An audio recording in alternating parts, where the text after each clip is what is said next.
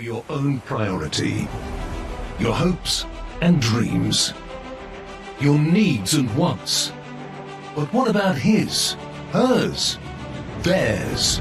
The FII Institute asked thousands of citizens in 13 countries representing more than 50% of our global population, what is your highest priority? We found that the #1 global priority is cost of living.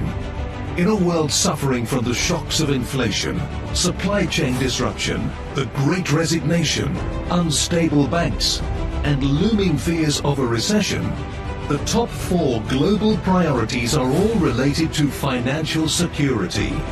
And despite rising temperatures and rising seas, global warming only ranked number 7. In a post-COVID era marred by conflict, catastrophic weather events, and soaring costs, can humanity still dare to dream? Yes, we still have hope. There are many reasons to be hopeful. The Priority Report found that the vast majority still believe that their own lives are on track, even if the world isn't. How can bold leaders with inspiring visions create actionable solutions to achieve the highest priorities and pave the way for a brighter future for all? Over the next 2 days, the FII Priority Summit will host game-changing conversations that could only take place in a city that shares the FII Institute's DNA of optimism and passion for global positive impact on humanity. Miami.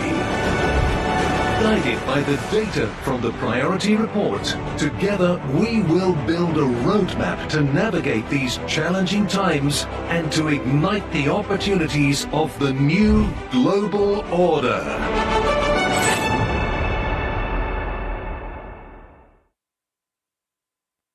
Please welcome to the stage the CEO of the Future Investment Initiative Institute, Richard Atias. Good morning.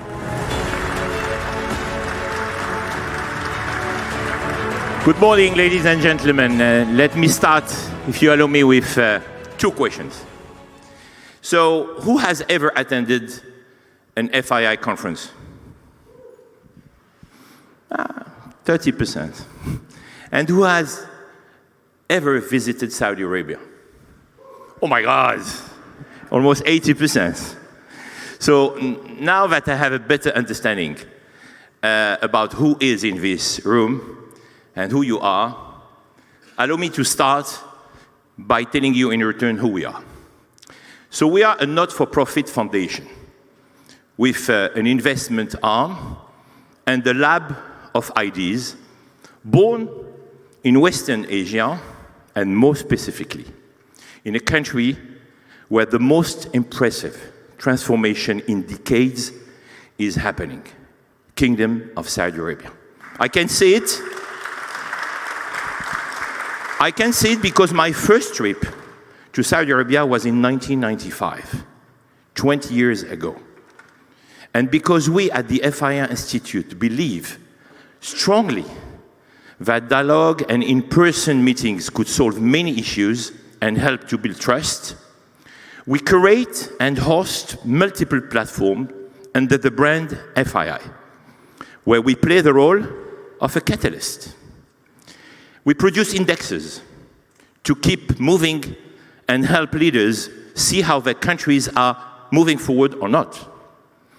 We challenge the investment community and the rating agencies by producing a new ESG framework, in fact, a new ESG rating methodology that is more inclusive. We launch initiatives on food security, on oceans, on education, on healthcare. We like also to create unexpected conversations and debate. This is why we have this format, driven by facts and data. For example, I was personally shocked to read 2 days ago, where I was looking at the program, that 2/3 of Americans own their own homes, but if they lost their income, 37% of households could not last a month. The average American has $65,000 in a retirement account. There is no set figure, but that $65,000 is unlikely to cover most people's living expenses in their old age. Another interesting stat, there is over $1.3 trillion forgotten retirement accounts. Because when people change jobs, sometimes they forget about their 401k accounts as their former employees, believe it or not. So we host these type of conversations, and we do all of this thanks to the great support of our board of trustees, who I really would like to thank, our strategic partners, and our academic partners who are behind me on the screen, all very prestigious institutions and international corporations. I would like also to thank the University of Miami for live streaming Priority Welcome today. Engaging with the next generation is crucial for the FII Institute mission. My wish, my dream, is to be the most loved brand by the young generation. And our mission is very simple: humanity. Our priority is people. This is why our priority report will become a tracker and will be bigger and bolder in 2023. It will become a fantastic tool that we are launching in partnership with Accenture to challenge countries on how they progress in terms of priorities for their citizens.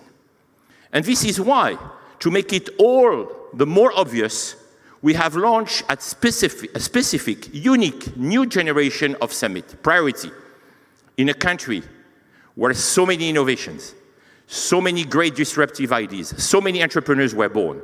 A country where the word dream is taught at birth and hope is part of the DNA. A country where dreams still become realities, just like they do in Saudi Arabia. Because trust me, we dream big there, and we do. The United States of America, a country where I moved with my family almost 20 years ago.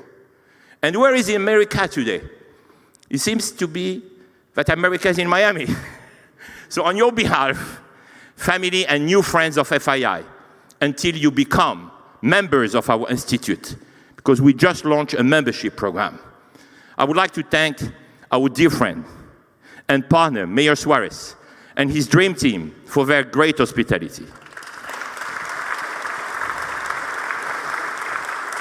We made a deal this past October in Riyadh during our annual FII conference while you were on stage with Her Royal Highness Princess Rima. And here we are, dear Francis. So now I will pass the baton to my longtime friend, Dina Powell-McCormick, to host a conversation between the mayor of Miami and the man who doesn't need any introduction, the man who I am honored to call my chairman, to call, more importantly, even my shareholder, but the most important, our family close friend and dear brother, His Excellency Yasser Rumayyan. Dina, gentlemen, the floor is yours.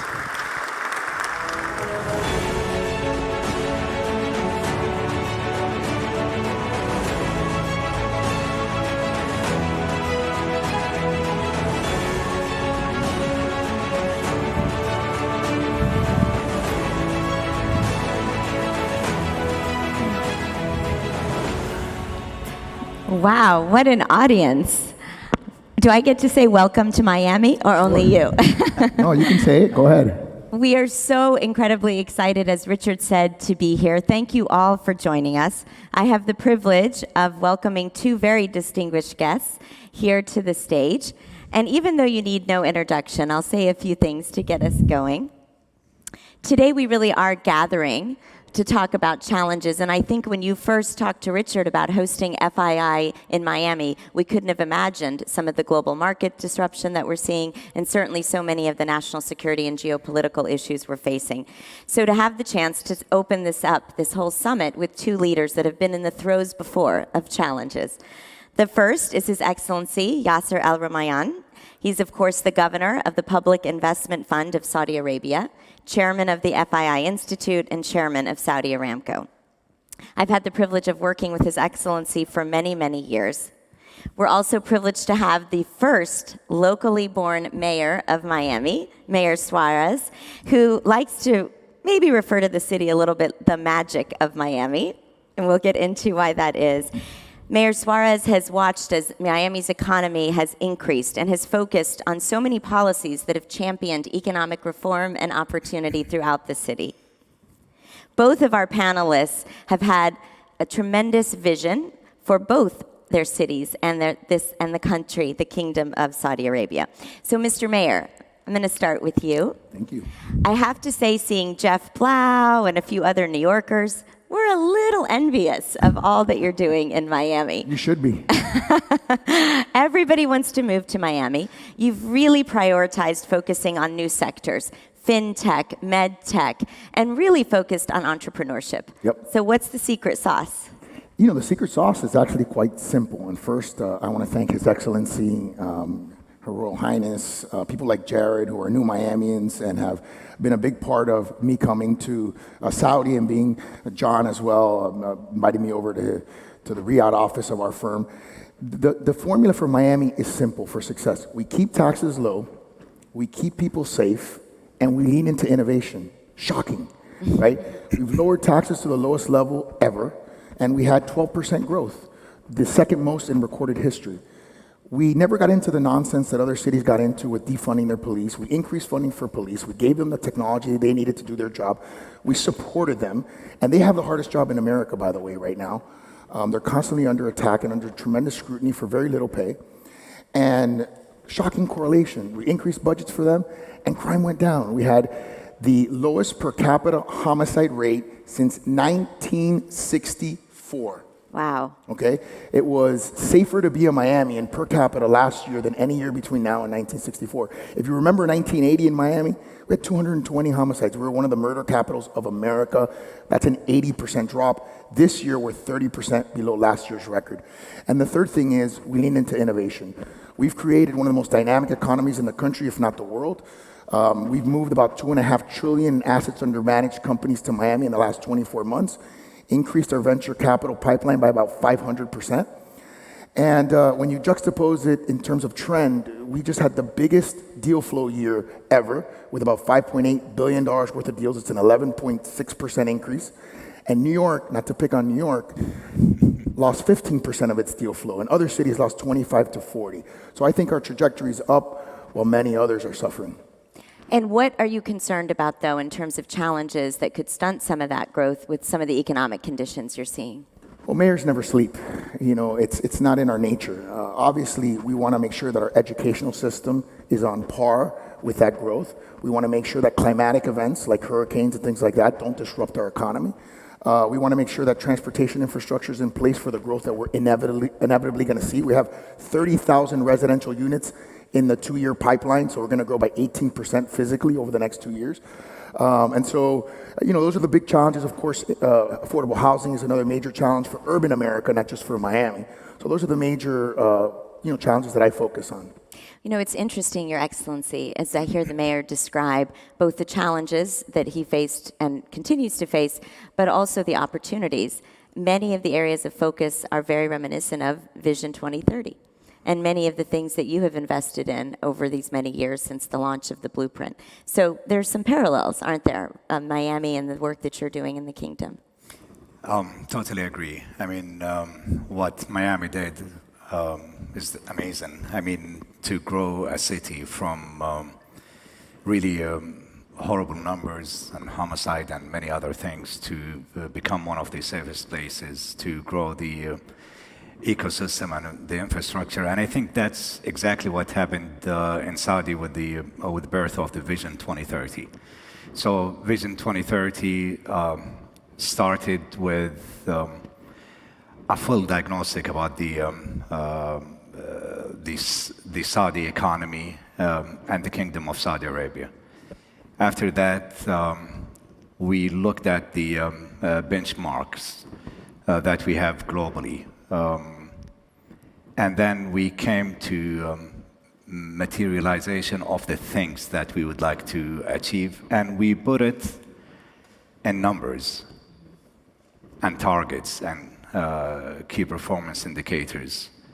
And then after that, we put the action plan, how we're gonna achieve it, execute all of this put together. And the numbers are from the date that it started, 2017, all the way up to 2030. Some of these processes took us really a long time in planning. The execution started, and in some aspects, we have achieved the numbers like in 2020, which is 10 years before the actual targets. I'll give an example. Women in work. I think the percentage of women working in Saudi Arabia was something like 16%, and our target was about 30%. We have achieved 37% by the year 2020, which is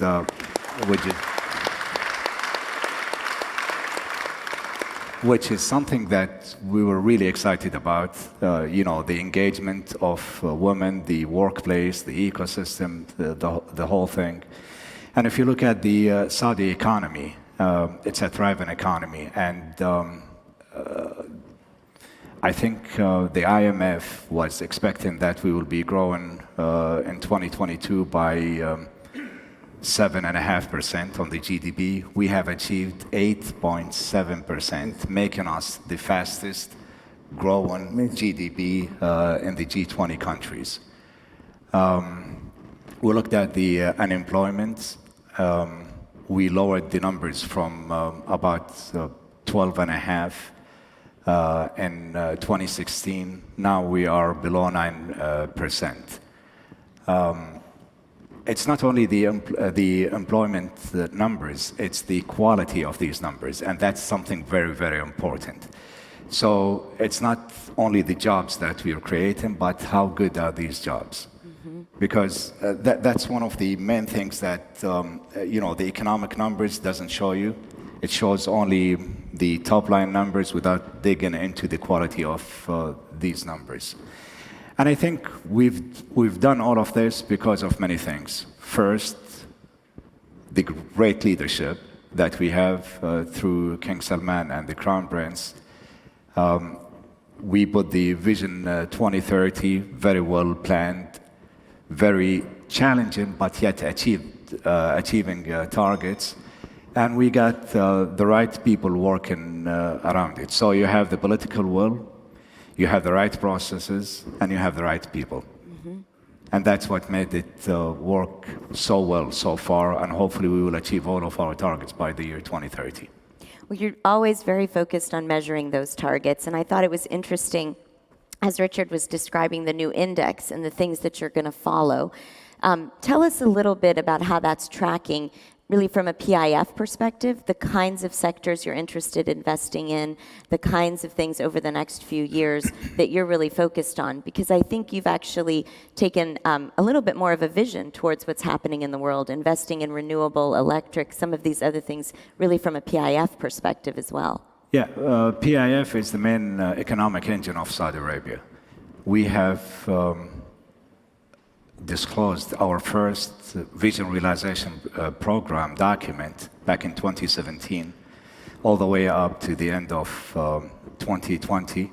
We put all of our targets, all of our numbers, what kind of jobs we want to create, number of jobs, number of sectors, and we achieved all of these numbers. The second document that we've issued was at the beginning of 2021, and it's going to take us all the way to the end of 2025. I'll just give some context. PIF, when the Crown Prince became the chairman back in 2015, we had $150 billion assets under management. Today, we're around $650 billion, and our target by the end of 2025, we want to go to $1 trillion. By the end of 2030, we're hoping to be somewhere between $2 to $3 trillion. We have 13 different sectors that we're interested in. We have established so far about 71 companies. We've created more than 500,000 jobs, and we want to create 1 million jobs, additional 1 million jobs by the end of 2025, both direct and indirect.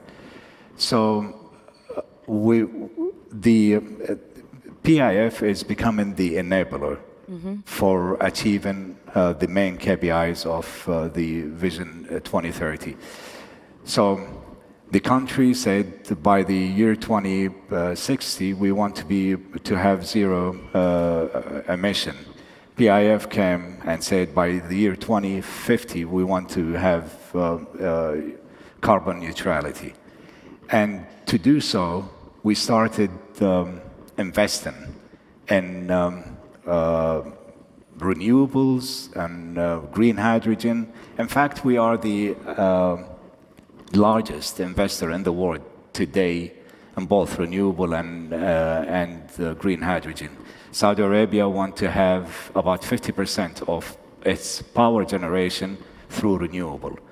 So that's a big mandate. And therefore, we went to companies like Aqua Power, which is one of our national champions.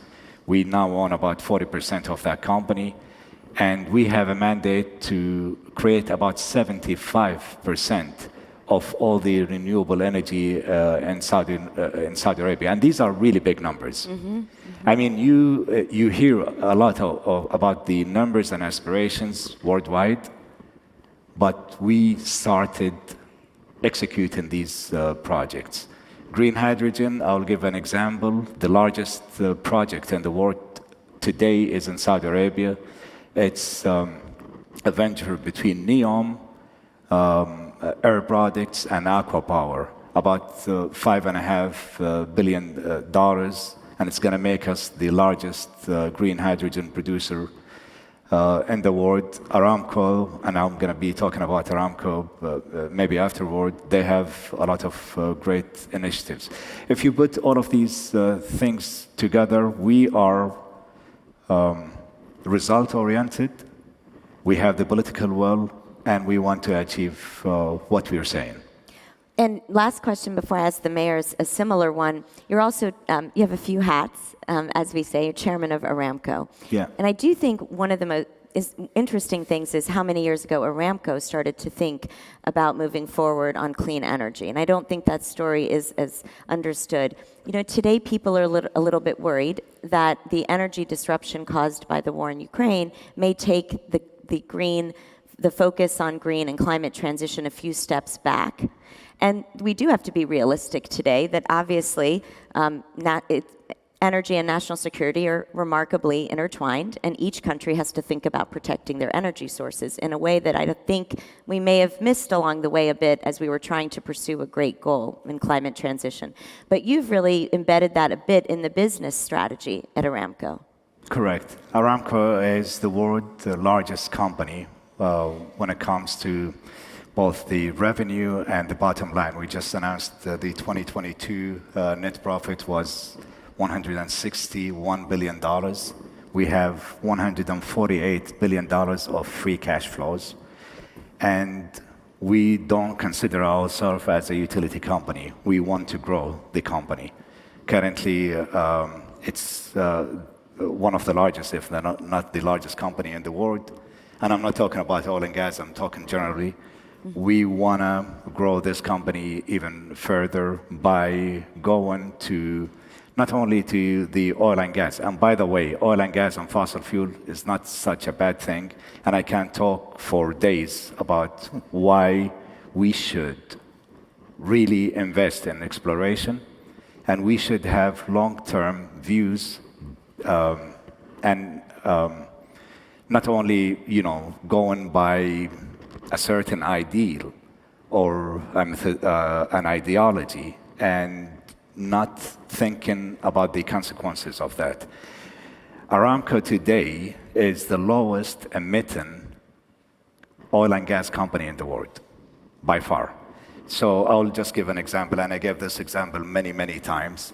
The barrel of oil that we produce in Aramco emits 10.5 kilograms of carbon dioxide, versus the industry average is about 25 kilograms. If you take us out of the industry average will go to about 27, 28 kilograms. We are 1/3 of the rest of the industry.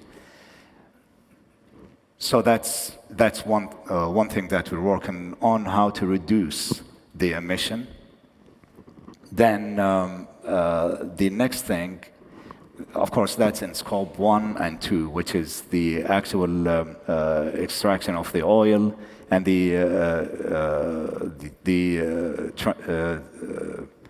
transition in the oil from the oil fields to the plants and other things. Then you have scope 3, which is the actual usage of our products. And this is something even in Aramco we're working on, how to reduce the emission from the internal combustion engines and the cars by about 30%, how to expand the range by another 30%. So if you put all of these things together and you start assessing them and look at the numbers, it makes really a better sense than what the world is trying to do. Some of the governments around the world bullied the oil and gas companies because of the emission, and instead of looking at the problem and try to fix it, they just wanted to stop it. Now, what happened after that? It started with the oil crisis because you have less exploration, you have less supply, and the demand is increasing because we wanted to change to renewable. And I understand that. We are the largest in the renewable. However, it takes time, longer time, to have a full transition from the fossil fuel to the renewable. I'll give some numbers in here. The world needs about $200+ trillion of investments in renewable energy from today until the end of 2050 to have the carbon neutrality. How much have we invested, the world? Less than 1%. About Remarkable. 0.5% so far. Remarkable. It's only 1 trillion. So we're talking about dreams, but we're not talking about practicality. Now, even if we want to do that, we need fossil fuel, we need mining, we need so many things, petrochemical, because you cannot build the mills, the windmills, the PV panels without the petrochemicals. So are we making things better or are we making it worse from both ends? The environment and the affordability of the people. And that's the problem that we're facing. And the national security issues as well. And national security issue. So what distinguishes Aramco and Saudi Arabia, generally speaking, from the others is the long-term views. So the emission, we did it because we want to be more efficient, because we have long-term concessions. And like most of the other companies, which have very short period of concessions, that's why all they care about is to dig, to get as much oil as they can without taking any consideration to the environment. So that's the main difference, I would say. It's great. It's a really strong story. And it's also a story of entrepreneurship, which I'm going to come back to His Excellency on. You know, we've been really proud to work with Mayor Suarez on focusing on entrepreneurs in Miami through a partnership called 10,000 Small Businesses. We've actually worked together to invest in 1,000 very diverse entrepreneurs in the city. Thank you for your partnership. Tell us a little bit about your focus on small and medium-sized businesses and how you're trying to grow them. Well, small businesses propel the economy of this country. You know, I talk a lot about the statistics of what we're moving in terms of AUM and venture capital growth, but all of that is at some level trying to propel, grow, and scale small businesses. So I think the fact that Goldman is mentoring, is creating microloans, I think I saw statistics that said that they're up 66% post attending the program and participating in the program. Oh, that's incredible. The revenues are up. The revenues are up. Not to brag, 80% have created new jobs. There you go. So, I mean, I think that's a major part of the equation, but I think also from a competitive landscape, when you think about where the world is and how it's evolving, and you know, His Excellency gave us an incredible dissertation on the energy component of it. But I think there's another major, in my opinion, quad-generational disruption, which is the disruption between a highly industrialized world and increasingly digital world. Right? It constitutes, the digital component of the world constitutes 2.1 trillion GDP in the US, which is, you know, approximately 6% of the US, and that's going to be growing. And I think that provides a tremendous opportunity for the city of Miami to sort of step into that space and understand how to capitalize on it. I call it a tsunami of opportunity, right? And I think that's been part of this metamorphosis, is growing from just being known as the capital of Latin America to what I call the capital of capital. We want to be the central aggregator and deployer of capital in the world. Now, His Excellency and the Crown Prince also want to be that, and that's understandable. It's a friendly, loving, competition. Between Riyadh and Miami, and a little competition. and so, but one of the things I would say about the time I spent in Saudi is, you know, it's one of the countries where an idea, from the idea to execution time frame is the fastest. Richard alluded to it in his monologue. I was in Riyadh in October announcing FII in Miami. He calls me and he says, "We're going to do this in March." I said, "Oh, really? March 2024?" He goes, "No, March 2023." And I said, "Okay." Obviously, I'm all in. And we did it. Thanks I got to that him call and his too. incredible team and his wife, and I mean, what they've done. But again, it just symbolizes, you know, the 2030 plan. You see it. I remember the first time I saw it, and I was astonished. The first thing that came to mind is, we don't have a plan, right? And the second thing that came to mind is, wow, the scale of this is incredible, right? So for the city of Miami, in this metamorphosis, being the capital of capital means being in the center of 6 mega markets: New York, California, Illinois, South America, the Middle East, and Europe. And so the only thing that's missing in that sort of equation is we have direct flights to Doha, we have direct flights to Dubai, we have direct flights to Tel Aviv.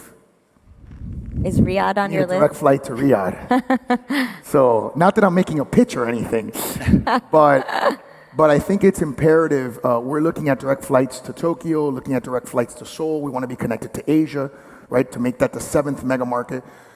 Proximity is important. Connectivity is important, as Richard also alluded to it in his monologue. Having these conversations in person are important. Understanding that we live in a highly decentralized world, right, where people are working remotely more and more, which also benefits the city of Miami, because you're able to attract talent and build and scale companies, even from small businesses all the way through to large businesses. So that's part of the exciting future that I see for the city and for the world, where collaboration is key and cooperation. And I think in my travels around the world, I've noticed that all people want 3 things. They want to live in peace, they want prosperity for themselves and their children, and they want their tomorrows to be better than their yesterdays. It doesn't matter what language they speak, it doesn't matter what culture they come from, everybody wants those things. And I think one of the brilliances of what Jared did in his time in the administration is he focused on those common factors, rather than the things that divide us, as a bridge to build peace and to build prosperity throughout the world. And I think that's what we should be focused on. Instead of the 20% of things that we don't agree with, instead of constantly fighting with each other and being divided, as often happens, particularly in democracies around the world, we're seeing that more and more. We've got to come together and understand the things that unite us as common people, that can create prosperity for the maximum number of people. In Miami, we call that Miami for everyone. We want to make sure that our city serves everyone, from the small business owner to someone who wants to scale a large business to someone that wants to have a global footprint. That's really remarkable. You know, I can say, having worked in government at the federal level, mayors actually get things done. No offense to our federal officials, but it really is true, because you're so focused on what your citizens need every single day. Sure. You know, I remember... That's not any mayor, right? Not every mayor. Very special mayors. That's absolutely right. Well, I first actually saw the very first documents around Vision 2030 in the White House with Jared. And, you know, honestly, back then people were wondering, is this an achievable thing? Is it really achievable to look at new economic opportunities, to make very needed reforms? And while not everything has been achieved quite yet, I do think you are focused on that path. FII in Riyadh in 2017 was the very first. I attended there. Then you had New York, then London, now Miami. Do you want to announce the next city? No, just kidding. Richard's going to kill me. You might get some plugs for where to go next. Well, Richard is winking for me. So I think we're going to make Miami next year too, in 2024. So it's not going to be the only.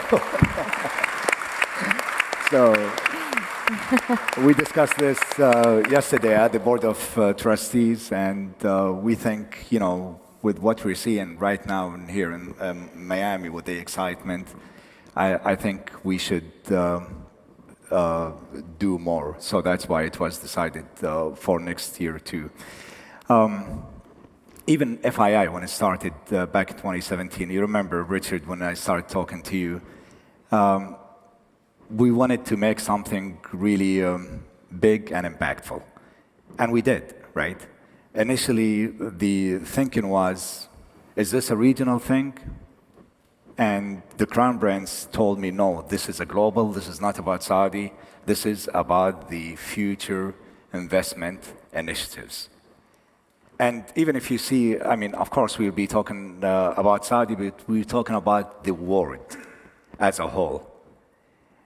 And a lot of people didn't believe in what we can do, but it became a reality.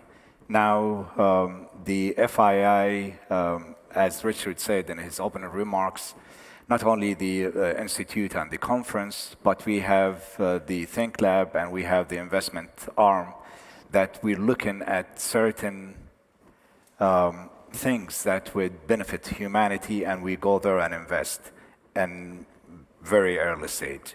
And we've done it so far. We saw the report yesterday, and I think most of the things that we've done did extremely well. What we're doing in Saudi, FII, PIF, Aramco, we're trying always to measure things and to have data-driven processes to have more effective decision making. Because the last thing that you want to do is just to make decisions based on, I don't know, just opinions. Mm-hmm. So we needed to see the data. That's why at the FII Institute we did the survey, and we've been hearing from the media outlets, from politicians, this is what people want. But when we did the survey, we found out something totally different, right? So that's the first thing that you want to do, which is surveying and doing some kind of diagnostic. Then you do, again, the benchmark. Then you come to realization, what is exactly that I want to achieve, right? Yeah. And then after that, you start working on achieving these targets. It's very simple formula. It starts, even in FMB. I mean, I see Jeff in here. Why he opened in Miami, why he's opening up in Riyadh, why he's not opening, for instance, in Paris or Rome. it's all about the diagnostic, about collecting the data, seeing the supply, the demand, and then move on and do whatever he's doing. And this goes to companies like Google or Aramco or Apple. They're doing the same thinking. So why corporations most of the time is outperforming governments? Because they're basing their decisions on data. They're not basing their decisions on what's politically correct, what is, the voters or, I don't know, the media outlet would like to hear, but they base their decisions on what makes the top line and the bottom line. And how that impacts so many people. Absolutely. Well, this has been such a dynamic conversation. What a great kickoff to FII Miami. Thank you so much, Mayor Suarez, for welcoming us so warmly. Thank you. Thank you, Your Excellency, for gathering us all in about 6 weeks. You've had quite a crowd assemble, and the agenda is just remarkable. The Atias family force is pretty incredible, and I do want to thank Her Highness Princess Reem for being with us today. She's doing such a remarkable job in Washington representing the kingdom, too. Thank you. Great. Good job, my brother. Thank you so much. Thank you for having so much faith in us. Thank you. Thank you. Great. Next year we'll do it bigger and better. Great. Imagine we can do it 12 months. Now you have a year. That's right. My priority is just spreading happiness. Priority for the world is for cooperation. Just to make sure I have enough money in the bank to pay my cost of living, my living expenses. Definitely my family. To make as many people happy like I am. Is to figure out what I want to do right now with my life. My priority is help for my loved ones. My priority is family and friends. It's my family for sure. Lower cost of living. Is to solve technological problems with a bit more creativity. My priority is to create art that allows people to feel.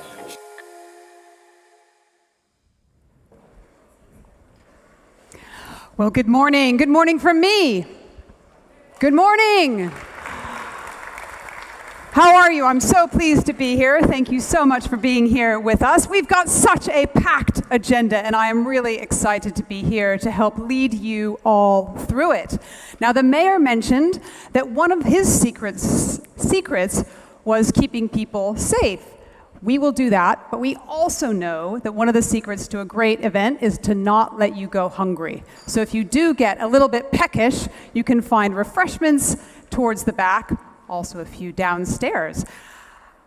We are going to end this morning's programming at 12:15 and allow you to get some lunch as well. Lunch will be served downstairs on the second floor. If that gets too full, you can go across the street to the FII Hotel as well. Please make sure you've got your badge. Everybody show me your badge. Got your badge? Right, keep it with you. You can't get back in here without it, and you cannot get into the dinner tonight. So, without further ado, let's go to our next session. Please give a very warm FII welcome to the 2007 Nobel Peace Prize laureate as the Vice Chair of the IPCC and the 2021 Blue Planet Prize laureate, Professor Mohan Monasinghe, and to the moderator, anchor for CNN International, Zain Asher.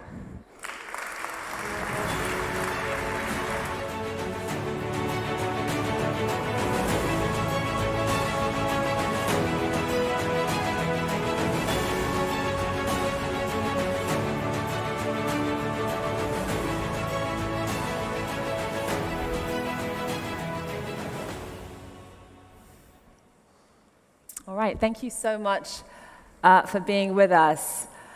And thank you, Professor. I think it's pretty safe to say that in the past 6 months since the Priority Report was released, we've seen some seismic shifts in the geopolitical landscape. So, for example, we've seen protests and worker strikes in the UK, in France.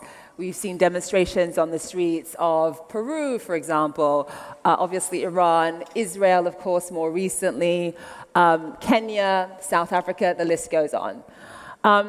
And from my vantage point, it does seem as though when there is a massive disconnect these days between the priorities of governments and the priorities of citizens, people seem to be putting their foot down more and more. And even though there's a myriad reasons as to why it's democracy, it's pension reform, it's workers' rights, it's costs of living. Another trend we've been seeing is a much more, I would say, relevant and resurgent global south. In just the past few months, okay, since the beginning of the year, maybe even sort of late last year, we have seen in this administration, we've seen Janet Yellen, Kamala Harris right now, Jill Biden, Antony Blinken, all visit Africa as they sort of try to shore up trade and investment opportunities. And I don't think that I've seen, at least in my adult lifetime, so many members of the US administration visit Africa in such a short space of time. So I think the key question is, what are the opportunities, Professor? Because it's not just about the global south re-emerging from a political and diplomatic perspective, it's also economic as well. The BRICS economies have now overtaken the G7 in terms of their contribution to global GDP. What do you think the implications are of that, especially when it comes to policymaking? Very interesting introduction, Zain, and I'm privileged to be here. And thank you to the FII, and of course, privileged to share the stage with you. Now, let's start with the Global South, increasingly asserting itself and showing more independence. But I mean, one cannot generalize too much because Global South is very diverse. One of the important reasons is that there is a realization that 85% of the global population lies in these countries, and only 15% the so-called West. The second point you made already, that in terms of trends, the Global South, and particularly the BRICS group, which is expanding now with the application of potentially Saudi Arabia, Mexico, Indonesia, Bangladesh, a whole lot of countries, that their GDPs are tending to grow. So the trend is up, and the share of the Western GDP will go down. So all of these... Because right now it's pretty even, but the trend in terms of the BRICS contributing more to the global GDP, that's what's interesting here. Yes, compared to G7. Okay, I mean, so the second point here is, what does the Global South want the world to look at as we go forward, as opposed to the existing order, which is more or less shaped since the Second World War by the Western countries. And for the South, I think it's very clear that sustainability, economic development, raising the poor out of poverty, and so on. Again, I'm generalizing, but these are very important issues: peace, prosperity, and so on. They are less interested in military interventions or economic sanctions, those kinds of confrontational approaches. That also is part of the reason for some of the ferment that is going on. So when you think about those priorities, you list, poverty, hunger. Obviously, they're very similar to the 17 sort of SDG goals. Poverty, hunger, addressing education, reducing inequality, increasing gender equity, that sort of thing. Are those priorities accurately reflected in the way governments in the Global South choose to allocate their budgets? Well, I mean, again, one can't generalize. I think the Global South is choosing the SDGs that are suitable for their own countries. And that's fair. This is not a cookie-cutter approach where you apply the same set of SDGs the same way to all countries.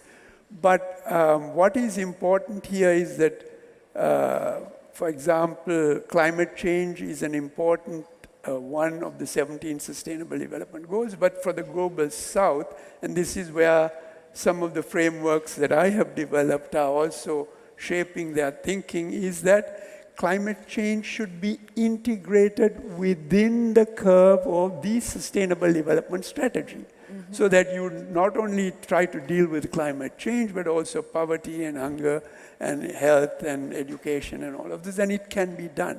I mean, some of the work that some of my colleagues and I have done show exactly that there is a way to balance what I call the sustainable development triangle, which is you need economic growth for prosperity, certainly. Otherwise, how are you going to raise the poor out of poverty? But you also need to protect the environment at the same time, and you want to also protect the social and cultural matrix, because you don't want your country, for example, you can have a city that is full of high buildings and glittering boulevards, but if a woman cannot walk the streets of that city without fear of attack, then that is not socially acceptable. So you need to balance those three, and the South is very keen on these aspects. So climate action woven into the other SDG goals. So in terms of whose responsibility it is to pay for it, I mean, you and I were speaking last night about the importance of climate justice, and that is not about charity. It's not about charity, this idea that Western countries should pay for their fair share, given that they contributed the most to greenhouse gases. It's really about responsibility. Yes, definitely, because let's be very clear.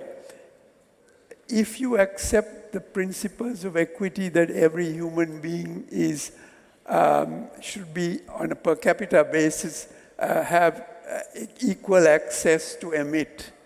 If you look from 1850, basically the average emissions per capita from the Western countries far exceed that from the global South.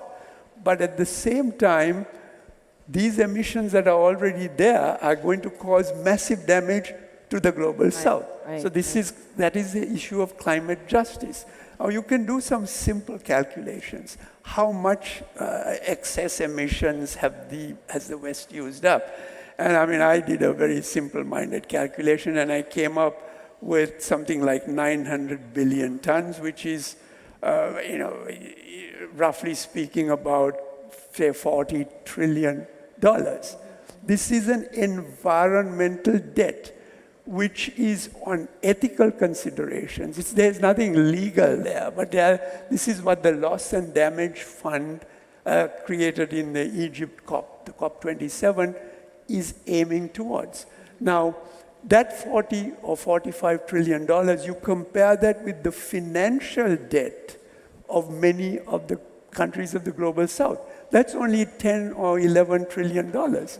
So there's a huge imbalance. I mean, the global South can say, pay us something for the environmental debt and erase the financial debt, which is a recent creation. So there are all kinds of aspects to this climate justice issue, but it's not charity. The loss and damage aspect is a very important part of it. It's not charity.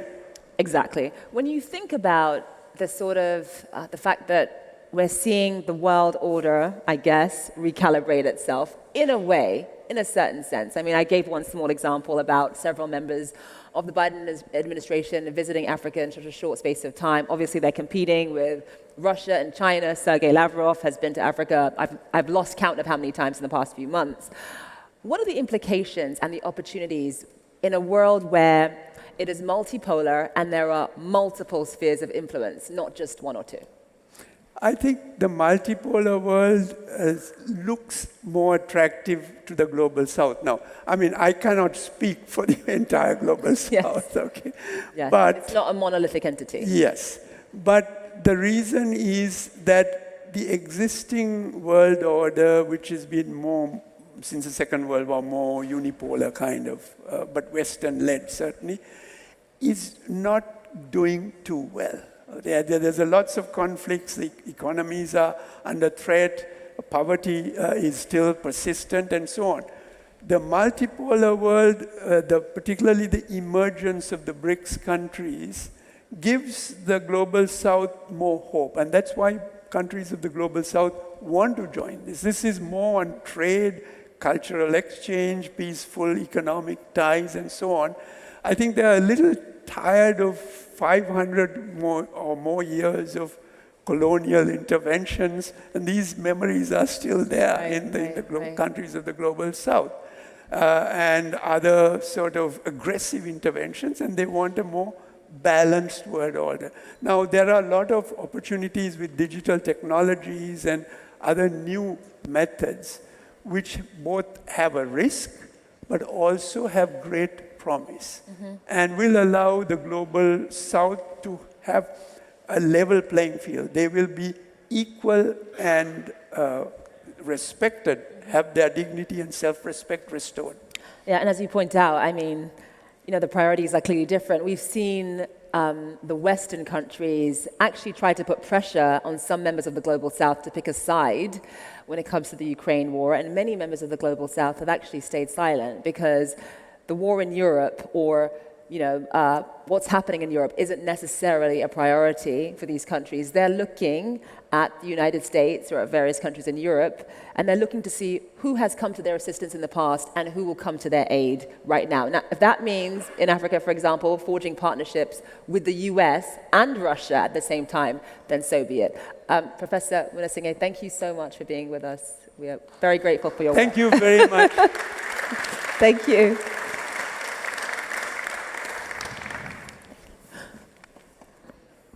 Thank you so much. Thank you. To Zain and to Professor Monasinghe. Thank you. Thank you. Well, we heard there from Professor Mohan Monasinghe about balancing climate priorities in the new global order. Up next, we'll be looking at how business will be changing priorities in the new global order. I'd like you to give a warm welcome to our next panelists who will be coming on stage shortly. We've got the founding managing partner of M31 Capital, Patrick Zong. We have the founder and managing partner of Bicycle Capital, Shunyata, the CEO of Warburg Pincus, Chip Kay, the president and CEO of Franklin Templeton, Jenny Johnson, and our moderator, the fearless managing director of E-Trainer Media. Please welcome all of them, including Etna Trainer.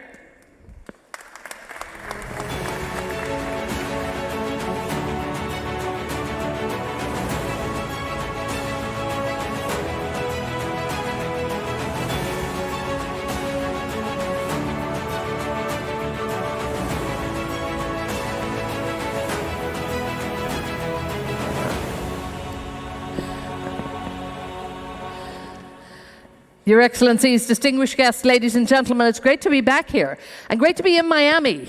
I mean, back always that priority event, but particularly in Miami, one of the most vibrant cities in the world, after a few of those other lovely cities that we know are thriving as well. So we have the powerhouses of the industry here that are going to be looking at what's going on, in just a minute. You've heard who they are. Here we've Jenny, Chip, Shu, and Patrick. So I'm delighted that you've all taken the time to be with us. And we're really going to be looking at what's happening in terms of business in the new global order. Or is it a new global order? Are we still searching for it? So it's a combination of all of that. We're going to do our best, maybe not to give you all the answers, but we're certainly going to give you a few and give you a few suggestions. We might confuse people a little bit more, but we have the right people to do it. Jenny, let me talk to you and let me start with you first, and we really talk about globalization or de-globalization. Pick what's happening at the moment. I mean, I think the world had lofty aspirations to make this one wonderful world where trade flowed freely and efficiently, and kind of didn't work, and we've seen a few fault lines, particularly with geopolitics, a list of what's going wrong, perhaps. What's impacting investment right now, and where are the big obstacles? Well, so here's the good news. I don't think globalization is dead. It's slowing down, and there's probably some themes that can inform some investment. So if you look at obviously the macro economic environment, the geopolitical environment, war, Russia, Ukraine, US-China relations, and honestly kind of lessons learned from COVID, those I think are all impacting how people are thinking about globalization. And so if you think about just, the COVID, right, everybody learned, hey, I can't have a supply chain where I'm relying on a single country. So it's not so much that everybody's leaving China. I think it's a China plus one. So they're looking to try to add diversification, and there's, you're seeing manufacturing in India, Malaysia, Vietnam, Indonesia. I think from the geopolitical and US-China, you're seeing a little bit of friendshoring. So you look at a a chip manufacturer in Taiwan who spent $5 billion to build a chip factory in Japan, right? It's not because Japan's cheap and efficient, it's because they look at it as sort of under the umbrella of the US defense. And then I would say, the nearshoring, right, as economies are looking to be more self-sufficient, Mexico will benefit from obviously the U.S. nearshoring. So I think those are the big themes. And then I would say, from an investment standpoint, looking at honestly countries that are focused on entrepreneurism, on education, where the government is supporting business. I mean, I brought my executive committee to Riyadh, and honestly, they went there thinking, well, we got to raise some money, and came back saying, wow, there are great investment opportunities here, right? So if you're thinking about, you look at Singapore. Singapore should just be an island, but they got it right with their policies that created something more. So I think you look at those lessons, and that's where you find the opportunity. And it is about finding those opportunities. Chip, when we look at, I suppose, the concept of a brave new world, but in that brave new world, there's a lot of uncertainty, there's a lot of volatility, we have high interest rates at the moment, issues of monetary policy, geopolitics. It's a scary new world in a way. So where do you see the big solutions, and where do you see the focus? Where has it to be? Well, I think there's two things that are completely different than what any of us have really seen in the last 40 years. One is the inflation dynamic, set off by sort of, rather loose both fiscal and monetary policy over time that's led to this sort of supply chain-induced inflation dynamic. And the other is we now have great power politics, great power conflict. And we have it between the two largest economies in the world that represent 40% of it. And I think they interact in ways that are meaningful. And so I think while everybody there's one narrative out there that sort of says, well, inflation rises, the central banks will raise interest rates. At some point there'll be a recession, interest rates will then come back down, and life will all be some version of what it was before. And I think there's another narrative out there that actually says economic activity is a little stronger than we think, and the reality is inflation's a little stickier than we think, and that we may live in a more elevated inflation environment for a longer stretch of time. And the implications of that, to me, are more about what it means for the sort of financial community, a financial economy, as opposed to the real economy. And that adjustment in asset prices to a different rate environment, especially after 10 years of it being zero, is going to be very painful. And I think, in particular, it's going to affect those people that priced assets in more recent years in low-rate environments, or in businesses with less ability to adjust. Or in structures that have either liquidity or duration mismatch to them. And so I think it's a very different world that is quite possible in terms of what lurks ahead, as opposed to a turn to the past. And the last thing I'd say is, when we sort of talk about this great power conflict, or deglobalization as was talked about, remember, these are the two largest economies in the world. They're 40% of global GDP. And China is now greater than the combined global manufacturing, now more than US and Europe combined. That shift is a very complicated dynamic, and the degrees of interdependence are very high. And when you hear things like reshoring, nearshoring, that's also code word for higher cost. And so it loops back into the inflation dynamic and all of this. So I think the world ahead, we're at the very beginnings of this adjustment as opposed to the end. And again, making that adjustment, I think people have to probably move faster. That demand is also there. Shu, talk to us a little bit about, when we look at, building new trade routes and just keeping business moving. Investors want to find opportunity. They also want to make a good return as well. Balance, risk and reward. Maybe it's time to really look at new frontiers. What's worked, before is not going to work again.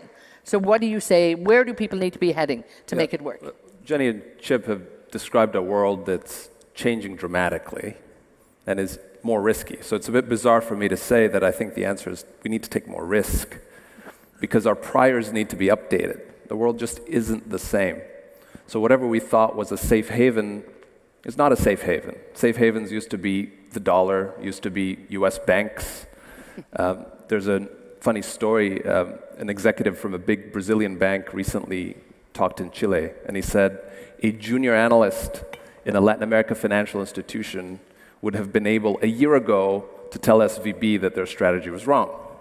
Because here in Latin America, we know what it means when interest rates go up, and we know what it means when interest rates down. We're used to this environment. The US is not used to volatility.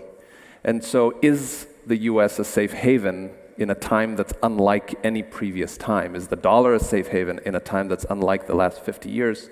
Or are people who are more accustomed to change the safer place to be? So I think we need to fundamentally rethink what it means to be safe in a world that's changing and to take more risk in places we haven't been, because maybe that's the safer place to be.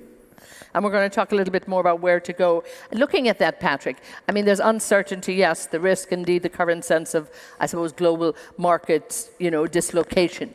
This should present great opportunities as well. So talk to us about where you look at maybe the need for diversification and the opportunities that are existing. First of all, I think, I've been looking at investments across continents. This is sort of a part of my career. When I look at it today, I think there are a lot of dislocations. And certainly geopolitics plays a big role in this. And many of the entrepreneurs, actually, they're not prepared to understanding the complexity of this world, as both Jenny and Chip just stated. And I think it requires different skill set for GPs, investors, to help your companies, to guide them through this tremendous amount of complexity. And when people talk so much about politics, all of a sudden, you got paralyzed because there's nothing you feel you can do in other countries. And first of all, I want to thank the FII and organizing this event. I remember the 6th FII in Riyadh last year. I got a call from Richard. Richard says, can you help bring the Chinese entrepreneurs to the conference? The conference actually took place last October, and China was still under COVID travel restriction. But I still managed, with your support, 50 Chinese CEOs to Riyadh. It was the first time they showed up after 3 years of lockdown in China in COVID and showed up to a global market that was Saudi Arabia. And many of them, it was the very first time for them to come to the Middle East. They felt the world, actually, there's a lot of energy. Where, for example, you're coming from offers tremendous growth opportunities. Many of them actually stayed, extended their trip, meeting with the relevant parties. And so this is a way, when we think about the world today, there are a lot of opportunities, but the people needed to travel, to reach out, to interact, to understand where this thing fits for me. Ray Dalio spent 90 minutes with my group at the conference. And I said to Ray, Ray, can you give a single piece of best advice to the entrepreneurs? They're not investors. What would that be? He stole a line from Chinese. He says, a smart rabbit digs 3 holes. 狡兔三窟. He says, you know what? If you're an American entrepreneur, I'm going to say the same thing to you. You are really good, if I heard correctly, in renewable, in robotics, in a lot of things. Today, I would really recommend you to think outside your home market, find 2 other markets you can compete. And many of them, when they heard this, it's actually validate a lot of things they're thinking about. It's very counterintuitive. In this world, when people are pulling back, the entrepreneurs want to go. I think that segues nicely into find us a new market, Shu. Just very quickly, we might have time for 1 or 2 questions. I feel like I'm awarding a prize, but we have our ushers running around. Please, very quickly, get their attention. I'm going to look to them. Direct a question, a burning question to one person on the panel. Keep it very short, and they'll do their best to answer it. But we're doing the express version here of how we're going to fix the world. So please make sure you're actually going to be ready for this. Shu, talk to me in terms of, again, you talk a lot about the narrative needs to change, and I think we've heard that from Patrick too. We have to look wider. Where should we look? Yeah, I mentioned safe havens are not so safe anymore. But I want to build off this idea of entrepreneurs, because entrepreneurs are seen as this very risky asset class, right? Venture capital is risky. And I think that's completely wrong, because in uncertain times, who is better to problem solve and navigate uncertainty and try to find value than entrepreneurs? And the wonderful thing about that model is you give them a little bit of capital, and they figure things out, and then you give them more capital, and they figure more out, and it de-risks the businesses as they go. And some of the places that are least explored by entrepreneurs are emerging markets, Latin America in my case, where I'm focusing my time, because that asset class has not grown there as much as it has elsewhere. But to solve the challenges in a place like Latin America, the simple solution, the answer to the world's challenges is give entrepreneurs money and stage gate it and have them solve all the problems that exist. It's actually very, very efficient, much more so than top-down government mandates or anything like that. So that's my contribution to how to save the world. And I guess when you look back, I mean, all of the big companies we have today started as small entrepreneurial enterprises, you know, and now, of course, they're huge. The people we celebrate were founders. Yes. But now we enshrine them as executives, but that's not actually what we want. So we need that shift. Chip, when we look, you know, in terms of, you know, business, finance, do you think we've all got maybe a bit complacent? And particularly we look back on the last decade, you know, it hasn't been that difficult. But now we really need to shift into a new gear. Can we do it quick enough? Yeah, look, I think, you know, in many ways, a lot of what I said earlier, I'd say we all misread the pandemic. I mean, the ravages of it were terrible across the world as it played out. But it accelerated the policies around both fiscal and monetary that have sort of gotten us to this place. And so the answer is, yeah, I think we're going to look back, and those years are going to feel like a mirage relative to kind of what sort of lays ahead.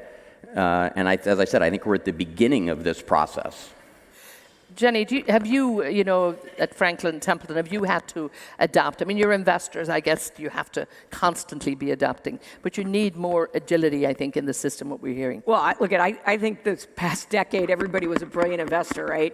Interest rates were zero. The only place you could put your money was in the equity markets unless you qualified for alternatives, and everything went up. So now you're actually going to find you have to select good companies. There's a lot of complexity, which we've talked about here, and you're going to have to be informed by that to make good investment decisions. So I think this decade absolutely has changed. That's why I'm a big fan of active management. So, Patrick, when we look at, I suppose, what we can expect, there's got to be a few themes that you're working on, you know, that are main focus, and unless we do this, we're not headed to the promised land, so to speak. There's one way to look at the world by geography, but there's another way of look at the world by, you know, what are the important growth themes for the next 10 years? As far as where I stand, I live in Shanghai. I believe there are three things that are very relevant for us from a technology perspective. Number one is energy transition. And Chip was talking about we're actually moving into a more inflationary environment. Energy plays a big role. Now climate change is a pretty big deal. COVID set us back for 3 years. We haven't talked so much about it. And the other thing is demographics is worsening for every developed country. And so what is the solution to that?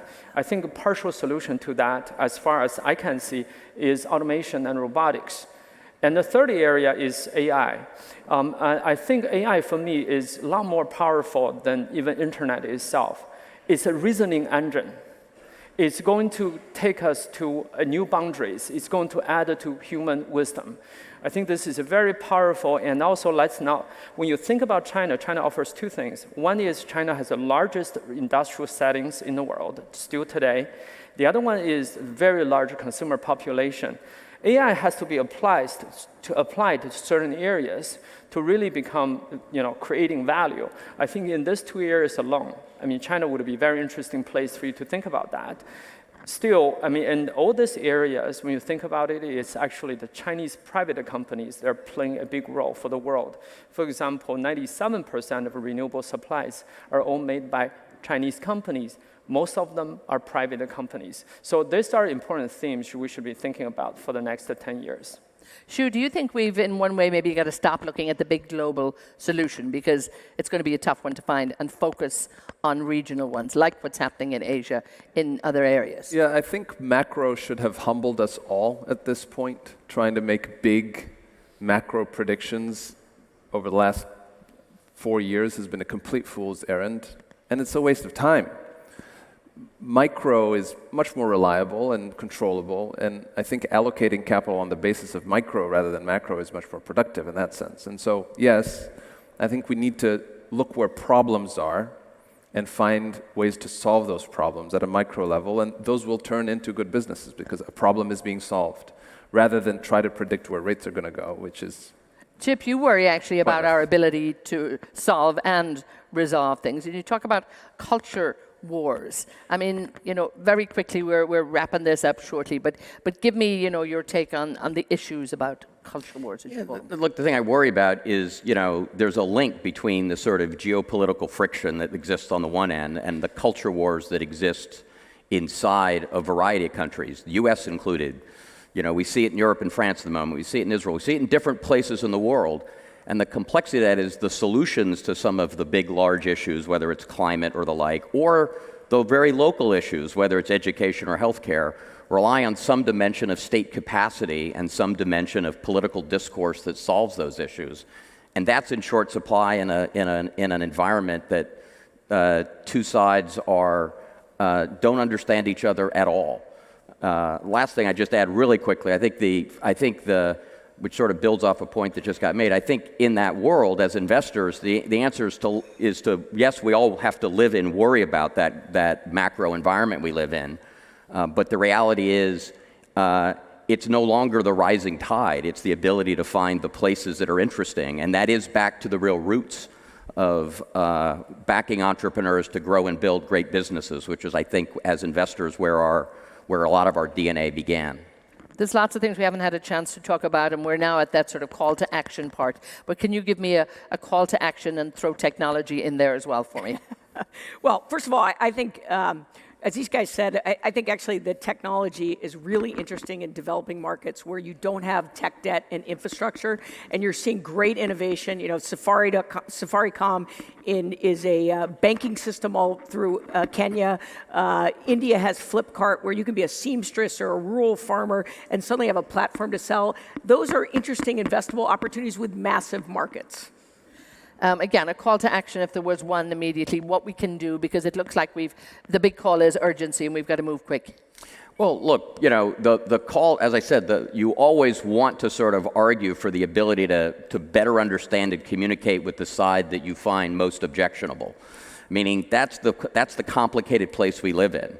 And whether it's the great U.S.-China divide, which I think may be the defining issue of our times, right? How do we live in a world with the two largest economies that sit in the middle of a variety of global issues that sort of have to get addressed? Or more in a local level, how do we kind of address the kind of daily needs? I think for all of us, the ability to at least try to put ourselves in the shoes of a crowd we at some level don't understand at all. Is an important part of is sort of the call of the moment. Sure, what needs to be done right away if you take risk? In an uncertain time, don't sit on your hands. Don't wonder what's going to happen. Take risk. And I'll leave you the closing word really quick. We just saw a bank that sort of went away on the basis of buying government bonds. To your exact point. Government bonds. Take a different risk. You can take risk and be wrong. I'll be taking a big risk if I don't wrap this one up, guys. It wasn't seen as risky. But your point's spot on. I'm going to have to hand it over to you for our big closing words of inspiration, Patrick. And surprisingly, so yesterday, and I went to a friend's house, and he showed me a trailer of a movie his daughter has done, and she wrote a script, she directed it, and the movie is about to finish. It's actually about American single parent, a woman, and her struggle with life. And so what I just want to share with everyone, and in this world, let's not forget about the youth. There are a lot of people who are not as privileged as we are, and they're out there. Let's not forget about them. They need a proper training, need help, and we talked so much about politics, not about them. Yeah, because it's about the priorities that are put in place today that make a better tomorrow. We do have lots where we're going to address all of that throughout this great session today, so we look forward to it. Once again, I want to thank you all. I know it was the Express session. Patrick, thank you. Chip, and Jenny, thank you so much. And thank you, our dear audience. Edie, back to you. Thank you, Edna. Thank you very much. So I actually flew here to be in Miami with you from India, and we heard Jenny Johnson talking about the China Plus One strategy around supply chains. I can tell you that India is taking very seriously its role as China Plus One. Electric cars, renewable energy, and semiconductors, very relevant for our next panel.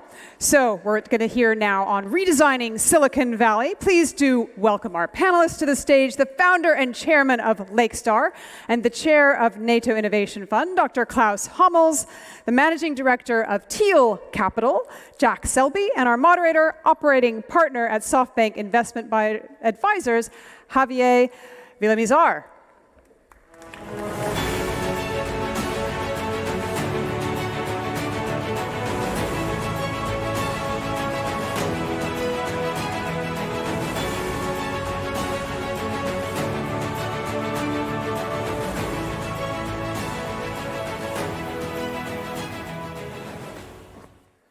Welcome, and can you hear me? Yeah.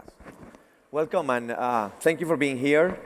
It is an honor to participate in this event and have two distinguished representatives from the VC community.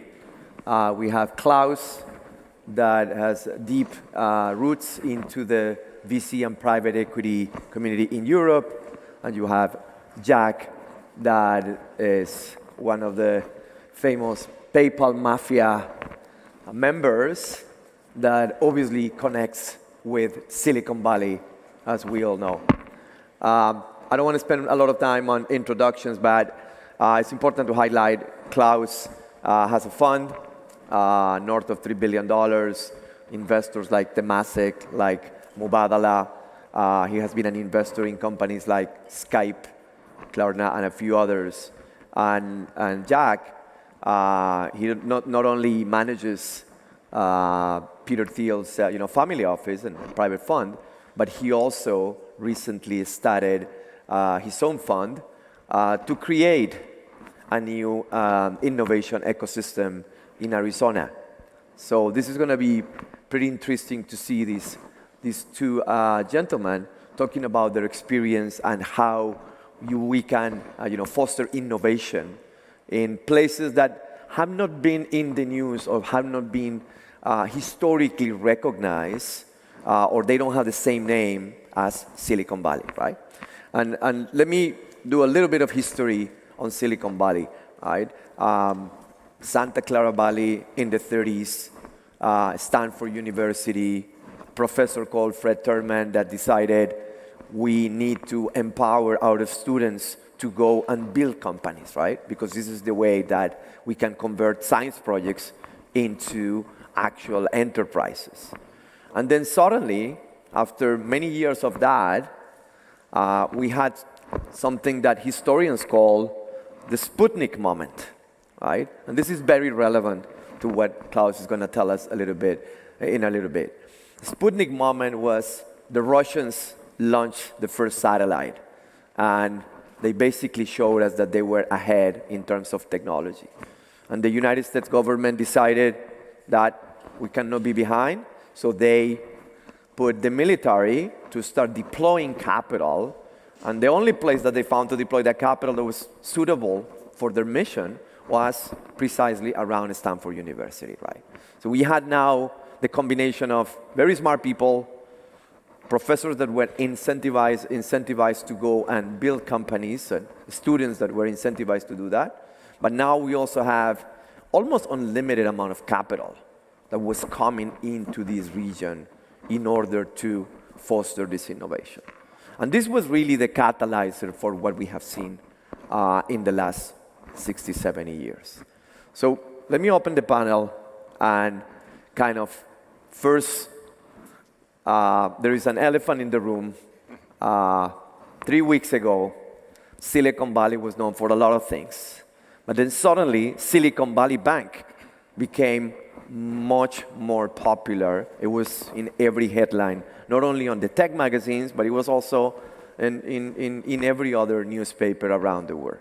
So having you here would be great to hear your view on the situation at Silicon Valley Bank, understanding that Silicon Valley Bank has been precisely that financial institution that has been incredibly close to everything that has happened in Silicon Valley for the last almost 20 years.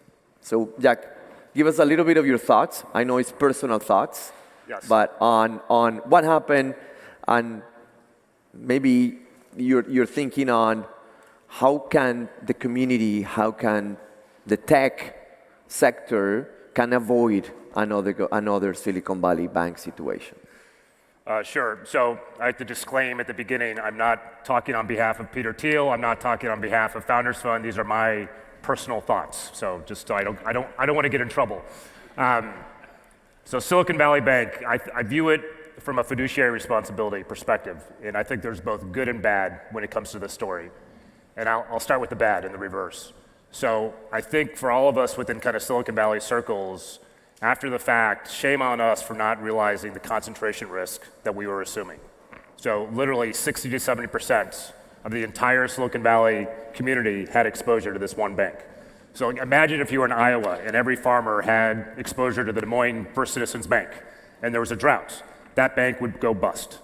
And so effectively, this is what's happened here. And so I think going forward, we as fiduciaries have to do a much better job in terms of how we think through this. And so that's the bad. The good, though, there have been other VCs that have talked about, well, we're a community, and why didn't we step up as a community to save Silicon Valley Bank? I think, personal opinion, that's rubbish, because our number one fiduciary responsibility is to make money. Yes. And so we don't run the Treasury Department at Silicon Valley Bank. Other people do. They're a bank. That's what they should be good at, and they turned out to not be very good at that. And so it's our responsibility to do what's best for people who give us money that we manage. So if you go to Yasser and say, Yasser, I would like $100 million, but my number one priority is the community of Silicon Valley, and my secondary priority is to make money.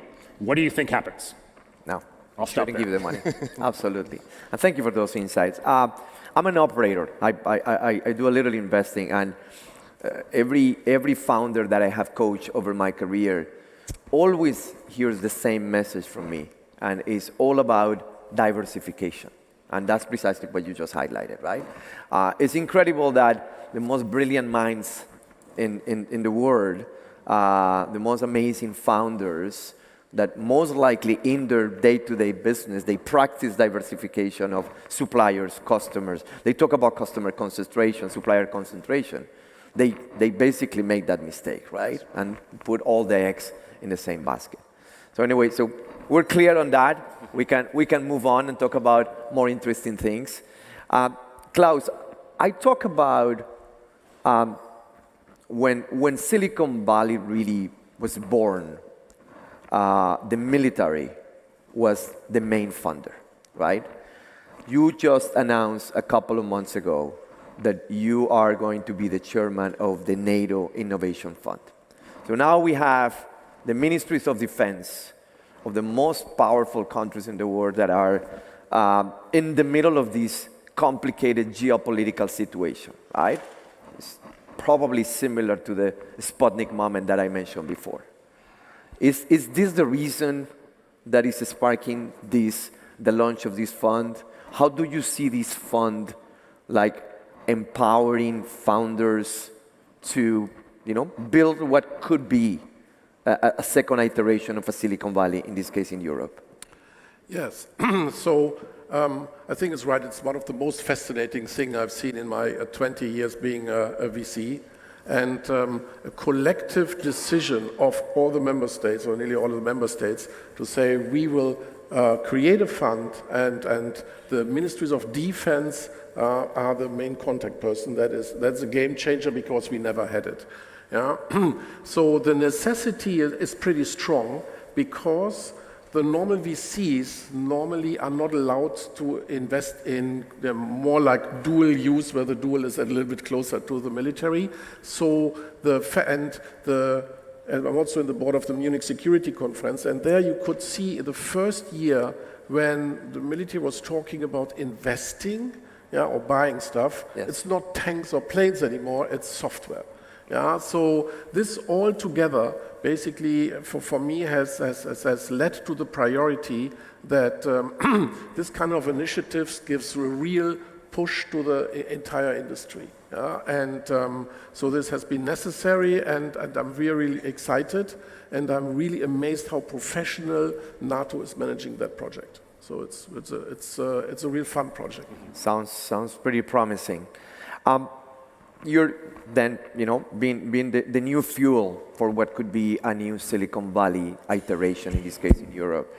Jack, you have a lot of experience on the old traditional Silicon Valley.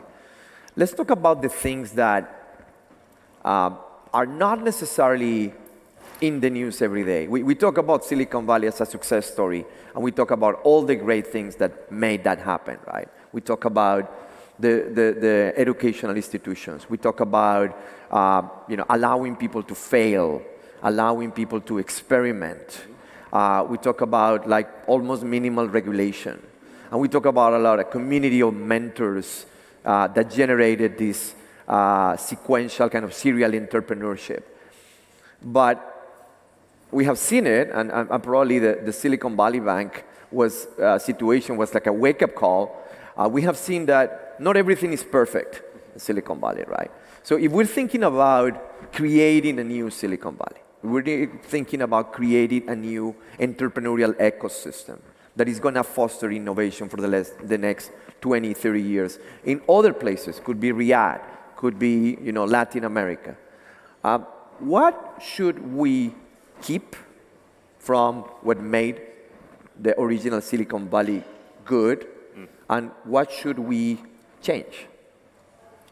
So I think Silicon Valley, probably the biggest edge that they have is Stanford, Berkeley, world-class educational institutions. And those places aren't going anywhere.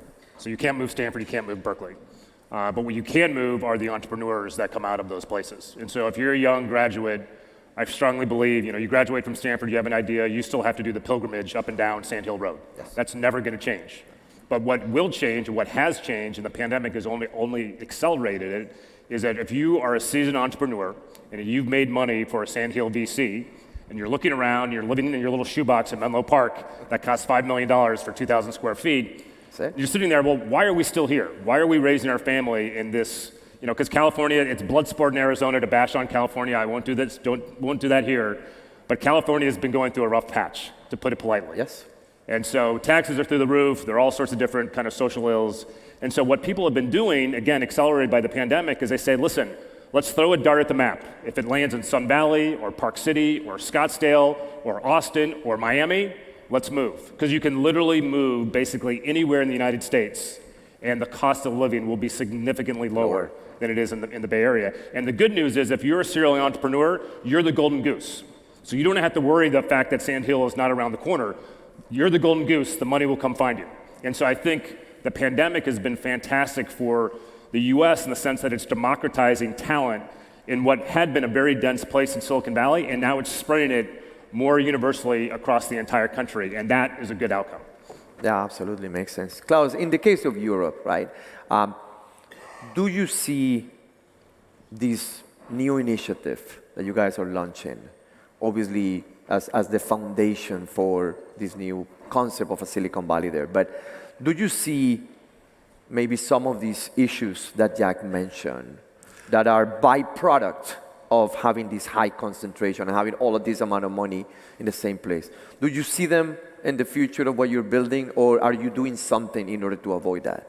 No, look, I start explaining a little bit about the ecosystem as such, because very few people know that Europe by now has like 320 unicorns for more than 100 cities.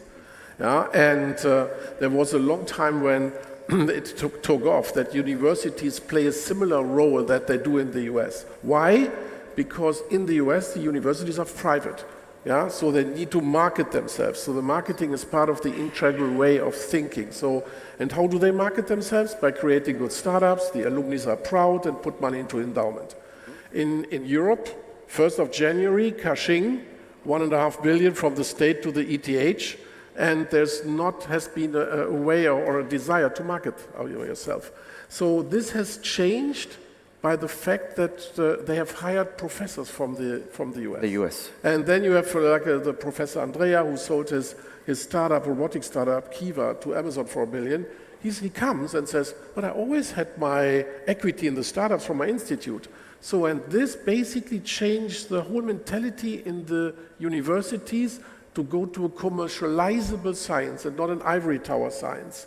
So this is a big step change. So the mentality, the failure has become okay. The drive from the universities is night and day the last 3-4 years. And the states have understood that they need to support the ecosystem in a different way for like systemic sovereignty. So this is something that has changed big time. Because when you think about it, Europe became rich because they financed innovation by 4% of GDP in the 50s, 60s, and 70s. And it was financed by banks. Now banks have changed the regulatory regime and cannot invest at all. Yes. So venture is the only way how you can systematically start to investing in the new Mittelstand that will be born in Europe. So this is a huge change, and as much as we can debate if the macro picture for Europe is bright, as little we can debate that these changes lead to a very, very fortunate situation for venture in Europe. Absolutely. We only have 30 seconds, so I'm going to ask my panelists to give a quick answer to this. So we had Major Suarez here. He's attracting a lot of people to Miami. We're building what could be a Silicon Valley in Miami, right? If you have to give him a couple of words of advice, and a couple of words, what would you tell him? Keep it up. And so I was having a conversation back in Arizona where I've started this new fund, largest fund in the state.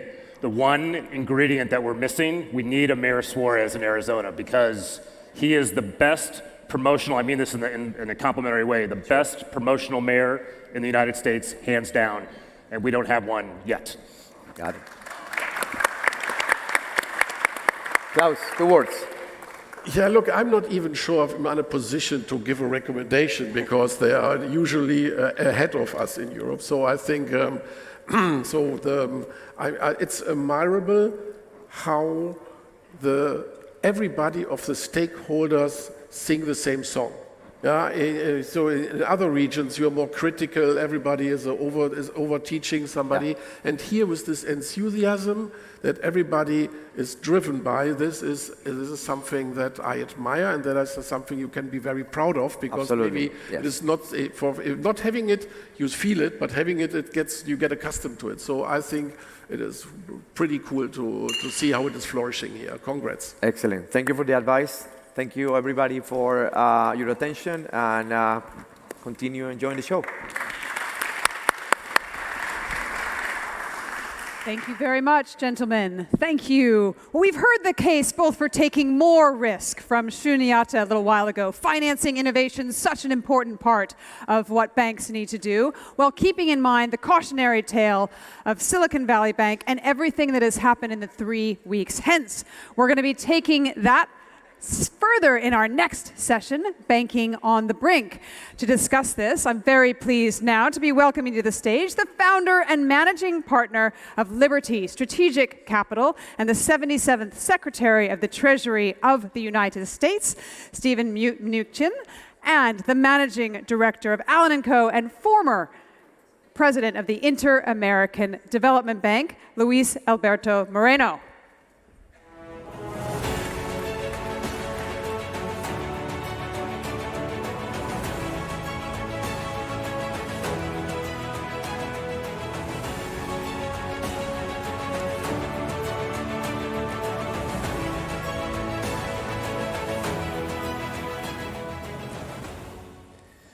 Well, thank you very much, and it's a pleasure to be with Secretary Mnuchin. Steven is somebody I knew as my boss when I used to run the Inter-American Development Bank. But not only, as we just heard, he was the 77th Secretary of the Treasury. Wikipedia calls him, he was the most effective member of President Trump's cabinet and the one that whose judgment was never dismissed. And that's, as you all know, not a small feat.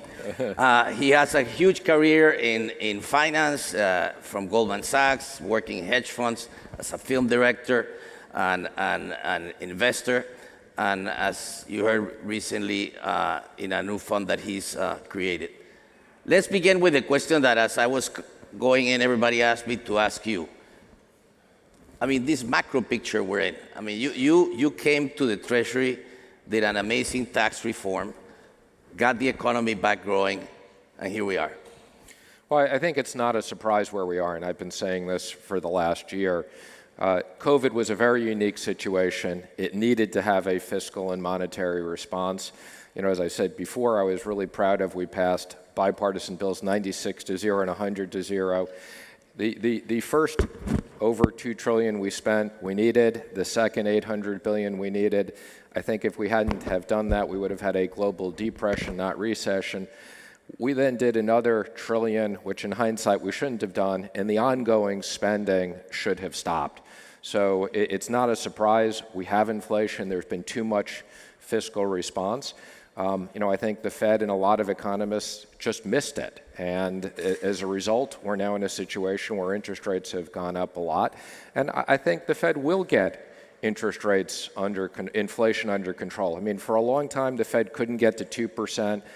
They changed the policy and said they'd run slightly hot when they were slightly cold. So, you know, I think kind of they'll get it to 3, maybe not 2, but it's going to take into next year. And I think the Fed should be close to done because these interest rates are slowing the economy. Stephen, when you look at, from your vantage point, what happened both in Silicon Valley Bank and Signature Valley Bank, number one, could it have been prevented? Was it a failure of regulation? How do you, I mean, from all that you've seen, what would be the lessons learned here? And more importantly, how do you see the coordination between the Fed, the Treasury, and the FDIC? And you know, there's a lot of talk about should the guarantee stay where it is or increase?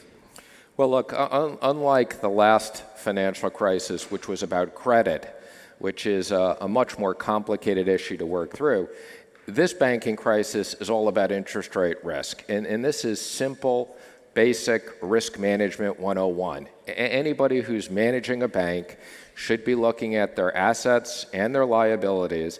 And, you know, I think this was a complete failure on management, and it was also a failure on the regulators. We don't need new legislation. The basic issue that, you know, they took all of these big deposits and invested them in long-term treasuries and had a gigantic mismatch where, again, they owned treasury and mortgage-backed securities. This should have been seen way in advance, and it should never have occurred. Stephen, do you think that coming out of all of this, normally there is a tendency to over-regulate, and do you see that, where would you see, you know, this regulation going, and more importantly, something that you observed while you were secretary on the regional banks, which provide close to 50% of the lending of the United States? Yeah, look, I've always believed that regional banks and community banks are really important. We can't just have 3 or 4 money center banks in the U.S. These are the banks that drive so much of the economy. You know, again, we passed bipartisan legislation on banking reform. I know there's a lot of discussions now that was the cause. I think that's ridiculous. Again, I go back to, you know, it should be that the regulators require banks over $100 billion to do stress tests on interest rates. Now, the more complicated issue we have, and again, I think it's pretty straightforward. If you took a $3 billion uninsured deposit from one person, like you better have that in T-bills or you better have that at the Federal Reserve for instant liquidity. Now the question is, what do we do with FDIC insurance? So the problem is the government now guaranteed all of these depositors. We don't know if there's another bank failure, whether the government will or won't guarantee all the depositors. And you know, you could be a well-run mid-size or regional bank today, and you're at a complete disadvantage because people are moving money to the money center banks. So I think we need bipartisan legislation. We should raise the FDIC insurance to either 10 million or 25 million, something that's legitimate, that small businesses that have operating accounts can have their money safe, people can have their money safe. We shouldn't have unlimited insurance, but we now need clarity because it's unfair that, and if we don't do this, we're going to see that the regional banks and community banks have just a complete disadvantage. How do you see, every time that the Fed picks up rates the way we've seen, if you look back in history in the last 50 or 60 years, something breaks in the system.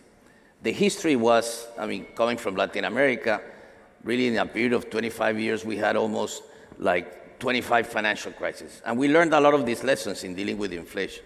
But how do you see, the other tail risk effects going forward from what we are seeing right now in other parts of the world? The problem is most of the people we have in the financial markets in the U.S. have never seen, quote, high interest rates. When I started at Goldman Sachs in the beginning of my career, the 30-year Treasury was at 9.25, and I remember when it went down to 7.25, people like that's really low, and mortgage rates were around 10% at the time.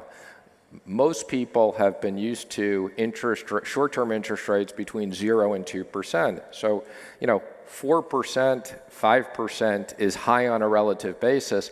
And look, the economy is going to adjust pretty significantly. But as I've said earlier, this is risk management 101 that a lot of people just got used to, we're going to have low interest rates forever.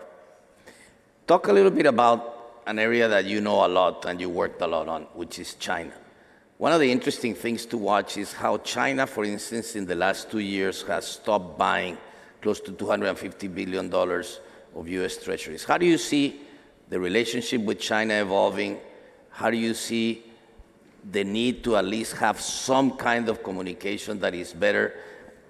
Overall, where you sit where you're at, thinking back of what you were seeing and going forward, how do you see that relationship evolving and, of course, the implications that it has for the rest of the world? Sure. Well, let me comment on China, and then let's come back and talk about government funding as well, which is an important issue. Look, on the China issue, this is the second largest economy in the world. We have a responsibility to figure out how we deal with China in a proactive way. And I think kind of during our administration, we always said on the economic side, the U.S. was completely open and it wasn't fair and reciprocal. And that's really about everything that we were doing. At the end, we started shifting to the national security issues. I actually dealt with the TikTok issue, and President Trump signed the CFIUS issue on TikTok, which has been sitting around for the last few years. There are legitimate national security issues. There are legitimate things that we should not be doing with China, but there's a whole bunch of things that we should be doing with China. And we need to figure out how to coexist in the proper way. I'd also say, look, a lot of people look at China as a big threat. I think it's a threat. I think it's an opportunity. One of the things people don't really focus on is the population of China is going to shrink by hundreds of millions of people, and the population of India is going to grow by hundreds of millions of people. So, over the next 10 years, we're also going to see that dynamic. It's going to be very expensive for China as the population ages and shrinks. There's no question. It's probably one of the countries in the world that is going to shrink the fastest. Talk about the financing of the U.S. government in this current environment, higher interest rates, that pulling out of China. How do you see the U.S. government financing towards the future? Well, look, I think the financing, the size of the deficits and the size of the U.S. debt is an issue, and it's an issue that has to be dealt with on a bipartisan basis. I never thought we'd kind of normalize trillion-dollar spending. The Democrats are now saying, they want a clean debt ceiling. The reality of it is the last debt ceiling we did, which was a 2-year deal, Speaker Pelosi and I negotiated nonstop around the clock, and her condition of raising the debt ceiling was that we agree on 2 years of spending. And Congress passed a bill, which the president signed, that was a 2-year spending deal, raising the caps with a 2-year debt ceiling. And it was really important to us to raise the debt ceiling and get that for 2 years. There's things we had to compromise on. In those days, we were like $10 or $15 billion apart. I mean, it's pretty incredible. We're now negotiating in trillions and not billions. But I do think Speaker McCarthy and President Biden need to sit down and negotiate. We obviously can't let the U.S. default, but again, this is something that needs bipartisan support, and I do agree, spending has to be part of the discussion. We need to have the economy grow faster than the government spending. There's so many other things I would love to ask you, but I know we're short of time. But quick, short or long on the dollar? So now that I'm out of government, I can comment on the dollar. When I was Treasury Secretary, it was one of these things, if you made the slightest hint and sneezed, the market goes crazy. Look, it's kind of been common for a Treasury actor always to say, strong dollar, strong dollar. When I was in government, there's aspects of the strong dollar that have benefits and not such great things. But as an investor, I'd keep all my money in dollars. I think there'll be with everything going on in the world, the U.S. will grow faster than the rest, and I think the dollar does better. How about the euro? Well, the euro versus the dollar will underperform. How about crypto? Crypto, great technology, very interesting, particularly for payments and things like that. I'm not a big believer in buying it as an asset class, but I like the technology. One last question on emerging markets. Short or long? Short. All right. Well, thank you very much, Secretary Mnuchin. Thank you. Thank you. Thank you. Thank you very much, gentlemen. So our next session is going to be taking us right down to the bottom line, and that is the people's bottom line. Soaring prices are squeezing every single one of us, and some of us more than others. The United Nations says that we are facing the largest cost of living crisis of the century. Food prices are increasing hunger in the world. Higher interest rates have shaken the banking system. We heard about that just in that last panel. And for young people, rising rents and home prices are moving personal progress, like getting out of your parents' home, further out of reach. Now, as a parent of 3 teenagers, that last sentence fills me with absolute horror. So, what should we do? We have gathered experts from North America, Latin America, the Middle East, and Europe to try to figure this out. Let me now introduce them. The Ambassador of the Kingdom of Saudi Arabia to the United States, Her Royal Highness Princess Rima bin Bandar Al Saud.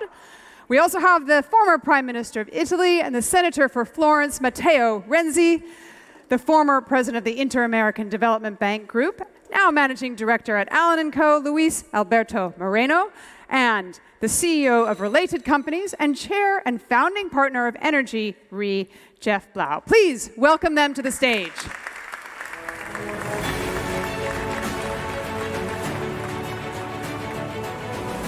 How are you? Welcome. Now, we are going to have time for 1 or maybe 2 questions from the audience, but I need you guys to be proactive. Find an usher and raise your hand, because if not, I'm going to go to Dina for a question. She's going to have to come up with a question. So, inflation is permeating absolutely everything these days, but so much of the conversation, I think, revolves around what central bankers should be doing. Mostly about interest rates, right? But is that all we've got in terms of tools in our pocket? Aren't there other steps that governments and the private sector can take to damp down the cost of living? So I know that there's no silver bullet, but I'd like to hear some of the silver buckshot from you guys. What is the best idea that you guys might have to bring down the cost of living? Your Royal Highness, would you like to start? Wow, thank you. Okay. Well, obviously, what the kingdom is trying to do is create jobs and also diversify our economy. But we have to look at across the board, what is the idea of consumption and overconsumption? What do we need? And what do we need as a nation? I think we have all been overspending, overbuying, overconsuming, and this click button prime immediate delivery has skewed our perception of what our personal costs are, personal needs, and our engagement. I think we have been thinking too macro, and if we listen to our last panel and the panel before, let's go back to micro and have a little bit more personal responsibility. And I think that financial literacy, financial engagement at a younger age will allow us all to be more efficient citizens, regardless of whether we're in a kingdom in the Middle East or we're in the West, and the concept of interconnectivity of our behavior and our actions. I think we've lost the concept of our personal impact on economies and other people's lives. Interesting. I want to come back to the idea around financial literacy. Senator, what about you? What killer idea have you got? If I had a very killer idea, I was prime minister. No, I think we can discuss about everything. We can discuss about the power of ECB, European Central Bank, because the strategy of European Central Bank to reduce inflation, in my opinion, is not the best. I miss Mario Draghi more than, with all the respect for Christine Lagarde. We can discuss about single government, but I think in Europe, speaking about Europe, the real question is not simply inflation. It's not fake question, because it's a real question and it touches the life of the people. But I think today Europe is really in crisis. In crisis for a decline of demography, a crisis for a lot of tension. A crisis because we change Europe. When Ukraine will be part of Europe, at the end of the war, we will have a totally different geography in Europe, because Europe started from Italy, France, Germany, and Benelux, now will be a totally different. So I think we live in a chaotic time. We can choose every type of solution, decree, law to reduce inflation, but the real question is try to understand the world is totally different. And just to finish, thinking about one point, I joked yesterday with the princess, with Richard and other guys, other friends, about a symbol of this chaos in Europe. Thinking about UK. It's not Europe, but is geographically Europe. Thinking about that, there is a prime minister who comes from India, will discuss with the prime minister in Edinburgh, in Scotland, who comes from Pakistan, about the partition between Scotland and England. 75 years, the discussion between India and Pakistan, the real partition. So what means that? There is a chaos around the world. The politicians have to try a solution to describe this chaos, not follow the single problem. Inflation is a part of our problem, but is not, in my opinion, most prominent problem in Europe. All right, okay. They are both British, though. We will remember that. Sorry, born in the UK. So, Louis, yeah, but very good guy, good job, because tried the partition 75 years ago. The world is different. It's wonderful. Luis Alberto Moreno, what idea from you? What's a single idea that you think could make a difference right now? Look, I think we have to go back to basics. I mean, inflation, sometimes we'll have inflation, sometimes we will not. I come from a part of the world that we've had macro inflation in ways that no other countries have had, as we were saying earlier. I think it all boils down to how societies can produce more and better, and how can they embrace new technologies. And this goes back to an essential part that we've lost in this worldwide discussion, is the consequences of COVID on the education systems, on people. And we have a generation that we could lose as they get into the labor markets. The world is undergoing a profound population change. As Secretary Mnuchin was saying, what you see in India, but this is equally true in Europe, in many parts of the world. If we don't go back to basics and let the animal spirits of our politics drive the discussion, we are going to continuously have these kinds of problems. And these kinds of problems basically are based on inequality that creates a political cleavage that allows, as we have seen in Latin America from the days of Perón to Chavez, basically to divide countries as opposed to uniting. If we cannot continue to get basic consensus around things, our issues will only compound. Okay, thank you. You know, I want to bring the audience in here. Everybody put your phones down. This is going to be a question for you guys. How many of you believe that prices will continue to rise this year? Okay.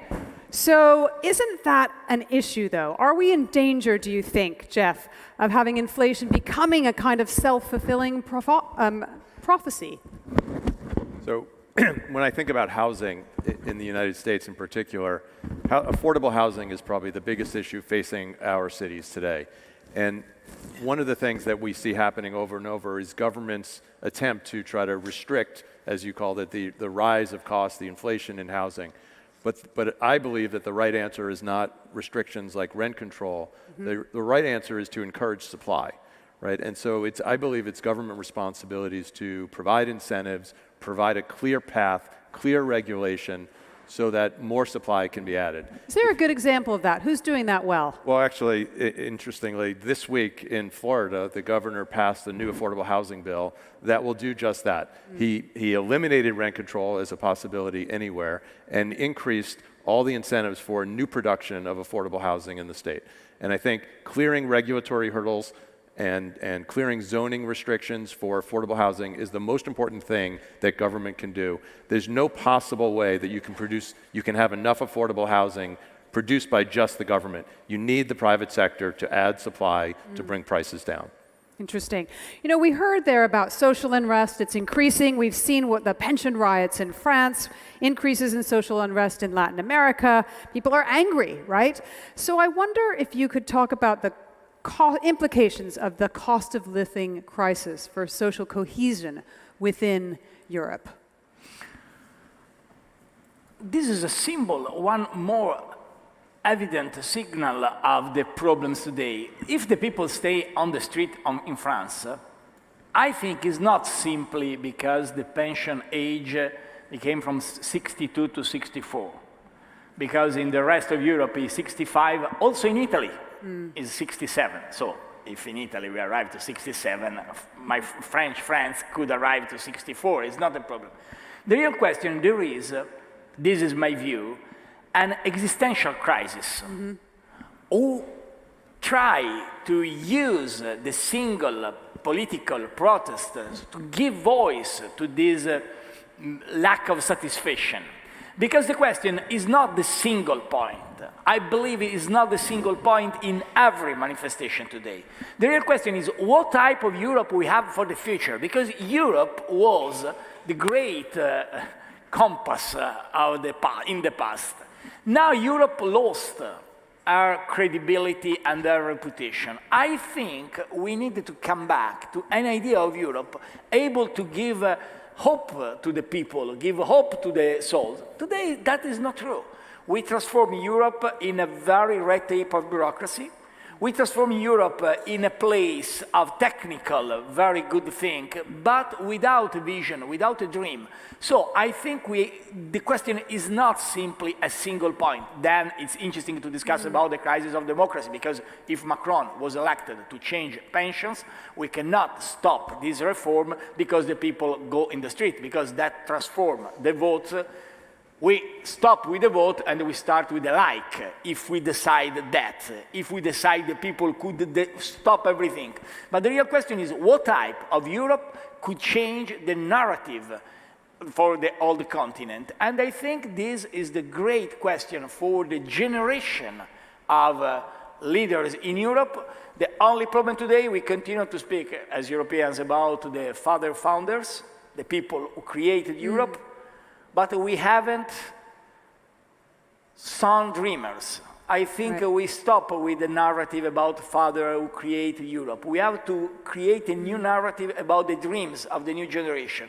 If we don't find that, Europe will be every year in a situation of decline, because demography showed that, and also the reduction of economy showed that. So, with all the respect for the protest in a single country, the real question is a very great question. What type of dream could create a new energy and a push in Europe? And that is not easy to give an answer, because a lot of politicians are influencers in the mind. They think day by day. They don't have a vision. All right, what dreams can we create, right? Who in the audience has a dream or a question for my panel? Otherwise, Dina, it's coming to you.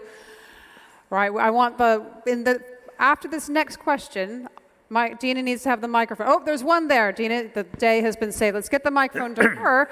While we do that, I want to come back to your Royal Highness. You mentioned young people and financial literacy. I want to hear a little bit more about the help we can give to them. I've seen a lot of incredible stories in the kingdom of young people who are really seizing the day. Give us a little more on the help we could give. So to pick up on what my colleague was just saying about a unifying vision, in the kingdom, we have that. The reason you are seeing a success of young people, not just entering the government, but entering the private sector, is today, every single young person knows their role in this vision of evolving our country. What Vision 2030 is creating opportunity for the individual to be a part of the collective and recognize that every piece, every step of work or ambition that they have adds to the collective well-being of everybody else. And I think that's what is really driving us as a nation. Now, you have young people. 70% of our population is younger than 35. Male and female, almost equally divided. You cannot create an opportunity for one gender and not the other, and that's something that we've been able to accomplish through Vision 2030. But looking at these young people, we've also created educational pathways. Over $100 million has been spent on not just traditional education, but expanding the pipelines of opportunity for young people in hospitality and tourism and sports. And people talk to me about this and say, but Rima, this is culture washing, sports washing, and I look at them and say, you're out of your minds. These are over 3 million jobs and opportunities for young people to earn a decent living, a wage that can then help them uplift not just themselves, but their households and their families, and create opportunities for others. We have a moment where we are able to inspire young people to not just take, but to give. And giving is not charity, giving is not exclusively philanthropy, giving is an opportunity and the opportunity to dream. If you came to the kingdom 5 years ago, not one young person would want to step out of the government environment of jobs and cross over into entrepreneurship. Today, 58% of our young people aspire to entrepreneurship, not government work, which means they're willing to take the step out from traditional secure income to opportunity, and that means that there's a system that's supporting and driving them. And I think that that, for me, is what's inspiring about being in the kingdom today. Thank you very much. Right, if you could stand up, please. Bravo. You're here. Yes, I would first of all like to thank the wonderful panel. Princess Rima, you are absolutely an incredible icon at this point in history. And Prime Minister, thank you very much for your comments. I think what we're talking about is a universal change of consciousness. We have to actually take ourselves and everybody next to us and realize that each of us is a universe. And we have to really take everyone's thoughts and realize that we have to construct the DNA of peace. Do you have a question? Because it's a great comment. Get to the question, the question is, how do you take how do you condense what you're saying today to give this great, great aspiration to humanity? Thank you very much. Right. Anything to add, Luis? Well, I think, we talk about all these macro issues, but people wake up every day and try to make a living and do it the best they can. And I think is a little bit what Rima was saying, is giving people the tools precisely to grow to those dreams. The minute societies lose dreams, bad things happen. And I think that is not only a human responsibility, but it's how you create trust, how you create better citizenship, such that people can thrive from that. And you see it in countries where there is an optimism outlook on things vis-a-vis those who have a pessimistic outlook on things. And that is one of the great ways precisely for people to embrace dreams and grow. And I agree with Rima that today we have a generation that is far more entrepreneurial than anyone before. Thank you. We're running out of time, but we have to discuss this question around energy and affordable energy. You mentioned the UK. I live in the UK. The cost of energy is crazy. Can energy suppliers do more to hold down energy costs? And how do we balance this need for affordable energy with the need to transition to more sustainable sources of power, Jeff?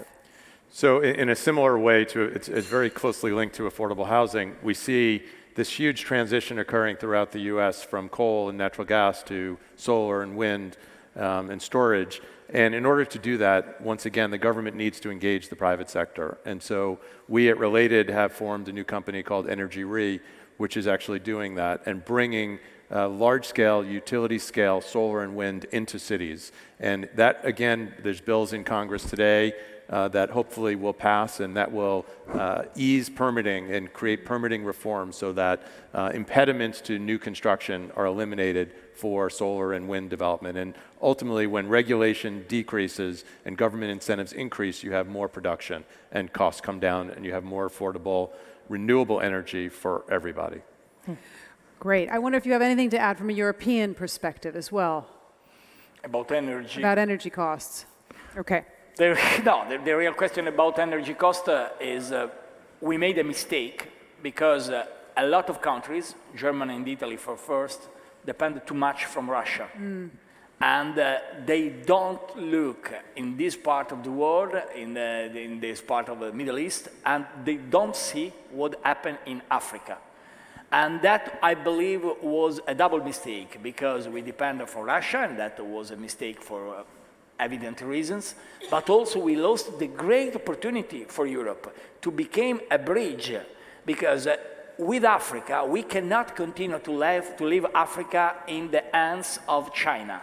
So I believe the real great problem for energy is, of course, in the families, in the day by day, but it's also a geopolitical problem because we lost an unbelievable opportunity was the relation with the new continent. For the future, I think Europe have to left ideology because we cannot continue with a vision. This is good because it's politically correct. Yes, but if the poor people pay for that, that is not good. That is good to have a lot of applause and a lot of likes on Instagram, but that is not good for your life. So I think we have to change mind also in the day-by-day vision, but in my view, the great question is geopolitics. I'm sorry for the gag about UK, because I can come back about your government was an Italian government, 44 days, leave trust. So I think you became Italian inside. We export a made in Italy, also instability. I'll take the passport if you're going to give it to me. We have the same passport in the heart. Right. We've run out of time, unfortunately, but I want you to help me give our panel a massive round of applause. Thank you very much. Right, stay right where you are. My hope is to find what makes me happy in life and be able to find a career where I can help people at the same time. My hope is someday I can get up and walk. Just giving jobs and hope to other people. To live a full life. My hope is to inspire someone else to become an amazing doctor. Be a better version of myself. My hope is to be able to travel the world freely. My hope is gender equality around the world. For more and more people to be open-minded. To travel the world. My hope is that our nations would get together and quit being so idiots. We all have to survive. We all have to live. Basically, we all have the same needs.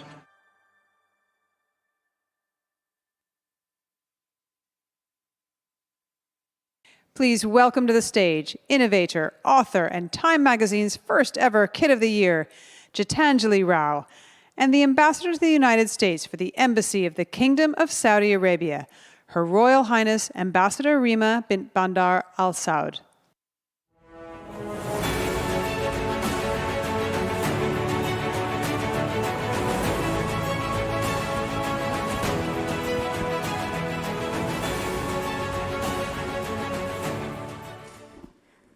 Ladies and gentlemen, I'd love to introduce you to one of the most fascinating people you could possibly meet today. Gitanjali Rao is not just Time Magazine's youngest and Forbes 30 Under 30 and Time's top young innovator. She's also a young woman who has created so many impacts across the world, whether it's through her invention, the Epione, which is a device for early diagnosis of prescription opioid addiction using genetic engineering, and also what I find really compelling, particularly in this day that we're talking about AI and kids getting lost into these digital worlds, an app called Kindly, which is an anti-cyberbullying service using AI and natural language processing. Anjali, I'd love to know from you, what made you want to participate in the world of business at such a young age, and what impact were you looking to have? Yeah, first of all, it is such an honor to be here. My name is Gitanjali. I'm a senior in high school, and so it's always fun for me to come out and do events like this. And thank you, I appreciate it. But I think first and foremost, what it always was for me was this sense of passion to always want to give back to my community. So ever since I was, 5 or 6 years old, I always told people that at the end of the day, my biggest dream and what I want to do in life is to just put a smile on people's faces and to help the world, right? And that slowly turned into my, passion for research, my passion for science and technology, and more importantly, ways in which I can give back to the community, and ways in which I can really help foster and support students and allow them to grow and learn just like I had the opportunity to do at a young age. Amazing. So we were talking earlier about young people and the opportunities and the struggles that they face. When we talk about STEM and STEM education and education on whole, from your peers, from what you've seen in your global travels, which, by the way, she's traveled more countries in the world than I think any of us have, being this advocate for young people and also for STEM, what do you find is the biggest obstacle across the board from your contemporaries? Yeah, I think ideally, I'd like to start this off with a story. I had the opportunity to go to Nairobi, Kenya, this past week, actually, specifically in the Kayole district, which is this very small neighborhood in Nairobi, very limited opportunities. It was a place that I had never seen before, and I went there with the intention of running my typical workshops and working with these students. And I think, end of the story, it was ineffective. It didn't work the way that I intended for it to work, like my workshops typically run. And the reasoning behind that is, for a couple of different reasons. But first and foremost, the biggest thing I recognized was the lack of availability of resources. First of all, Wi-Fi and broadband, right? And so along with the International Telecommunication Union, I had the opportunity to speak at their Broadband Commission event during the UN General Assembly this past couple of months. And within that, they were focusing on ways in which we're going to improve broadband service and the availability of devices, which was really my next priority. We really have to walk before we run. These students can't learn about advancements in technology without being provided the basic needs like Wi-Fi and even laptops that they can have within their labs as well. And so, one statistic that always very much stands out to me is that 3.7 billion people across the world don't have access to internet. And out of that, 500 million of them are children who are the people that do need internet to grow and learn. And I think the second biggest priority that we see is the availability of STEM educational resources through the word that we all dreaded, especially in the United States for months, which was remote learning. But really utilizing that and the power that an entire pandemic gave us to be able to strive forward and look at ways in which privileged organizations and schools can give back to some of these smaller communities and provide them with the resources that they need to keep growing forward. So within STEM, what's the gap that you see? You've traveled across Africa, the United States of America, you've been into South America and Asia. You talked about the digital divide and the technology, but with STEM, is it teachers do we need more teachers? Do we need them to speak a different language to speak to the children of today? What's missing? I think the best way I like to put this out there is technology without application is just a bunch of long words, right? We should be fostering this next generation of students that aren't fearing the technology in front of us, but are willing to use them to grow upwards as a society. So yes, we need more instructional training towards teachers. We need more availability of teachers, but what we need to focus on, more importantly, is how we're working with these teachers to create innovation curriculums and create problem solving and critical thinking as something that is so baseline, just like science, math, or social studies that we might see at school, right? Mm-hmm. Creating it just not as another subject, but something that's so involved in our daily lives that it's something as basic as a subject that we must learn at school. And that's for everyone, right? These students in developing countries, students that go to my school, and schools in my area as well. So when you talk about this inclusivity, how do we make sure, and have you seen more young girls come into STEM and STEM studies from the areas that you've seen? Because I can tell you when I was younger, math was a taboo subject for me. I was terrible at it. But the fear factor that was built for me around it was something, even at 47, I can't get over. I don't even want to do 1 + 1. It's better for everyone that I don't. How do you make sure that young women are excited and energized to enter this world? And do you see more of them joining? Yeah, so this is always a fun story to tell, but when I was 10 or 11 years old, I went to this video game making camp. And I was one of like 4 boys on my team.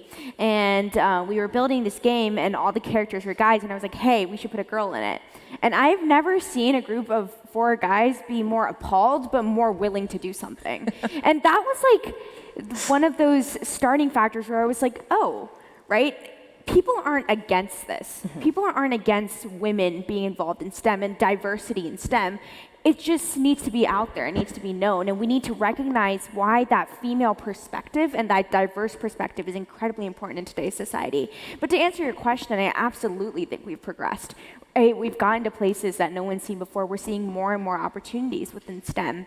But I think what's also important to mention that was actually a research done by the National Science Foundation that recognized that because of the pandemic, there was a significant drop of women in STEM fields. Because of things like the wage gap, because of a lack of opportunity.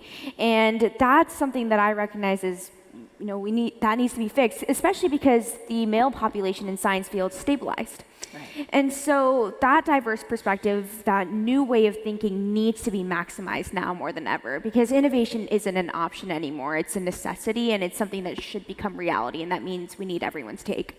So you're a senior in high school. I am. You are about to get all of your responses from the universities and colleges that you've applied to. What is the main thing or the reason that you would pick one over the other? Is it the community? Is it actually the educational curriculum? Or is it the network that you think you're going to get out of it? So I'd love to know, as a young person, why? What are you choosing? Yeah, I'm a strong believer that a school is what you make out of it. Yeah. Someone really smart, I don't really remember who it was, but someone told me that college isn't a prize to be won, it's a match to be made. And that's something that's kind of stuck with me, and I think sticks with any senior when you're waiting for decisions, which actually happen to come out today. But it's something that I've learned across the years is what I'm looking for in a school and in college is an opportunity to network with people, create a community, and on top of all of that, really find people who are just like me, whether that's, in another field, but really having that same passion and that same dedication to giving back to their community. And obviously, research opportunities matter. And obviously, I'm a big, big supporter of any school that's pushing community service out there. But I want to meet other kids who have that passion and really show other students that they're not alone in this journey and that it's important to really put that widespread message of creating a community of youth innovators. So youth innovators that function kindly seems to be something that you are really deeply passionate about. Talk to me about kindly and what this meant to you, and why did you pursue this as an initiative? That was a great segue. You're welcome. But Kindly is an anti-cyberbullying service that I had the opportunity to create these past couple of years. The easiest way that I like to put it is it's the spell check of cyberbullying. It's a non-punitive approach towards cyberbullying. It makes you aware of words or phrases that you may be saying in emails or text messages by quite simply underlining it and saying, hey, this isn't something that I would send. It doesn't stop you from sending anything, and more importantly, it doesn't report anything or store anything. Kindly started out with actually this research paper that I read that said it only takes 7 seconds for a teenager to want to unsend something that they sent. And really what this is banking on is it's an idea created by a teenager for a teenager, right? A non-punitive approach towards allowing students to reevaluate what they're saying online. Recently, I had the opportunity to work with the UNICEF Office of Innovation to put Kindly out there for people to start using. It is a completely open sourced and crowdsourced tool, so all the input that goes into this AI engine is completely crowdsourced by responding to prompts that is on the Kindly landing page. And it uses the latest in sentiment analysis, and it's completely machine learning based. So it's picking up the newest words, slangs, trends, memes, emojis out there, and it's constantly updating itself. And on top of that, it's out there for people to start using on Discord, Slack, Instagram, G Suite, and a lot of other integrations that we're actively working on right now. But ideally, I'd like to see it as normalized as we'd use spell check, because it's a choice that we're making to make sure that what we're sending doesn't have any grammar errors. I want to make it as normalized that it's a choice that we're making to make sure we're not accidentally insulting online. So you've done something that I think is actually also quite compelling. You've shared through your book, which is The Young Innovator's Guide to STEM, how you do what you do. And you're essentially giving everybody an open source to say, if you're young and if you're a dreamer, this is how you do it. What is it about the way you were either raised or the environment that you're in that gives you this motivation at your age to keep giving and giving selflessly? And is that something that you are also trying to role model for others? And have you found in your community a role for a mentor to you and yourself as a mentor to others? Yeah, I created a device a while ago to detect for lead in drinking water. And people were so shocked that I wasn't from Flint, Michigan, because I'd never dealt with an issue like this. I've always had clean water to drink. And so a question like that's always difficult for me to answer. But I think really what it was the mentorship and support across the way. And I was always growing up in this environment, whether that was my parents or my teachers, who taught me that if you don't like the way something is, take that first chance to fix it, right? You can't wait around for someone else to do it. And so that's when I started taking it upon myself to email labs, right? Come up with ideas, go out there, speak about these ideas. And it was so foreign at that time. It was like, oh, there's this 10-year-old with an idea. How serious should we take her, right? And the right answer is probably not that seriously, but more and more it's becoming a normal thing to see younger students in labs and to see their passion really being put out there. But I think really what it is I was exposed to a lot at a very young age. My parents always took travel very seriously. I was that kid that you name it, I did it. I played football for a while, and that obviously didn't stick. But there were so many different things that I did that I was essentially able to carve my own path. And I hope every student gets the opportunity to walk into a lab someday, or every student gets the opportunity to say that they carved their own path, right? The reason I am where I am today, and the reason I'm fortunate enough to have found my passion, is because exposure. Because I was able to look at the world around me, realize problems, realize what I truly wanted to do, and carry that forward with me, and take more time to give back to the community. That's amazing. So one of the things, ladies and gentlemen, that I think is profoundly compelling, we have a next generation of young people that is not just looking for support, but is also able to give back in a way that will open all of our minds. I think one of the things that we're seeing in this world of priorities is, what are our priorities? And we have a young woman here who really is symbolic and representative of this next generation of doers. But every doer needs to be enabled, and this is the room of enablers. So I would ask you to go out and find young men and women who have this kind of inspiration and ability to do, but they can't do it without us. So let's make that a priority to support this next generation to be the action generation. Thank you. Thank you. Thank you very much, ladies, for that inspiring conversation. We heard there from Gitanjali Rao about exposure, how important it is as an entrepreneur to have that. How can we create more ecosystems that will create more entrepreneurs? So we've assembled a world-class panel of builders. I'd love you to help me give them a warm welcome. Our panelists, the co-founder and managing partner of Finavista, Fermin Bueno, the CEO and co-founder of KiwiBot, Felipe Chavez Cortez, the COO and managing partner of 500 Global, Courtney Powell, the managing partner of SoftBank Latin America Funds, Juan Frank, and our moderator, the co-founder and investor of Zero Aleph, Laura Gavita Halaby. Welcome them, please.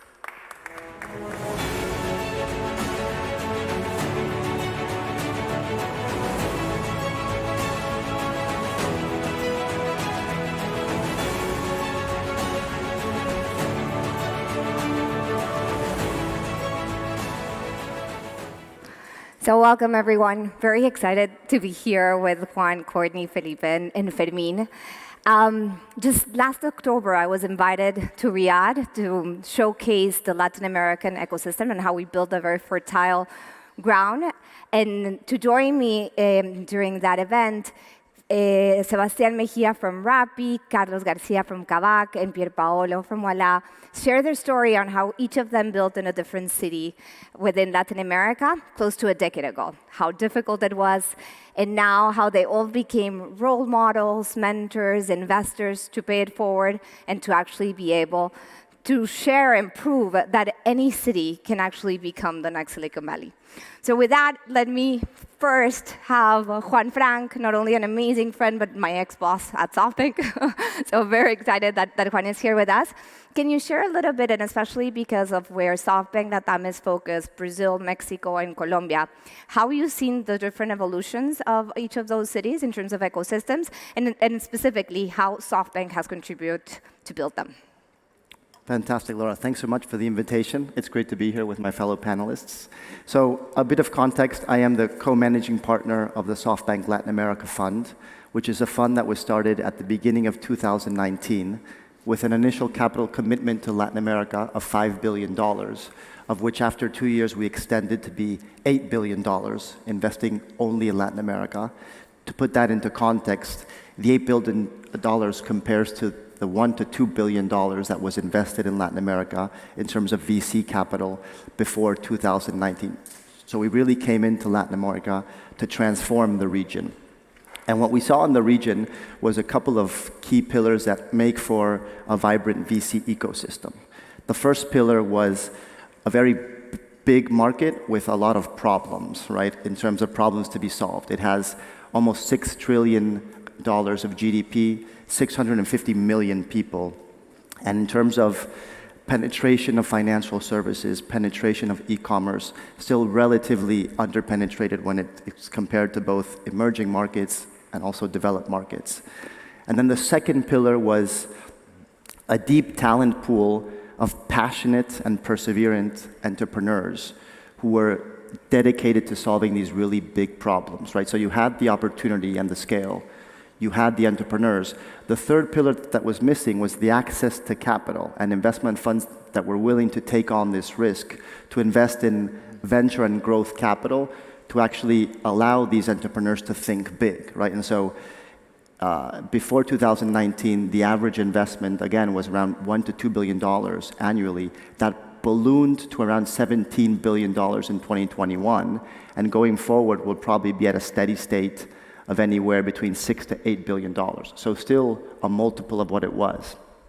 And I think what's interesting in terms of these ecosystems, if you look at the region, there's been, I like to say, 3 waves of innovation in the VC ecosystem.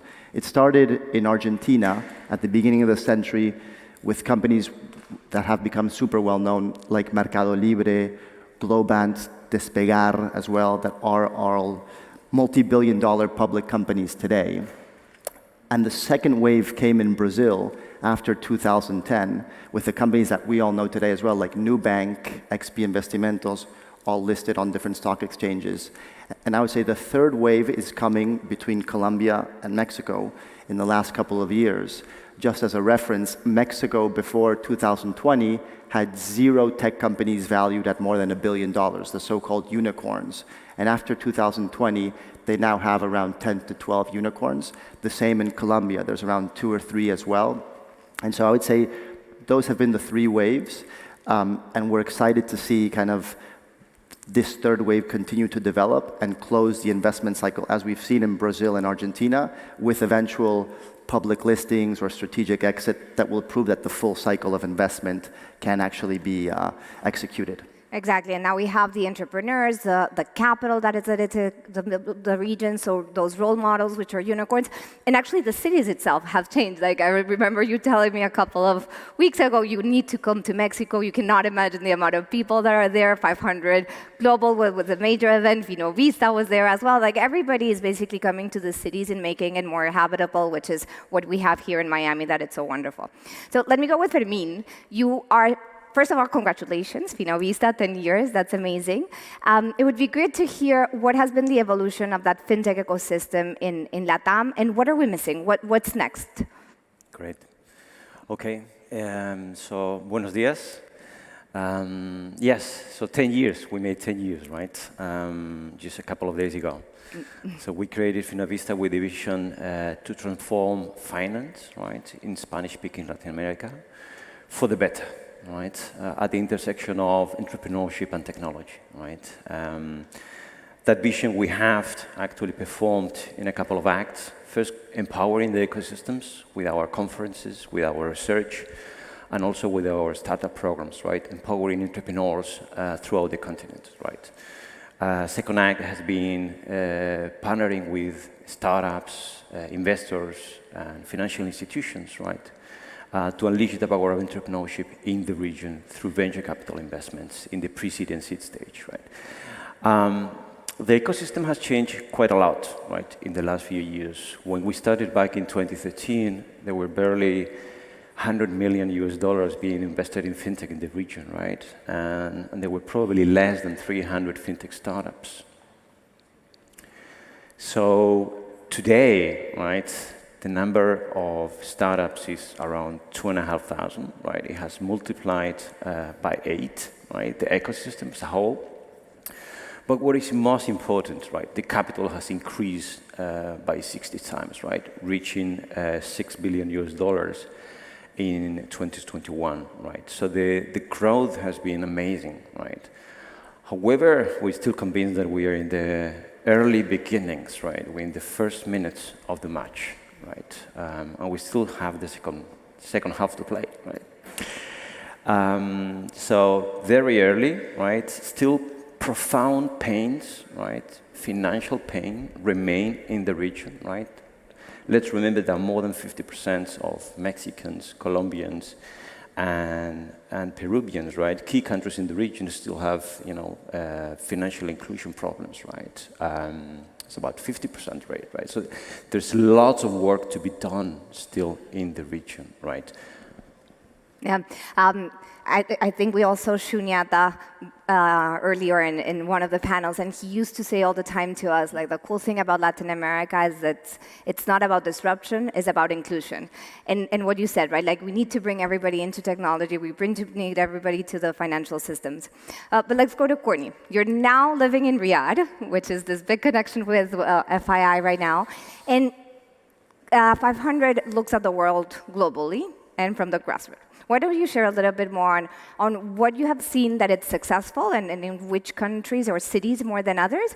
And also, how are you bringing a lot of those learnings back to the region, specifically to Saudi? Yes. So I'm really excited to be here, and particularly excited to be discussing this topic, because at 500 Global, we have been so focused on not just uplifting entrepreneurs and investing around the world, but really seeing that it has a broader impact across the economies that we're investing in. So we want to see a sustainable entrepreneurial ecosystem built, globally. And it's funny because the mindset around investing globally into founders has really shifted. In 2013, I believe, when we moved our office from Mountain View to San Francisco, people thought we were crazy to move that far. So you can imagine when we began investing in LATAM in 2013 or the Middle East in 2012, that was quite a heretical view. But today, what we've seen is that we have this burgeoning talent, these young entrepreneurs, we have more capital moving into emerging markets around the world. And more importantly, we're seeing an incredible amount of ambition and interest and resources coming from governments to build strong entrepreneurial ecosystems. So I completely agree that, certainly the capital inflow matters, the talent that exists there, of course, matters, but it also really does take a lot of policy, regulation, visas, all sorts of government interventions that are also needed to see entrepreneurial ecosystems thrive. And in Saudi, you see that energy. It has been a while since you go to a place and you get all this excitement from the ecosystem itself. The last event that I was there at, you guys hosted a 1,500 people event. Exactly and every right. fund was there, and it was fascinating to see the energy. Everyone wants to look and become an entrepreneur, and now they're seeing some of those role models. Yes. And there's some in the room as well that are already being very successful in that. We made our first investment in Saudi Arabia in 2016. We put our first startup accelerator, early stage accelerator in 2018 into Riyadh. And I think then people felt like it was quite a leap. Today, across the region, we have 14 companies valued at over $100 million. 30% of our investment portfolio across the Middle East is female-founded. So we are seeing a really exciting rate of growth and acceleration, not just in Saudi, but across the Middle East.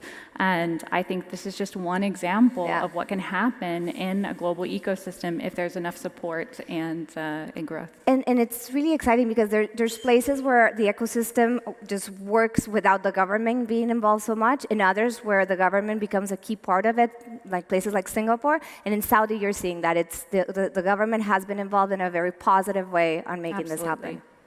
Let's go with you, Felipe. You come from the entrepreneurial perspective. I would love to hear from you. How are you looking at these ecosystems, but even especially maybe translated from ecosystems to community? How are you using the community to grow now? How that becomes part of the growth strategies of every company? Yeah, of course. Yeah, I'm very glad that we got to meet Laura.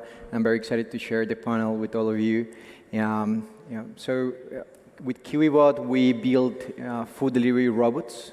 Our vision is to automate the physical world. And right now we have a fleet of 600 robots, food delivery robots that go on sidewalks, deployed in 20 cities across the US.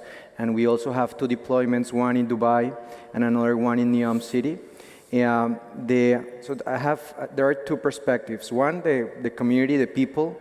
When we started with KiwiBot, we launched out of the UC Berkeley campus, that even though that is within Silicon Valley, sometimes you can find, or when we launched the food delivery robot, we found anti-technology movements.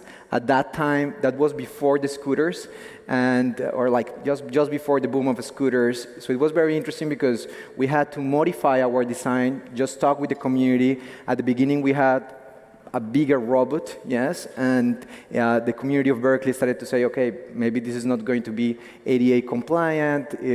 We started to receive a lot of feedback. We shape a little bit of our product, and then we learned, like, okay, maybe it will be good that we not just talk with the community, but also talk with the governments. And we started a conversation with the city of San Jose and with the Knight Foundation, and we created a program in 2021 that it was deployed in the city of San Jose, it was deployed in Pittsburgh, it was deployed in Detroit, and it was deployed here in Miami.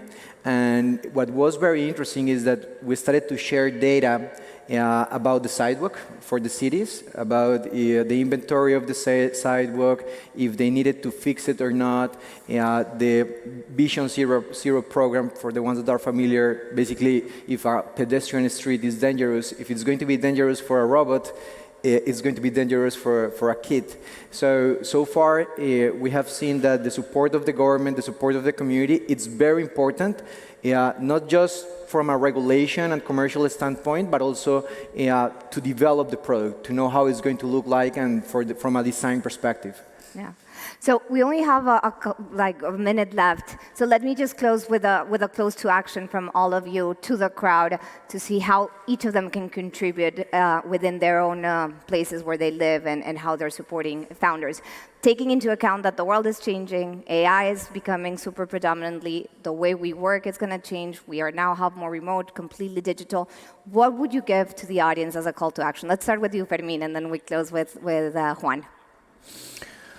Call to action, there is so much to do, right? There is really so much to do. There is so much opportunity, right? In Latin America, there is so much to do. So I would encourage them really to look at it a bit closely and look at it as an investment opportunity, right? And really supporting the region. There is so much. Felipe? I do think that it is very important in order to leverage the power of AI and all the benefits, it's very important to start documenting very well all our processes and whatever we do, so that we can integrate in a better way, and also start to open our systems, yes, our technology systems, so that when the time comes, it will be an easier transition. Excellent. Courtney? I think it's still really important to get the message out there that entrepreneurship is a career path for men and for women. I mean, there's many young people who are still encouraged only to be a doctor, a lawyer, etc. But being a founder is also an incredible career path. So we should be encouraging young people to start companies. I love that. Juan? And the message I would leave you with is that these VC ecosystems in emerging markets are still a work in progress. So if you're a capital provider or an incumbent player in one of these marketplaces, we have to continue to drive the sense of community, driving the interaction between our fellow entrepreneurs in our own portfolio is a key objective of ours, but also driving the interaction and collaboration between the startups and the incumbents, which we are seeing much more of in Latin America as the traditional banks or traditional retailers start to see these fintechs and online startups more as potential partners and collaborators than competition. So to the extent we can continue to collaborate to drive that community to the next level, I think we all benefit from that. Great. And I encourage you to meet the founders that are here today and will be here tomorrow. They're amazing, and you should get to know them and see how you can help. Thank you so much. Thank you all of you for joining. Thank you. Thanks a lot. Thank you. Thank you. Thank you. Thank you. To Laura and her panel. So we heard earlier today from former U.S. Treasury Secretary Steve Mnuchin that he would short emerging markets. We also heard the CEO of Warburg Pincus tell us it was important to communicate with the side that you find most objectionable. So let's hear the other side of the story. Here to discuss a new world of risk, please welcome to the stage the Executive Chairman of Freedom Acquisition Corporation, Tidjane Thiam, and our moderator, the Managing Director of E-Trainer Media, Etna Trainer.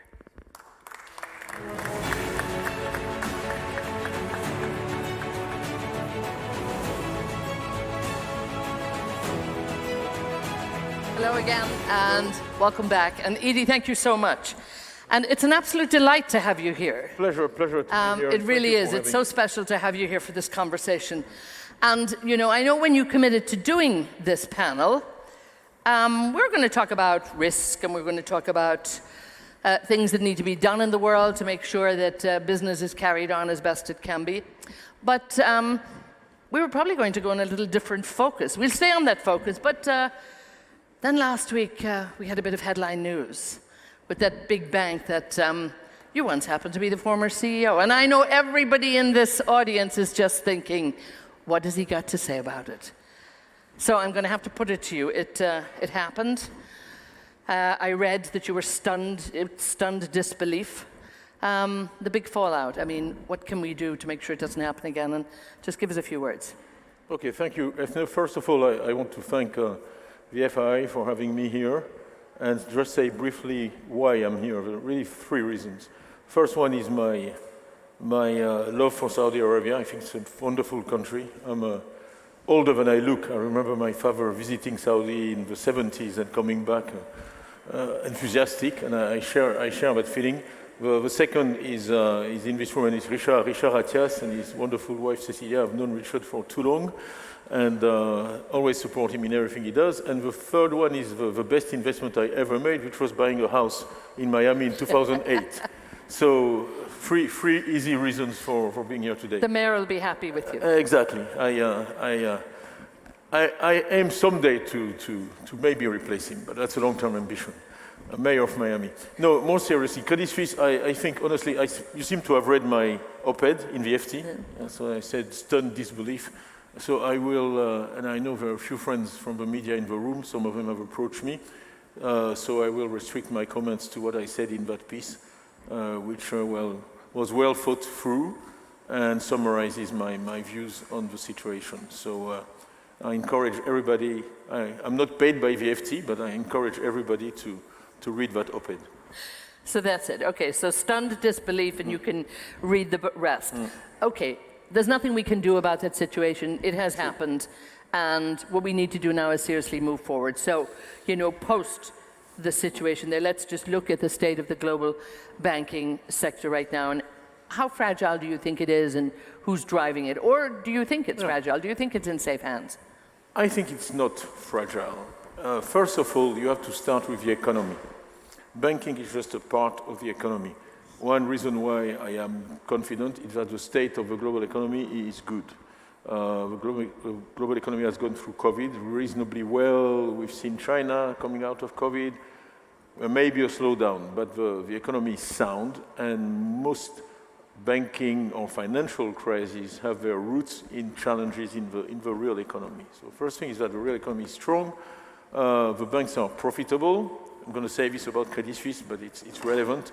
A big part of what I did there was making the bank profitable. Okay?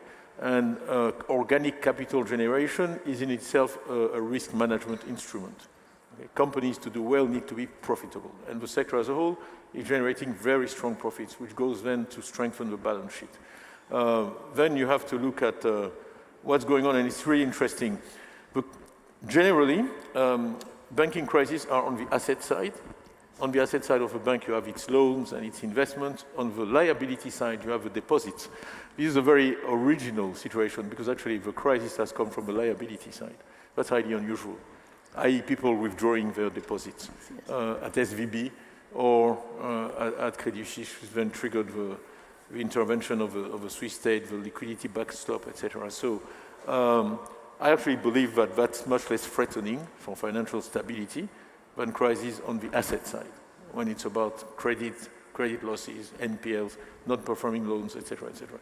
So, and final comment I'll make is that the balance sheets are very strong.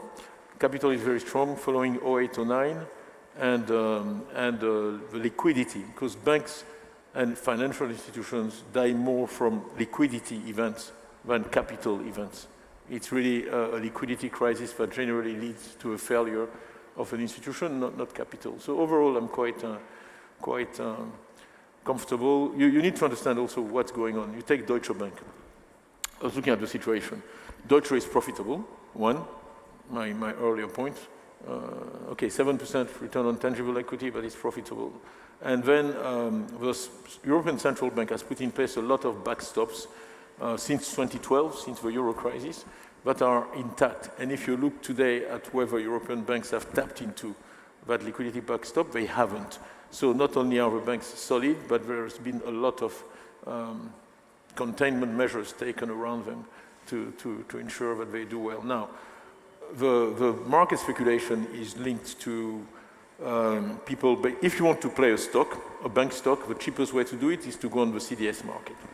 CDS market is shallow, not liquid, and attracts a lot of commentary. So you put $10 million, generally after, I'll tell you what's going on with Deutsche. After the euro market closes, speculators go and short the CDS, increase the spread on the CDS, then you get articles saying that Deutsche is going to get bankrupt, and then they go into the ADR market, which is very illiquid, where they take a position and make good money. So you really have to distinguish what's going on in the real economy and those kind of speculative positions taken by people who basically aim at making money.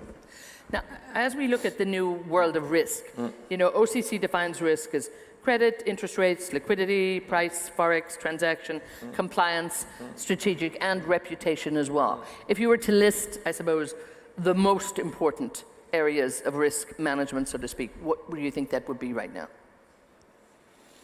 Honestly, they're all important. It's a question of kind of short term, medium term, and long term. If you mismanage any of those, they come back to bite you later.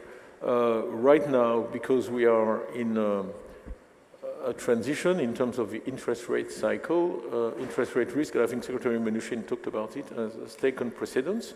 I'm actually personally happy that interest rates have gone up. I was never a great supporter of quantitative easing. I think it has distorted the price of risk. You can think about interest rate as just the price of risk. And if you misprice risk, you make bad decisions. And this era of very low interest rates, excessive liquidity, has led people to take riskier positions that they would have otherwise. And everybody knows the famous Warren Buffett sentence, that it's when the tide goes down that you can see who's been swimming without trunks. So some people have been swimming without trunks, and the tide has changed, so they are exposed. And you will see that every time you have a long period of a given state in financial markets, when you come out of that, well, there's some casualties at the adjustment. But I think overall, it's healthy for the world economy to have more normal interest rates. And indeed, and sometimes, now, I suppose it's payback for a lot of people. They've had it easy for a while. But talk to me about how you think regulation can help or hinder at the moment. Do we need more regulation? And I know one thing, that you talk about too, it's fine, the regulation, it's there, but it's also about the people that have to execute this, that culture, drives conduct in many ways. I think it's like everything in life. It's primarily and first about people. I don't know a business sector. I was having a few side conversations with people in sectors I'm not familiar with. Every time I ask them, somebody in the gaming industry, I ask them, what's essential? He said people. In every business I know, in every situation, in the end it's about people and how people behave. Regulation, look, I was on a panel with a regulator after the great financial crisis, and he said there would never be a financial crisis again. And frankly, sometimes my body language betrays me, and I laughed. And I said, well, of course there will be.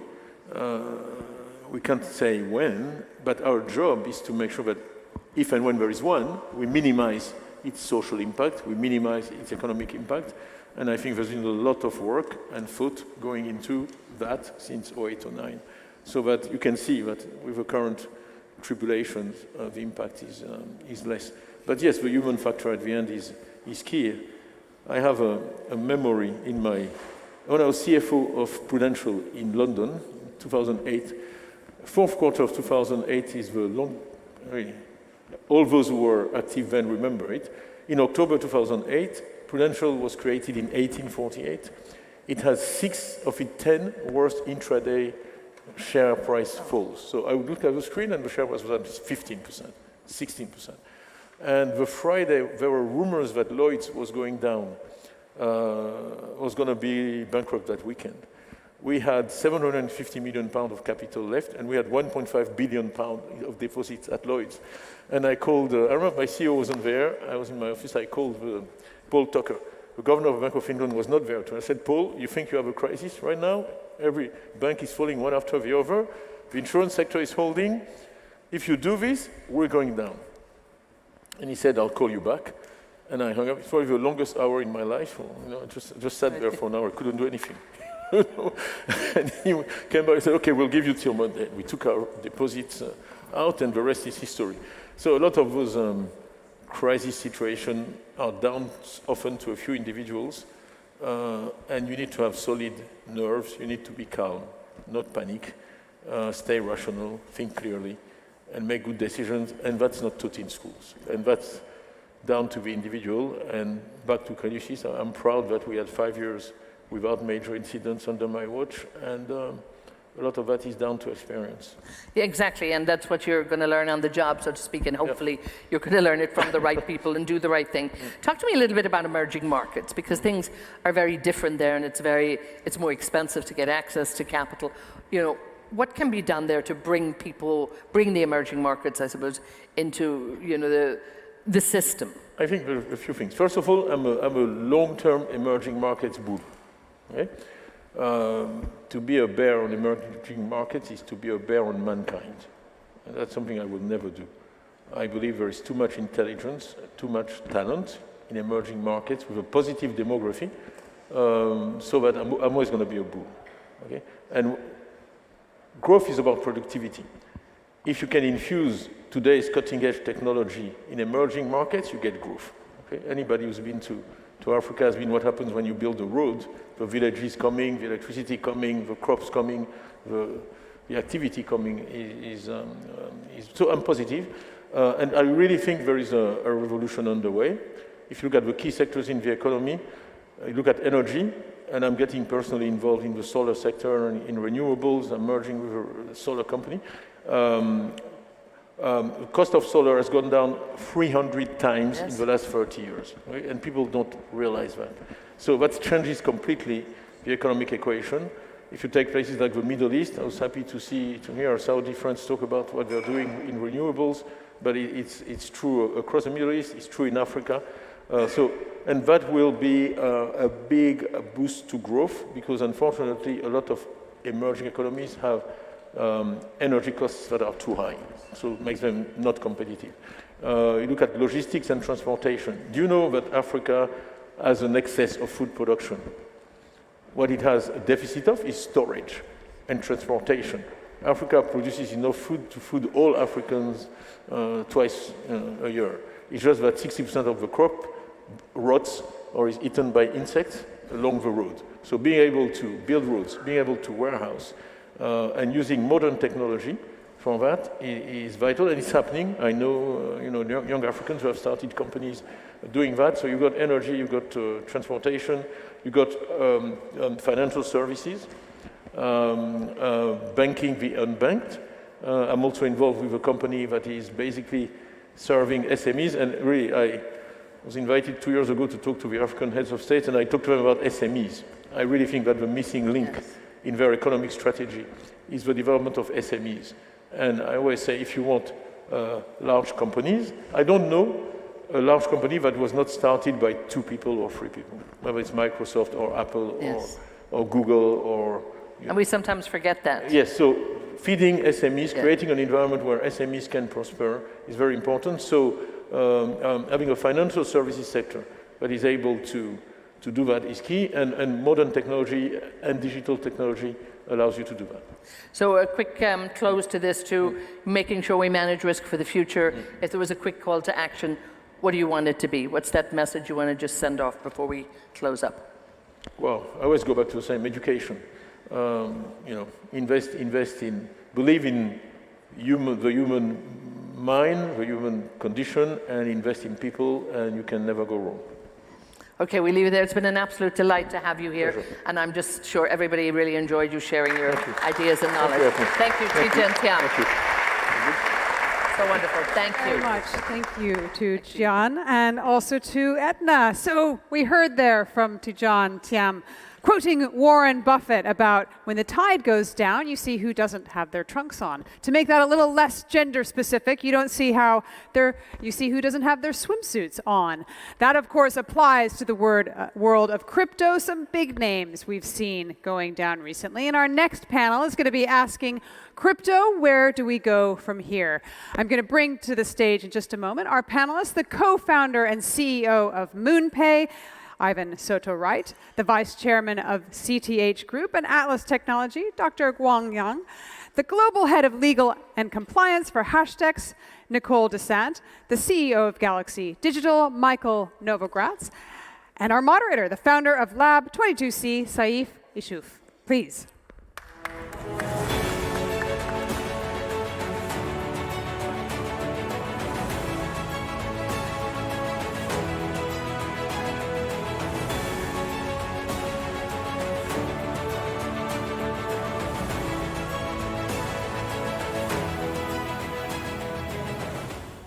Good afternoon, everyone. How's everyone doing? We get a little more energy. I know we're right before lunch, but before we jump into our panel, I just want to say something. Being from Miami and straddling both cultures, I'll do a quick bit of cultural translation for everyone who might be visiting us here from Saudi.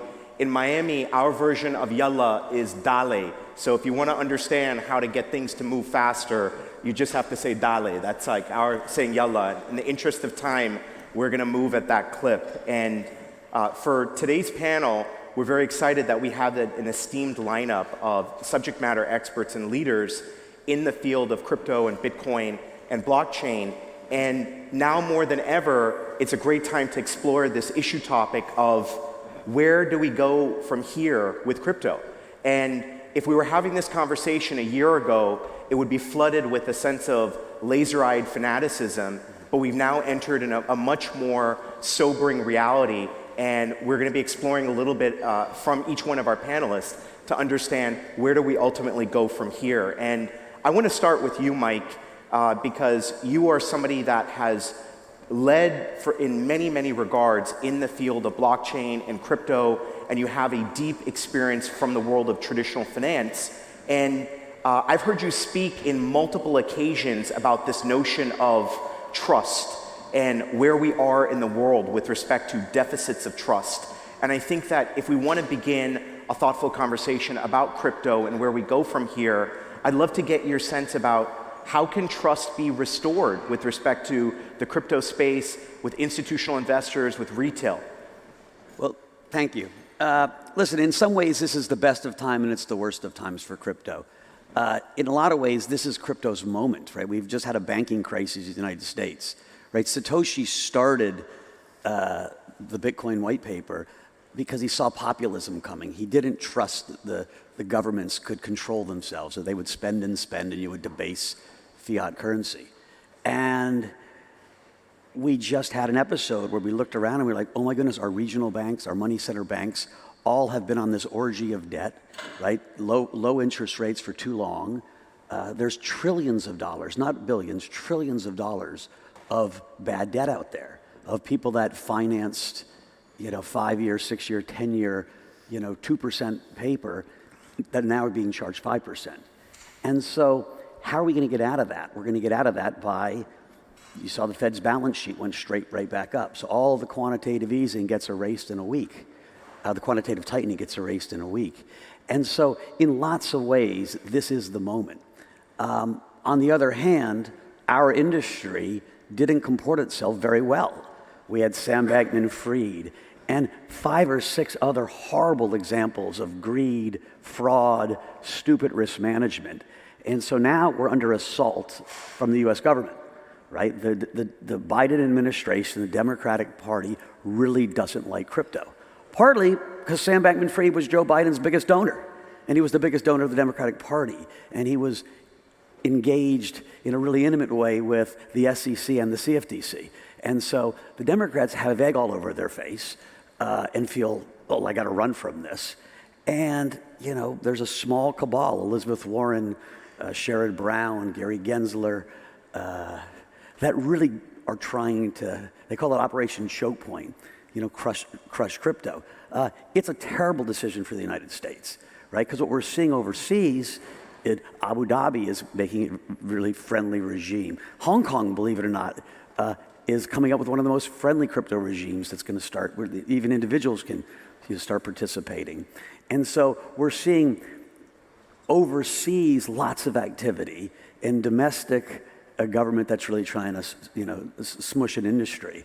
Despite all that, prices are going higher, right? Crypto started as the little person's revolution.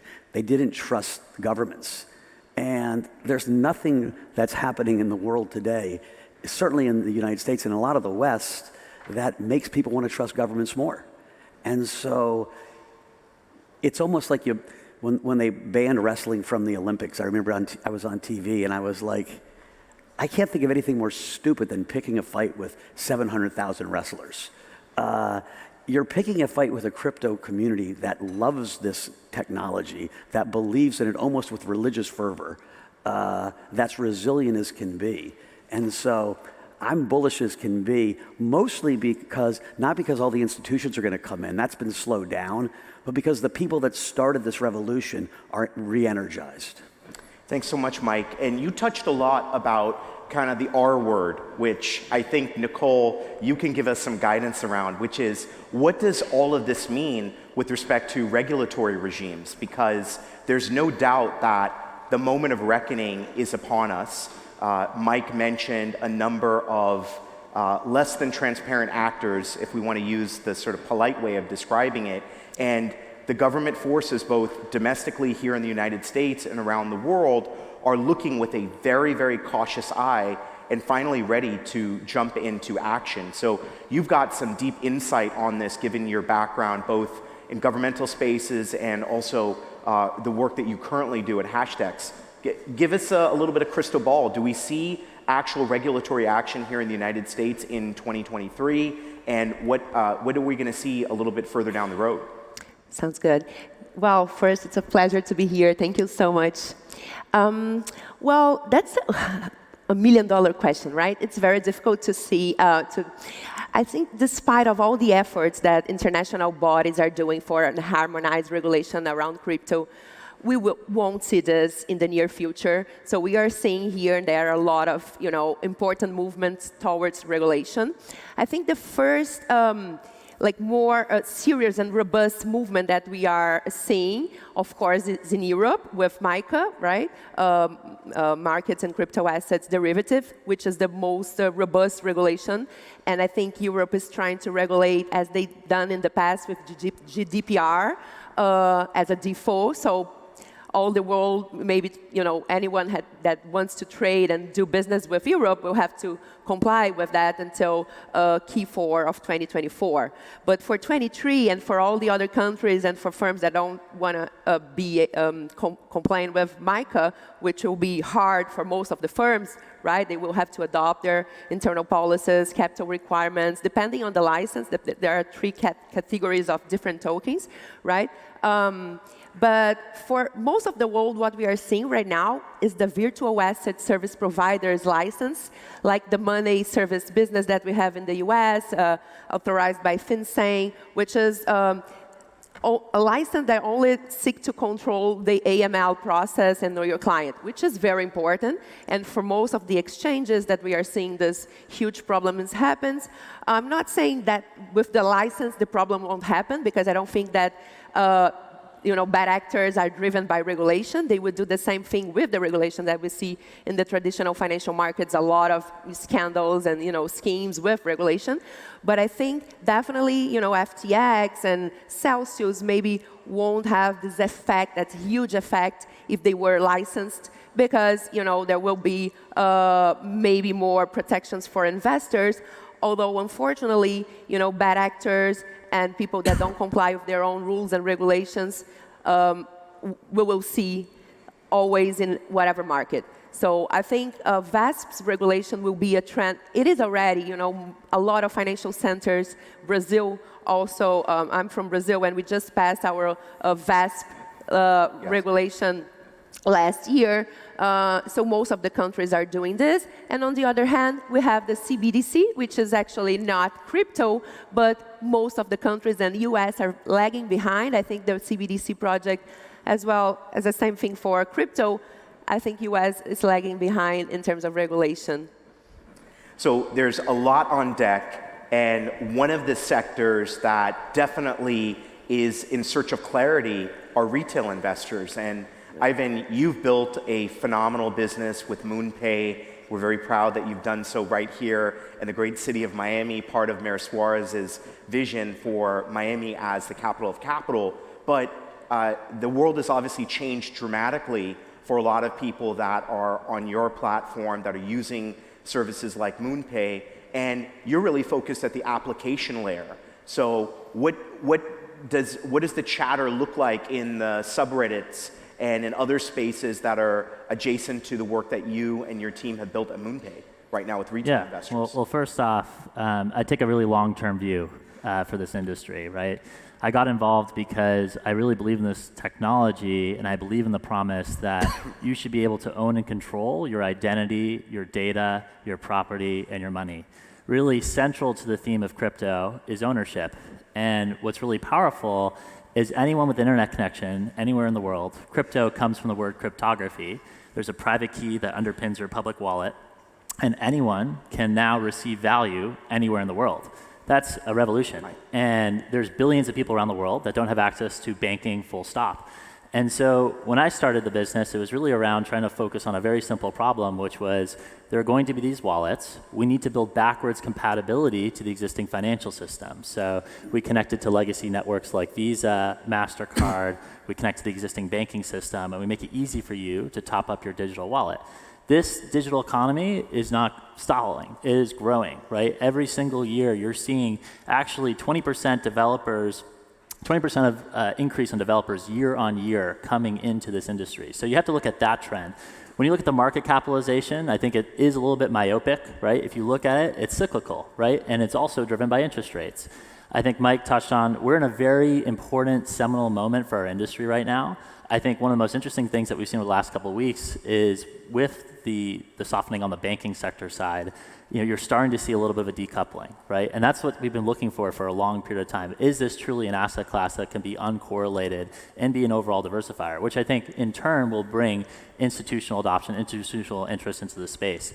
But where I'm focused is really how do we make the user experience better? Like how do we make this so my mom can use it, my grandma can use it? How do we make it easy for people to have it have an impact in everyday life? And I think, when I think about crypto in some ways, I also think we maybe got the sequencing wrong a little bit, right? We started with the money aspect and, using crypto as a form of money in many different places in the world and trying to convince people here, if I got a show of hands from people in this audience that have used digital currency, within the last week, you'd probably have a small number of hands. But in a developing country where they don't have a currency system that's necessarily working, you are seeing adoption in those cases. But what I think is really interesting is you can program anything into these assets. This is like a new file format that's built on blockchains. I think it's a no-brainer that in the future, more and more transactions are going to be settling across these different blockchains. And now it's around what is the content that people are going to move? What are the different forms of value that people are going to move? And so that's where a lot of my time and attention has been focused around what are these new forms of content? I think music will eventually end up in this place, art, digital fashion, all these brands at this point are starting to experiment. We're in the kind of early innovator to early adopter phase of people starting to leverage this technology. But the biggest brands, every week you're seeing a new headline around new brands entering the space. Some will be successful, some won't be successful, just like what you saw with the early internet. And I'd love to jump from that, Ivan, about the entrance of the big brands to what is this actually looking like right now on the investor side? Dr. Yang, we've got a lengthy experience in capital markets, and right now you're also working at the infrastructure layer and with respect to a lot of the mining investments that you've made. So when we think about the state of crypto right now, what does it look like from your vantage point, from investors and people who are large deployers of capital, and then also what's happening at the infrastructure layer? Are people building out new mining assets? What's happening and what are you seeing? Yeah, first I want to just build on what Mike said earlier. This is no moment for crypto. We're just at the beginning. And I see the convergence of blockchain or crypto with AI or AGI for three reasons. As we all talk about the training neural networks, the most important thing is the data integrity. So otherwise, you're garbage in, garbage out. So blockchain can help provide that solution. And two, once you have that network trained, the AI can be super powerful, can write like you, talk like you. With our deepfake technology today, can really be you. So therefore, this digital identity, digital ownership is absolutely critical going forward.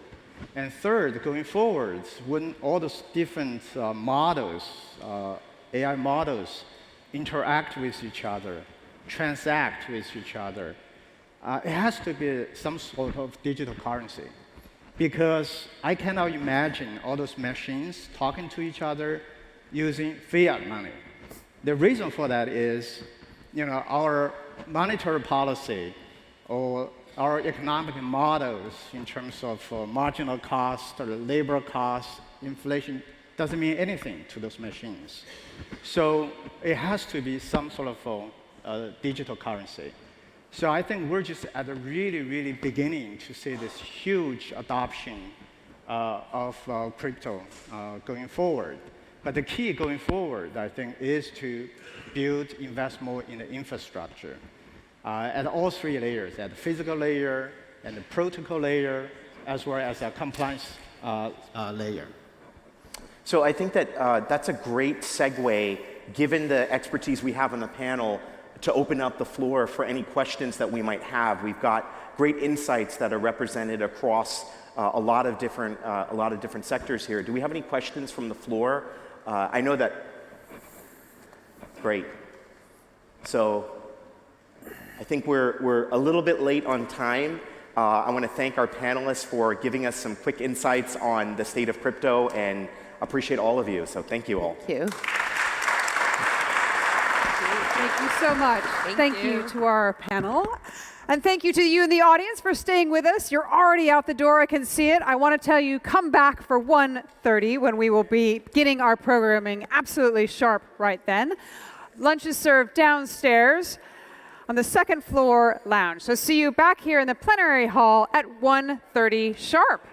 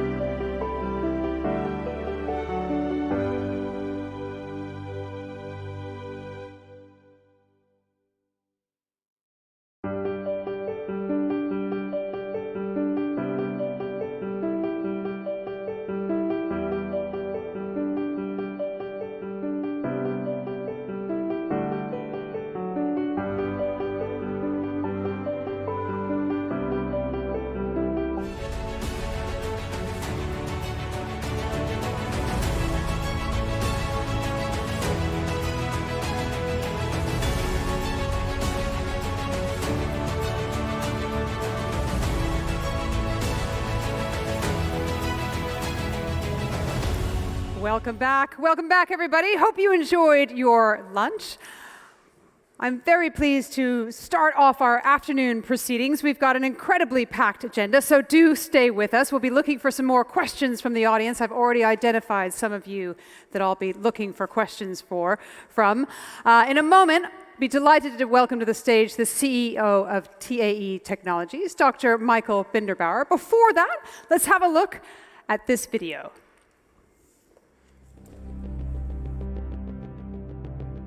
It is difficult to set meaningful priorities that can make a real difference to our world. It seems that we're bombarded with new challenges every day. We want to lift all communities out of poverty. We want to build a robust economy and culture that rewards our labors. We need to reverse climate change and leave a healthier planet for our children. Is it possible to address all of these critical priorities at once? Is there a single point of focus that can make all of these dreams come true? The answer is yes. We know that energy powers our world. Our industry, transportation, and society all come to a halt without access to it. There is a direct connection between poverty and the lack of energy. Without power, people are quite literally powerless.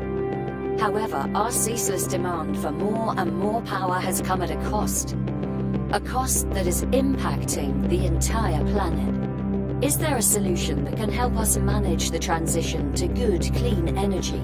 A solution that complements wind and solar and delivers on the demand for firm power without hurting our environment? The answer again is yes.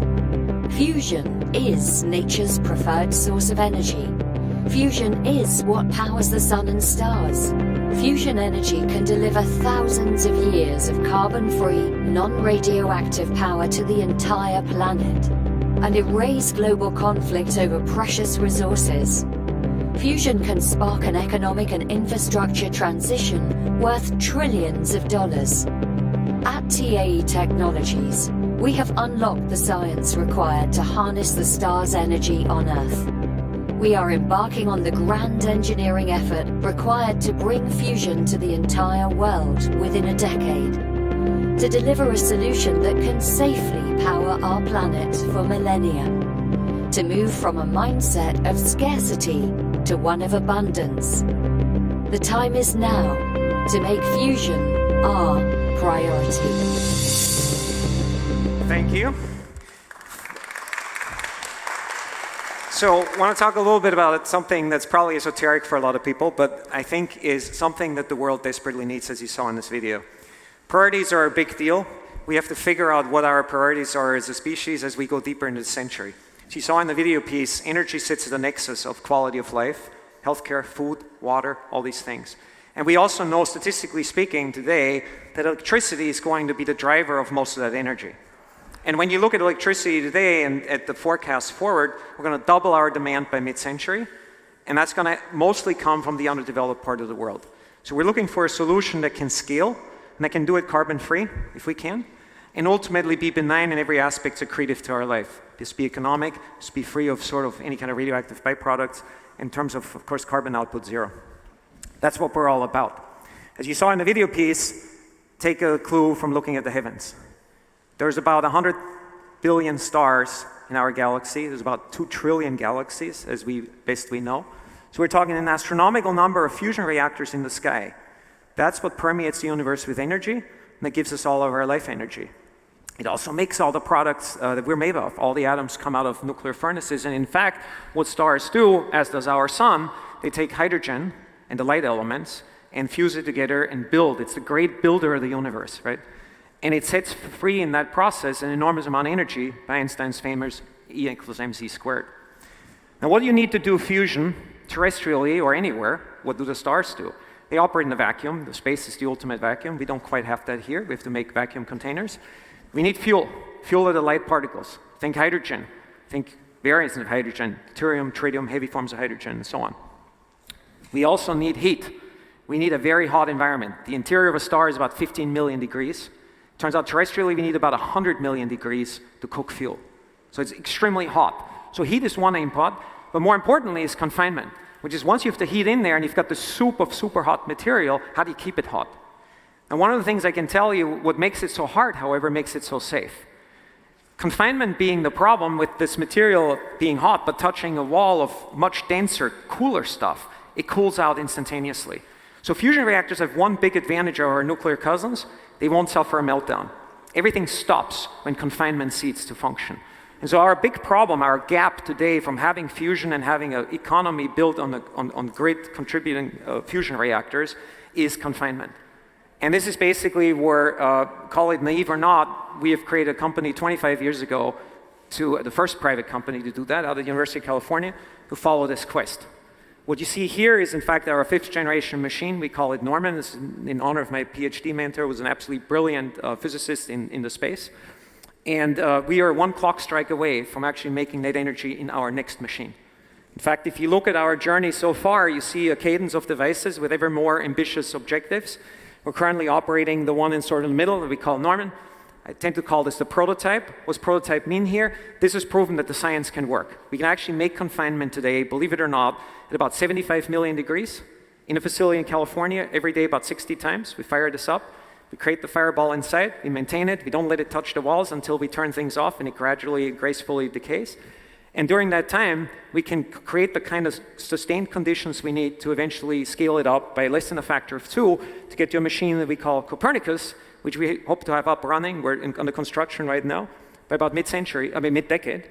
And that's going to go to show that we can get net energy. Net energy in the sense, not what happened at Livermore last Christmas, which most of you may have seen. This is a big weapons research facility, but also does fusion research in California under the auspices of the US DOE.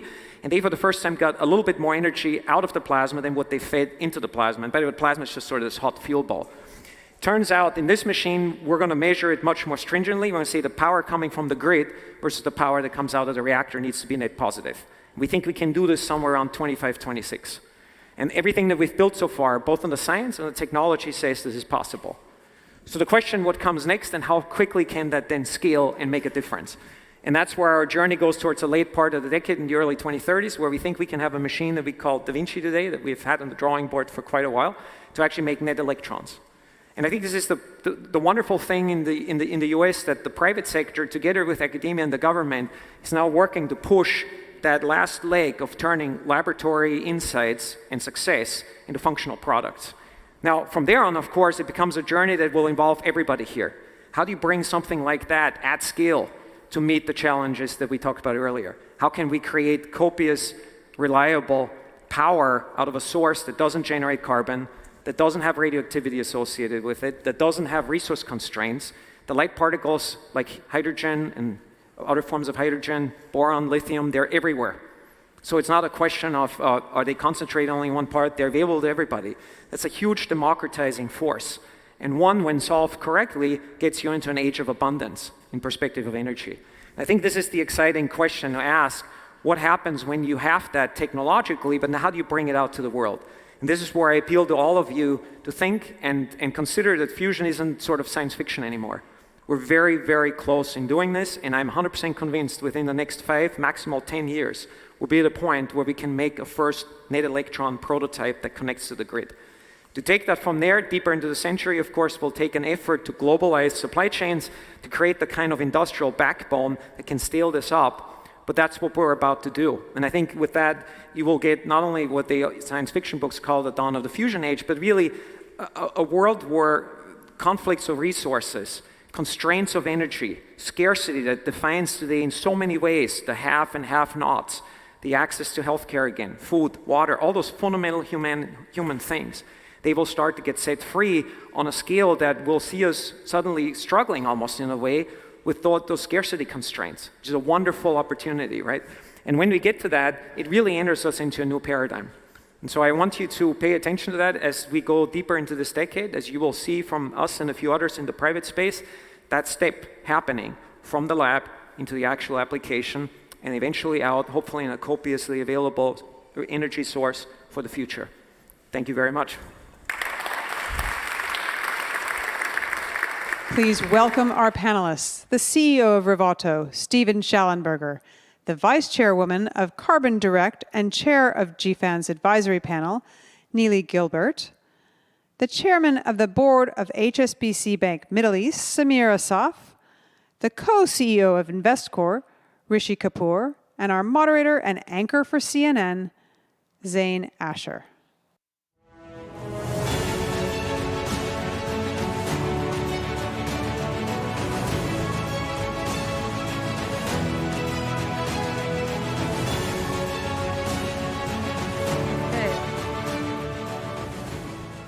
Thank you so much for being back with us again. So I think what's important to talk about here in terms of where we start is that it has been an absolutely frightening year when it comes to climate disasters around the world. You think about what happened in June of last year with those devastating floods in Pakistan that left 2,000 people dead and also a third of the country underwater. You think about what's happening right now in Somalia, which is on the brink of a famine as I speak, and they're saying that the death toll could be far worse than what we saw in 2011. And even more recently in Malawi, where the same cyclone, Cyclone Freddy, hit Malawi, not just once, but twice, and it was one of the most intense cyclones on record. We all know that the most vulnerable communities in this world have contributed the least in terms of greenhouse gas emissions, but they stand the most to lose in terms of climate change. We are not on track. We're not even anywhere close to being on track to reach the target of the Paris Agreement in terms of limiting global warming to 1.5 degrees Celsius. So we really need to accelerate the transition to green energy. We need to reduce greenhouse gas emissions, and we also need to prioritize much more resilient infrastructure in the global south. So Neely, let me start with you. When it comes to climate solutions, what are the low and zero carbon technologies that you think will really drive opportunities for investors? Thank you for having me. It's great to be here. When you think about climate solutions as one of the major asset classes in financing the transition, we're basically talking about investments that drive the transition. So you have things that are already part of a green economy, like solar and wind. Climate solutions are the innovative technologies that help to solve the problem directly. And so for investors, we really want to understand what are the technologies that are ready for us in this field right now. At Carbon Direct Capital, we are investing in climate solutions specifically to manage carbon. And we're really excited about 5 key pillars where we're making growth equity investments today. So first of all, capturing carbon. When you think about industrial processes, you can capture carbon at the point of production and store it. Removing carbon from the atmosphere after it's been emitted is a huge piece of the pie that we have ahead of us. And then since we're going to be capturing and removing so much carbon, carbon utilization. I like to call it the circular economy of carbon, where we can use CO2 to displace other assets that have traditionally been produced using petrochemicals. And then, at the end of the day, in order to manage carbon, we need to scale up solutions like green hydrogen and sustainable aviation fuel. And we're investing in technologies all across those pillars. So Steve, you know a thing or two about what Nelly just said. So what is at stake, do you think, based on all the work that you do with Revoda? What is at stake if we don't resort to using and prioritizing carbon-reducing technologies first? That should be, according to you, a main priority. Thank you. I think that we are right now, as a collective, at a very serious inflection point where we have to make the right decisions, right? We are going to make decisions, but they need to be the right decisions. And we, as a group of people, are stewards over this earth. And we have that responsibility on us to manage it appropriately. If we make the right decision, then we create a clean and prosperous future for our posterity. And if we make poor decisions, then we are going to put financial burdens, and we're going to hand over an earth that's not suitable for them. And so I think what we need at this transition right now is absolute clarity in thinking.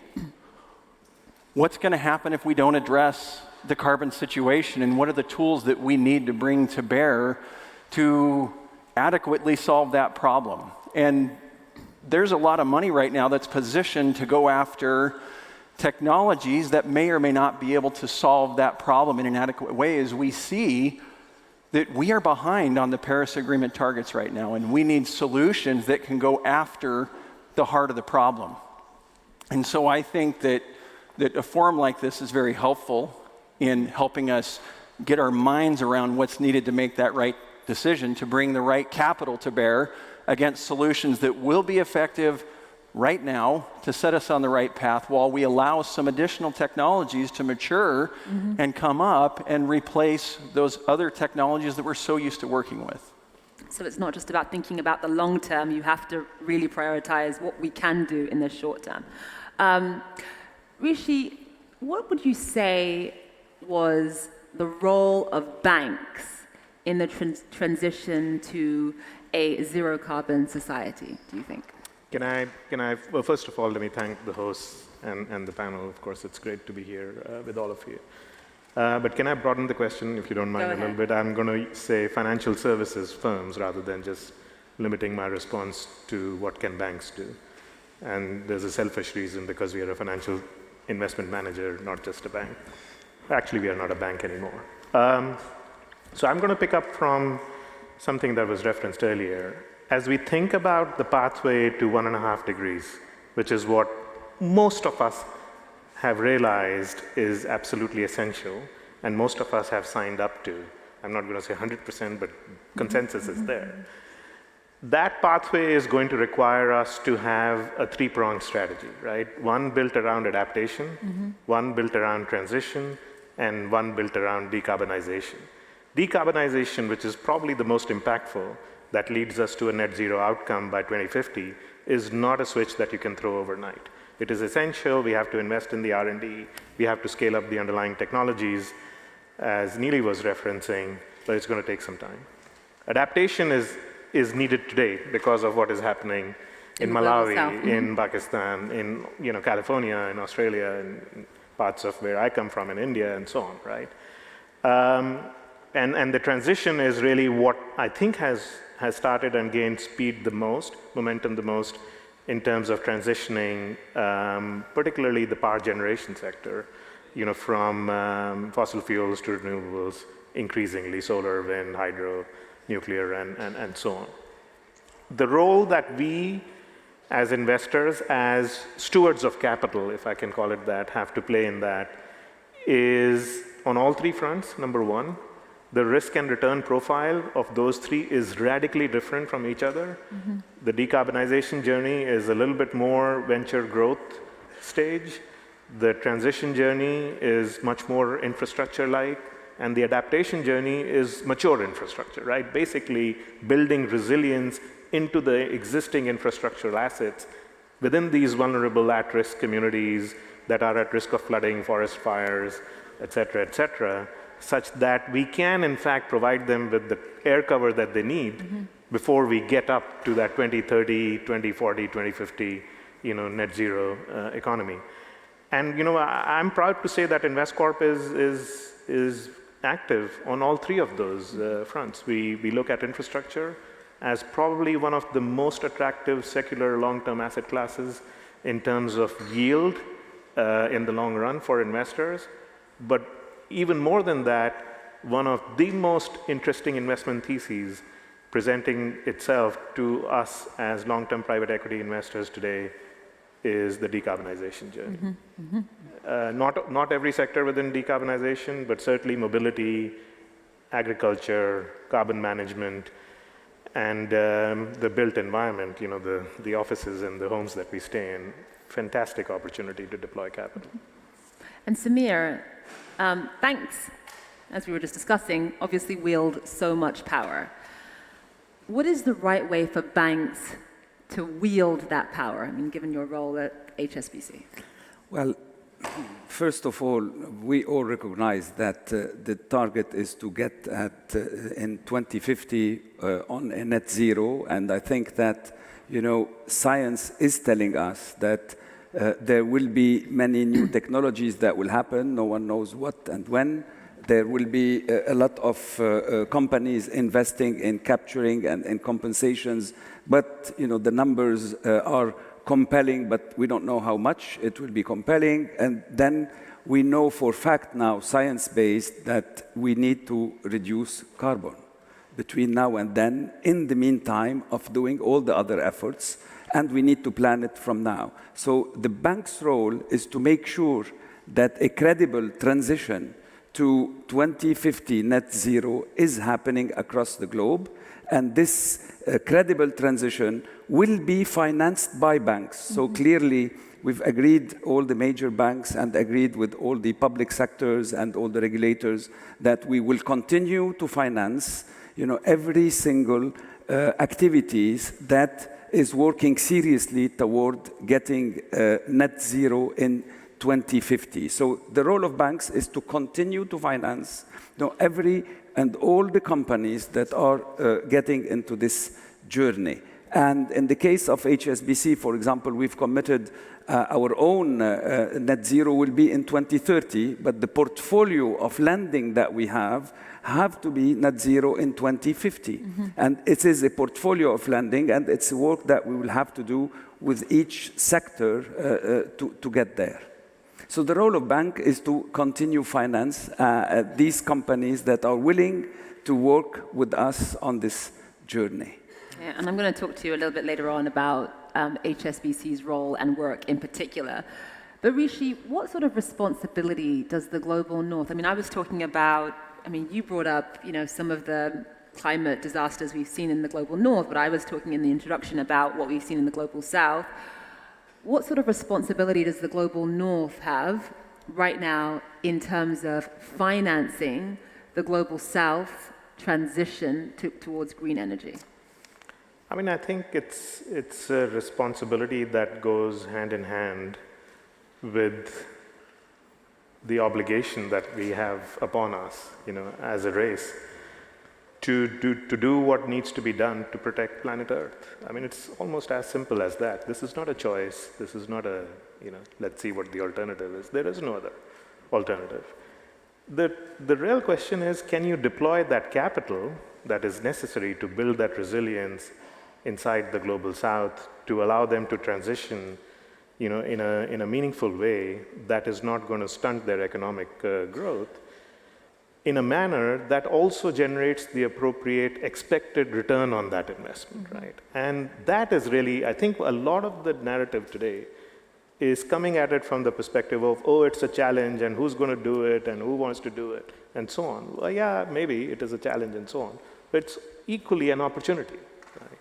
And the opportunity part of it is really what gets us fairly excited, because there are, on all three dimensions, whether it's adaptation, transition, or decarbonization, each of those three offer a very attractive opportunity for investment of capital with attractive risk-adjusted returns, right? And I outlined some of the areas earlier, but we are certainly more than happy to put our money where our mouth is. Now, we know that the decarbonization part in particular, where there is going to be the necessity for deployment of new technologies and then scaling up those new technologies. So it's the R&D, the proof of concept, and the commercial scaling up. That is likely to happen in the north, right? Because that's where the current competence sits. But the deployment of those technologies at scale is going to happen in the global south. And that's where the opportunity is, right? So there is a way to navigate or thread this needle, which is not looking at it from the point of view of a challenge, but from the vantage point of it being a very interesting opportunity for generating long-term attractive returns. And yeah, we are fully behind that. Nili, there have been so many promises that haven't been kept when it comes to green energy transition. And so as we think about how we finance the transition, we also have to think about how we do it in a way that ensures accountability, transparency, and in a way that is measurable as well. Yes. You know, when it comes to financing the transition, one point that has been made that I think is really important to appreciate is that the finance sector's transition is the real economy's transition. Every single other sector, every single company, our clients, our value chain, our work is to support their transition. And so when you think about measurement, pathways, and accountability, the work now becomes deeper, where we look at how finance supports individual sector transitions, and then also looking at the fact that different countries' transitions will be different, different regions' transitions will be different, and how do we support that in a more nuanced way. At Carbon Direct, I mentioned we have Carbon Direct Capital. We also have Carbon Direct Inc., which is our client-facing advisory business, where we work with clients a lot on measurement, building into action and accountability. And we really see that there are 5 key steps that every institution, financial and otherwise, need to take in how they manage this. The first one is education and understanding. In order for institutions to move forward, they need to feel comfortable with their pathways. Leaders want to commit to something they understand. Then they need to provide education to their stakeholders on what they need to do. The second is footprinting. It's really taking a look at what the data is today and building a pathway to where it needs to go. The third thing is reporting, so that you have transparency inside of your institution and to the global economy about your role in the transition. And then last, actions. Strategies then to manage reductions against that starting point, and then to remove the rest. Steve, let me bring you back in. I think we have time for one more question. You know, obviously you're heavily focused with your company on carbon removal technology. We know that hydrocarbons still account for 80%, pretty much 80% of the world's energy needs right now. And there are those who say, look, we know that the transition to green energy, green technology is obviously going to take a lot of time, but we should not be perpetuating the use of hydrocarbons in the meantime. What do you say to those people? I love that question, because we need to bifurcate an issue here. Hydrocarbons and fossil fuels are not bad. The CO2 and the pollution out of those fuels are bad. There are solutions that target and fix those problems. Our technology removes the CO2 not after the process, during the process of combustion. Meaning that if we put our technology in to gasoline, diesel, coal, or other technologies, that you're not going to have CO2 as an output. In place of CO2, you have oxygen. That means that we can take the bad side of the fossil fuels away, and we can enjoy the immense benefits of that dense energy resource. There's a reason why we use, as 80% of our energy requirements, hydrocarbon fuels. It's energy dense. There's logistics footprint to get it to the entire world, including the most vulnerable populations. And we need that resource right now. Samir alluded to that fact that may take time, and we need solutions right now that'll put a massive dent into carbon emissions. This technology, and I know there's other technologies out there, but I'm very familiar with what we do. Of course.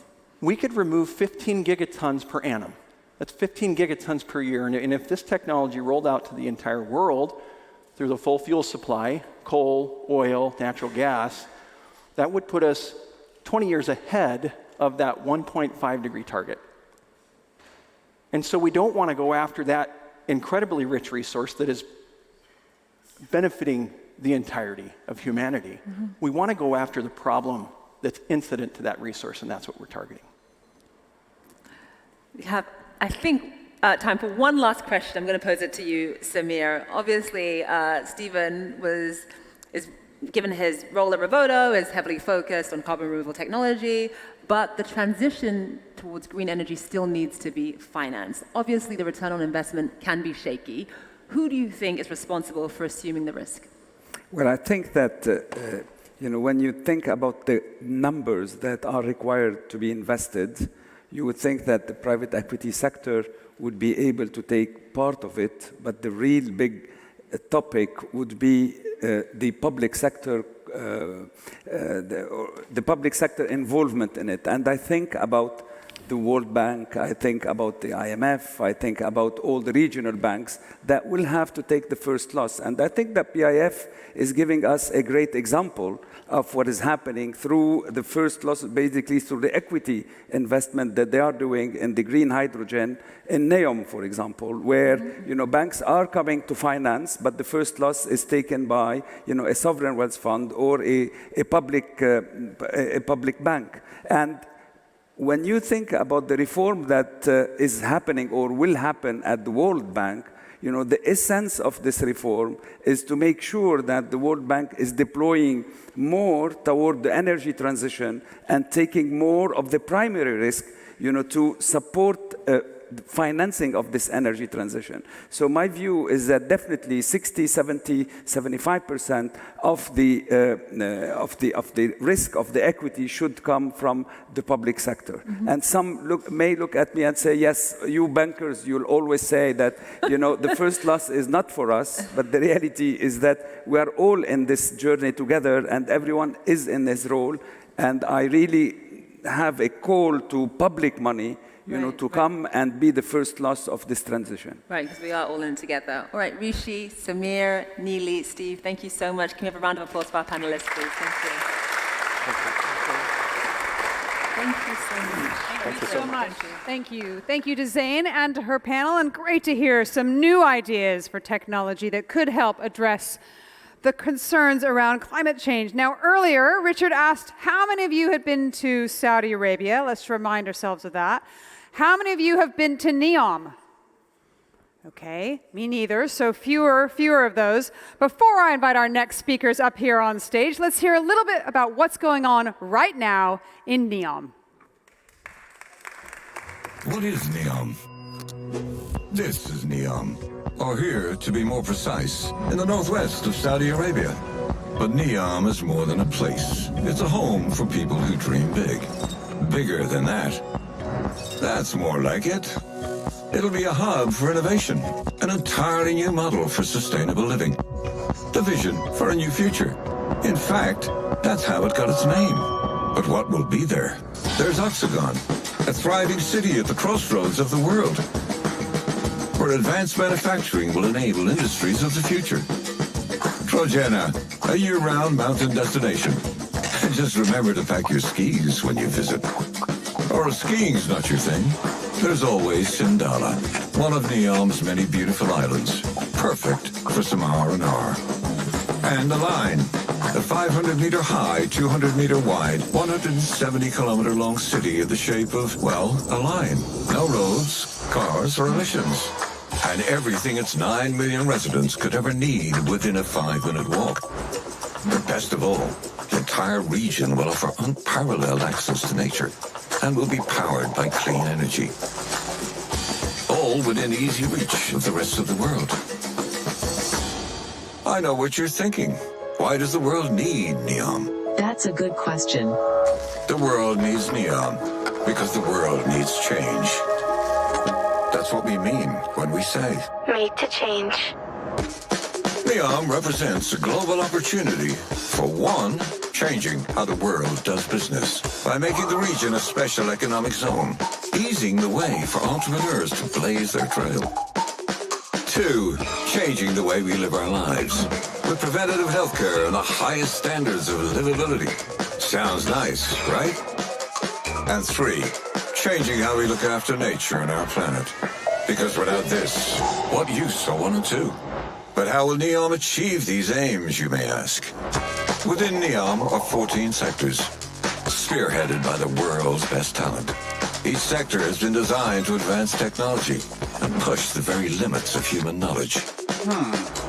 Imagine NEOM as a prototype for a better future. A future for all. One being built to last. Sound good? Great. So when the world asks, what is NEOM? you'll know to answer that NEOM's a place that'll change the way we live on this planet. Simple, really.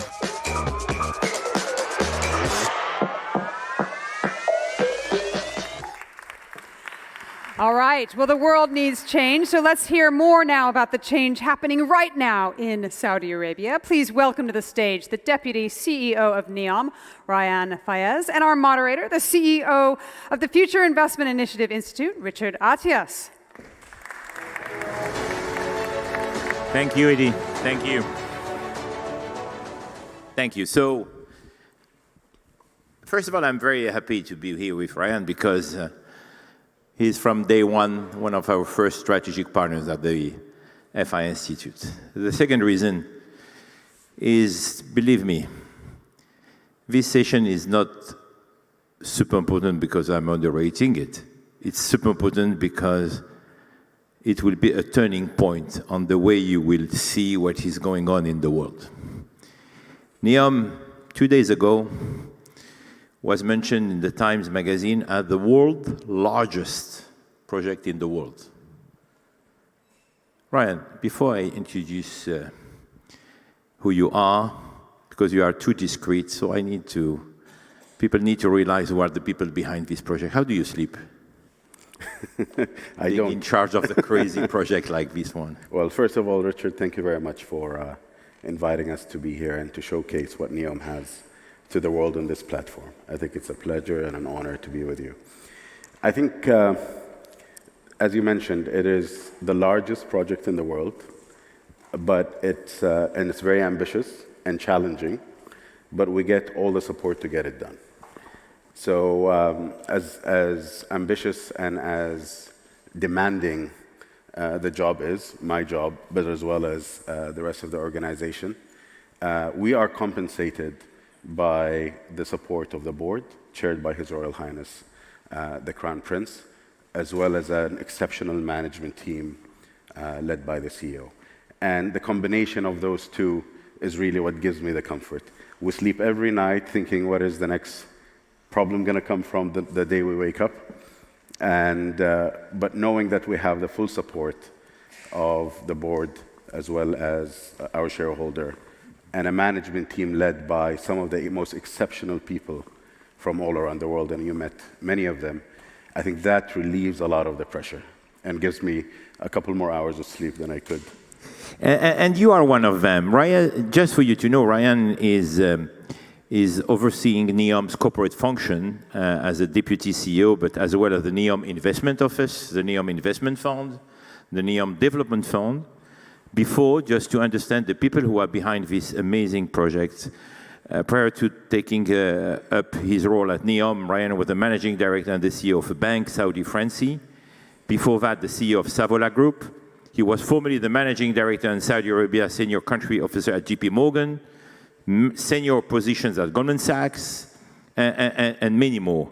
And last but not least, Ryan is also a member of numerous boards across Saudi Arabia, including Al Aula, Development Company, King Salman Park Foundation, Sport Boulevard, and last but not least, you are a member of the World Economic Forum Young Global Leaders, if I'm not mistaken. Correct. And he is graduate of the MIT with a Bachelor of Science in Mechanical Engineering. So behind this project, this is why I was mentioning, sorry, to highlight your curriculum. I know you don't like that, but you have amazing people behind NEOM. So in few words, what is NEOM? So you've seen the video, and I'll try to demystify NEOM as much as I can. Many of you have heard about it, but maybe don't know what it is from the outside. And as the video has highlighted, it's a region in the northwest of Saudi Arabia. It's the size of Massachusetts, just to give you some context, or Belgium for those who come from Europe. And it is there to really diversify, at least locally, from a Saudi Arabia perspective. It's the biggest Vision 2030 project, and it's there to diversify the kingdom's economy away from what has historically been heavily reliant on oil and gas and hydrocarbon industries. At a global level, it is there to really address global challenges, and challenges around urban sprawl, around environmental challenges, climate change, and it is a living lab to really address many of these challenges. And to be honest, many people, including people that I meet every day, actually question and challenge me personally and challenge the management team. Is it really possible that Saudi Arabia and a project within Saudi Arabia can solve global challenges? Is it really possible that Saudi Arabia can be the beacon of change when it comes to challenges that go beyond the Saudi borders? The reality is, since His Royal Highness, the Crown Prince, became the Crown Prince, he's been challenging all of us, all Saudis, to think global, and has taken away all of the mental and psychological limits to any of us to think that only our ambition is only limited to the kingdom or to the region. Our ambition now is a global ambition. And NEOM is a very good validation of that. And it's already happening. You've heard His Excellency Yasser Mayan talk about it earlier. We're building the biggest green hydrogen project in the world. And it is multiple times bigger than the second largest one. This is an industry that, and this is only phase 1. Phase 2 and phase 3 are coming in NEOM, and we're going to be the epicenter of green hydrogen globally. We're also changing desalination. Desalination historically has been linked to environmentally unfriendly industry. Today, we're rethinking how desalination works. We're powering desalination plants using green energy, producing zero liquid discharge, and reprocessing the brine into commercial and industrial use. So when you rethink the way water desalination works, we're actually changing the industry globally, not only in Saudi Arabia. And these are very concrete examples of why NEOM is there and how NEOM today is actually changing some of the key industries globally. But what are the other challenges that our humanity is facing that you are addressing in NEOM? Because you spoke about climate change, you spoke about new energy, but it's much more than that. Knowing quite well NEOM, my wife was, the first time I remember a few years ago when we were presenting NEOM, my wife said, "Oh my God, this is planet B." Yeah. So, and you were right, by the way, we are really building a planet B. Yeah. So what are the other challenges that you are addressing? Yeah. So first of all, as I mentioned earlier, we're trying to redefine how businesses coexist with nature. So everything that we're doing today in NEOM has nature environment at the core of what we're doing, and I can talk about some of the principles later. Secondly, we're addressing livability challenges. And you've seen some designs of the line, and obviously the next few minutes cannot give it justice. Really what we're doing is redesigning how people could live better in the future, with less infrastructure, with less footprint to occupy, with better proximity, no cars, no CO2 emissions. All of that coming together is creating an ecosystem where we are solving challenges that exist all around the world, but people have not had the chance of have a blank canvas in the way we do, and the vision in the way our chairman does, to recreate it and experiment with it at scale like we are in NEOM. As of today, at which very practical, like thinking as an engineer, at which practical stage are you? And for our friends who are here, if they want to be part of this dream, which is a reality now, where can they jump? On which stage can they jump? On which phase? On which sub-project of NEOM, which is a massive project, could they join you? You know, I always say I was fortunate enough to have joined NEOM at the time that I have, which is almost a year ago. NEOM has really passed the design phase and is very heavy into execution. So today we have 2,600 employees coming from more than 80 nationalities, with actually a significant part. Many Americans. Yeah, our third largest nationality is US nationalities, living in NEOM and delivering the execution and the vision. So we're no longer talking about CGI renders or PowerPoints or strategies. We are talking about execution today. So on the infrastructure side, all of the projects you saw in the video are projects that are currently being executed. We have more than 50,000 construction workers on the ground executing on every single one of these projects. Many of them are actually project managed by US engineering construction companies. The Bechtels, the AECOMs of the world are some of our biggest partners. And NEOM alone has generated more than 3,000 jobs for the engineering and construction industry out of the US. On the investment side, we are investing in the green hydrogen project with Air Products, a large US company, along with Aquapower. We have signed agreements with Marriott, Sindala Island, which will be the first island to open in NEOM. When I'm extending an open invitation to everyone here and everyone listening to come when Sindala opens early 2024, to stay in one of the Marriott hotels, which obviously is a US company. And we're building a large-scale green data center in Oxagon, and our anchor tenant is Oracle, so in partnership with Oracle. All of this is actually happening as we speak. The data center will be open in the next couple of months. The green hydrogen project construction has already started. We already spent more than $7 billion in CapEx in 2022. And over the last 3 years, we extended $3 billion plus in contracts to US-based companies. So you can see the economic impact of it extending not only the kingdom, but to the rest of the world through the capital that we're spending. And how will you attract sustainable capital investment precisely? What is your value proposition? Yeah, when we look at NEOM, it is a unique opportunity to create long-term sustainable capital while at the same time creating an impact to the rest of the world. So it's a balanced approach between economic development and economic returns, but at the same time creating impact that goes beyond NEOM. When we think of the value proposition, if I were to summarize it, I would say, one, we as a special economic zone, we're creating regulation and a regulatory design with zero legacy that is fit for purpose and fit for the future. This is a huge benefit that we have when we start with no legacy. Secondly, which we don't talk about as much, is the location. And some of you here are real estate developers, so location is, you understand how important location is. Location. It is at the crossroads of 3 continents, very close to major population areas, 6 hours away from 40% of the globe, and actually benefits from beautiful weather compared to the rest of the Gulf. Wind, the sun. Wind and the sun is the third point, which is sustainability and the environment at the center, and actually a driving factor in everything that we do. 100% renewable energy region at this scale, never been done before. And we can only do it given the natural resources that we have there, which is not oil, is strong solar radiation and strong wind at night. So it's a perfect balance between solar energy powered in the daytime and wind in the evening that will deliver on this ambition of 100% renewable energy.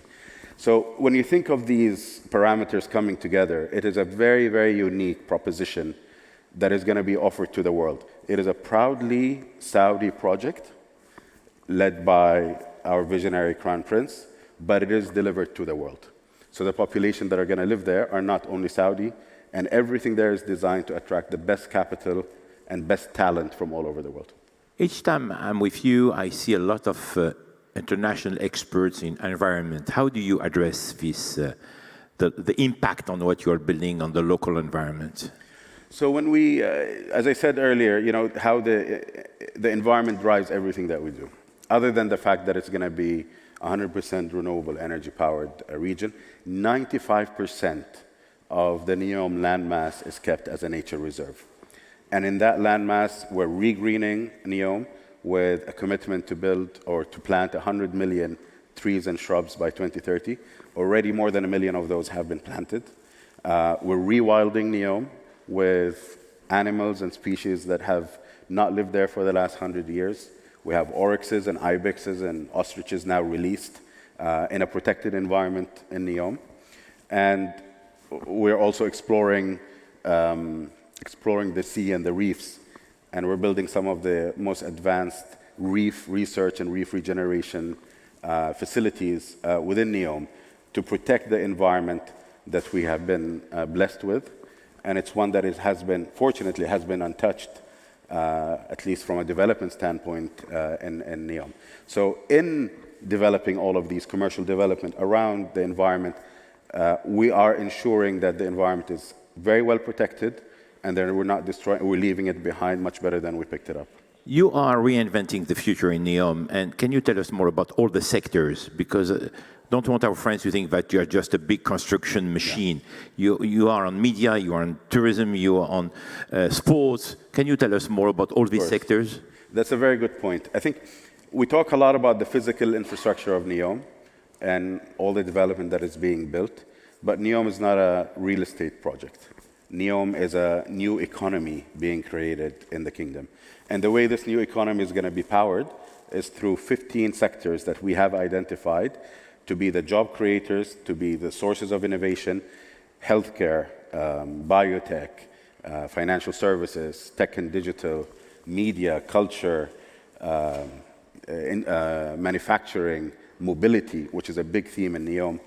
All of these sectors are sectors that are led by some of the global best experts to drive the next generation of innovation in these sectors. And those are the sectors that are going to attract the best talent from around the world to come and work and live in NEOM, because it is an opportunity to create something that has never been done before. In Miami, as you know, sport and media are very important. You are hosting Winter Olympics. Yes. And you are already having a very active media sector. Can you tell us more about it? Yeah, actually, sports and media are the two sectors that have been very heavily activated even before NEOM reaches its end state. So on the media front, for instance, we've produced more than 25 productions over the last 18 months, including a big Hollywood movie called Desert Warrior, starred by Anthony Mackie. We offer excellent subsidies and rebates for the production houses to come and produce in NEOM, and it's been working. It is creating a lot of traffic, a lot of buzz, and actually real production coming out of NEOM. On the sports front, we're blessed with beautiful nature and beautiful coast and a very nice sea and good winds. So we did the kite surfing global competition in NEOM a few months ago, as well as the beach games. So we work with what we have today to deliver an activation that doesn't have to wait till the end state is over. And that's been working very, very well in those two sectors, the sports and the media sector. One last question, Ryan. Now, do you know why you took the job or not? You know, NEOM is difficult. A year ago, you didn't have the choice. Yeah, NEOM is very difficult to understand from the outside in, okay? So when I got in and I was told, it's a complicated beast, first couple of months, I was like, actually, it's easy. I get this. But then the third month, I found that I was only scratching the surface, and I didn't understand the depth of everything that is happening there. It's not until the third, let's say, call it 2-month period, so by my 5th and 6th month, is really when I started grasping NEOM. And I don't mean this, and many people say this about many jobs, but this in this case it's quite unique. And I don't mean this in a cliche way, because it may come across as such. It is really one of those once-in-a-lifetime opportunities to be in the middle of physical building something that is going to be left for generations to come. I see this every day with my kids. NEOM actually has a significant appeal to the younger generation. Many of them really associate and relate to the idea that NEOM is there to deliver. And my kid can't wait to be there, can't stop talking about it, and can't be more proud that their dad is associated with a project of this nature. Ladies and gentlemen, Ryan Fayez on behalf of NEOM.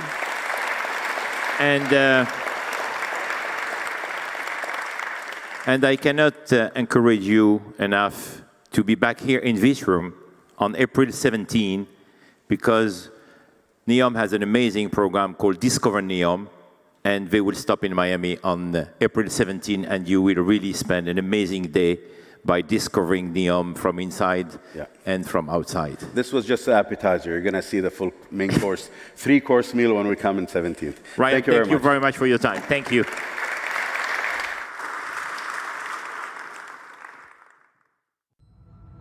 Cost of living is the #1 global priority, and the greatest concern within cost of living is food security. For every demographic around the world, more than half of the global population can no longer afford a healthy diet. From COVID-19 to the conflict in Europe, supply chain disruptions over the past 3 years have added to the structural stress of a global food system that was already battling climate change. These dire circumstances have given rise to a growing class of innovators with a dual mission: feed people and protect the planet.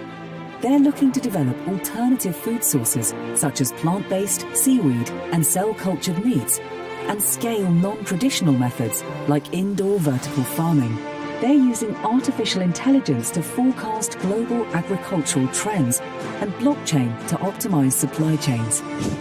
Will the coming generation of technology be enough to combat food inflation and secure the micronutrients needed to live vibrant, healthy lives?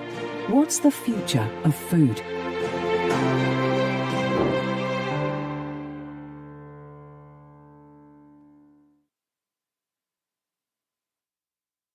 Please welcome our panelists, the co-founder and head of growth of Plant Squad, Enrique Mezzo, the co-founder and CEO of AeroFarms, David Rosenberg, the co-founder of Seafood Souk, Fahim Al-Qasimi, and our moderator, the co-founder and CEO of Propel X, Swati Chaturvedi.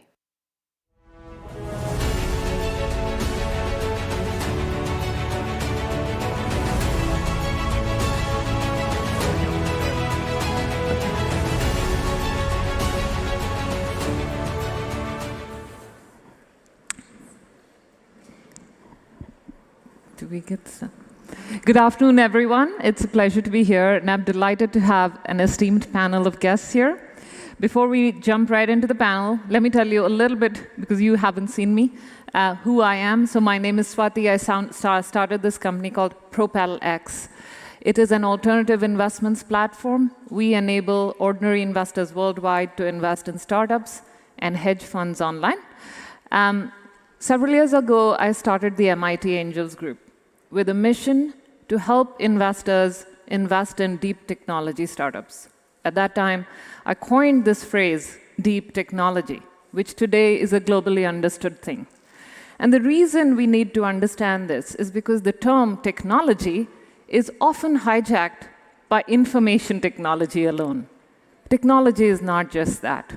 Technology spans sectors, whether it's manufacturing, it's transportation, it's aerospace, food and agriculture, life sciences.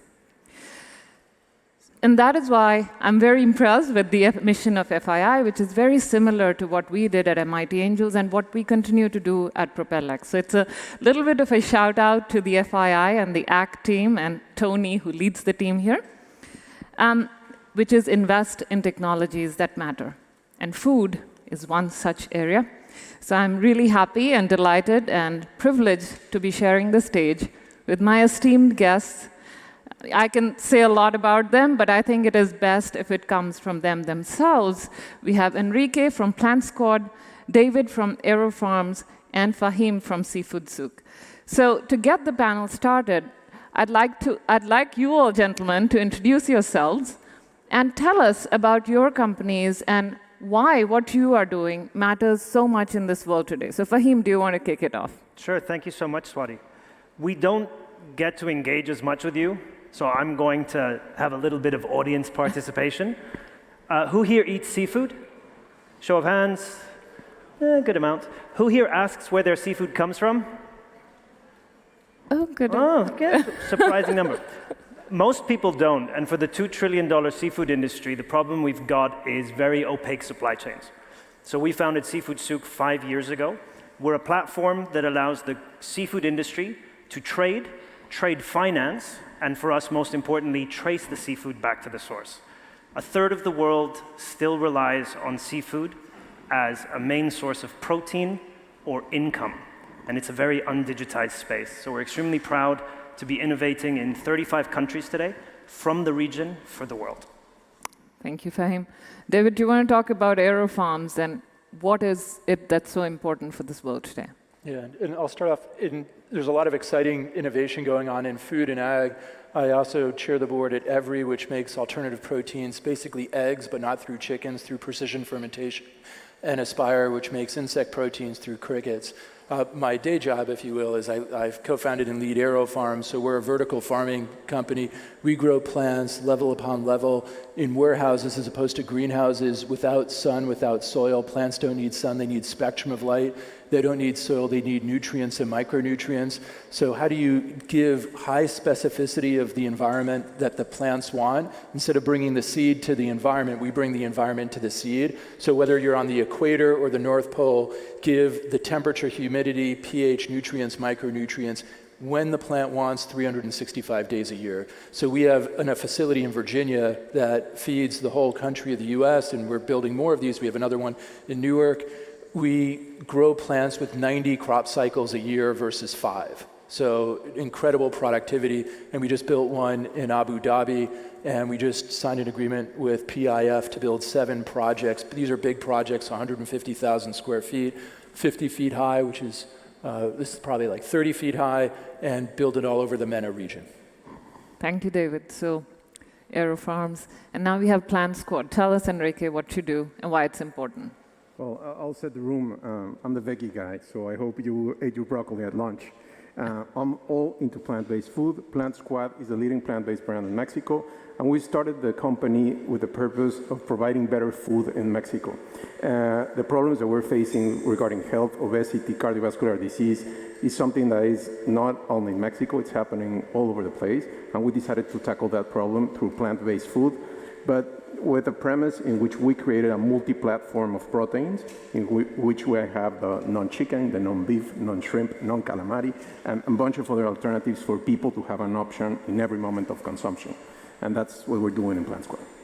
So ladies and gentlemen, we have people here who are making alternative meats, aero farming, so vertical farming, and then alternatives or better supplied seafood. So let me ask you this question.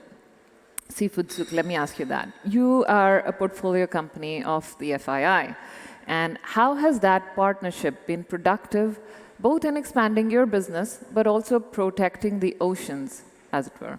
Yeah, I think I'll start by saying all of our solutions together is what we need when we're talking about some of the issues at priority, right? Specifically food security and the cost of food on your plate. Our vantage point is the oceans. Without our oceans, we don't exist. But we operate in a very niche industry. When Sean, my co-founder, and I came up with this idea of building a digital ecosystem for the seafood industry from the Middle East for the world, we needed to find the right partners. And the one thing the FII definitely is a partner. The oceans, reflecting on the FII's priority report, the ocean means jobs. The oceans means tourism. The ocean means the environment. The oceans mean food security. And FII were gracious enough to have us as a portfolio company. And their partnership and their support, because they're not just a think tank, they are a do tank, has allowed us to grow platform orders 250% last year. We grew revenue 84% last year. We operate from the Middle East for the world in 35 countries because of that partnership. So Tony, Khulud, if you're in the room, thank you for all the support. It does mean that we are able to have avenues like this for a call of action to have the ocean more invested in. Thank you, Fim. So, David, you've raised a lot of money, and you already operate quite broadly, and you have now built a facility in the Middle East, as I understand, right? Which you showed, which is very impressive. So tell us about that facility a little bit, tell the people also here. And how is the Middle East a strategic location for you? What are your plans for world domination going from here? Yeah. So what's exciting as an entrepreneur, we want to go with early adopters. And the spirit in parts of the Middle East, I would say Riyadh, places like Abu Dhabi, Dubai, is let's be bold, let's be first. So you just look at the architecture, which is spectacular, and you get a sense of that boldness and that spirit of entrepreneurship and being first.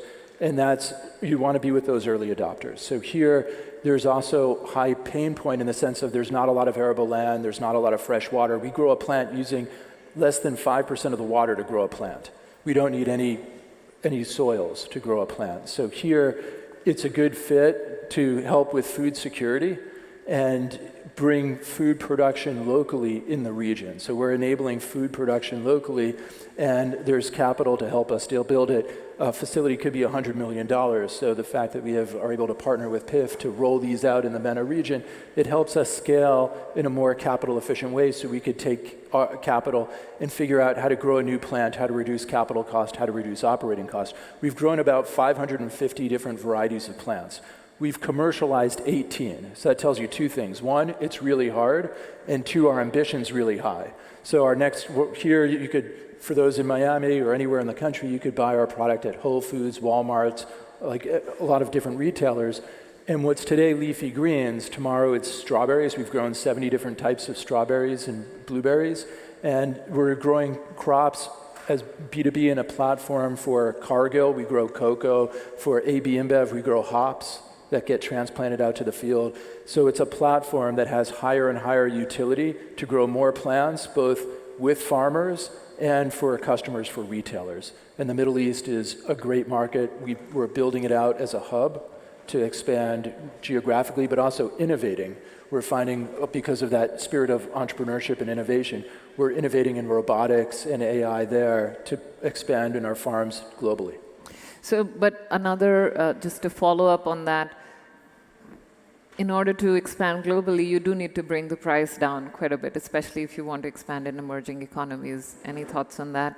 Yeah, so when people buy our product, and hopefully everyone's a customer, but when you look at AeroFarms, you're buying product that's priced the same as a field farmer in the category of organics. So in the US, it's about a 20% premium over non-organics, but it's priced at the same. So you go to the salad section, it's about $3.99 for a container of it. That's the same as the field farm. So we hit that price point to have mass adoption in the markets.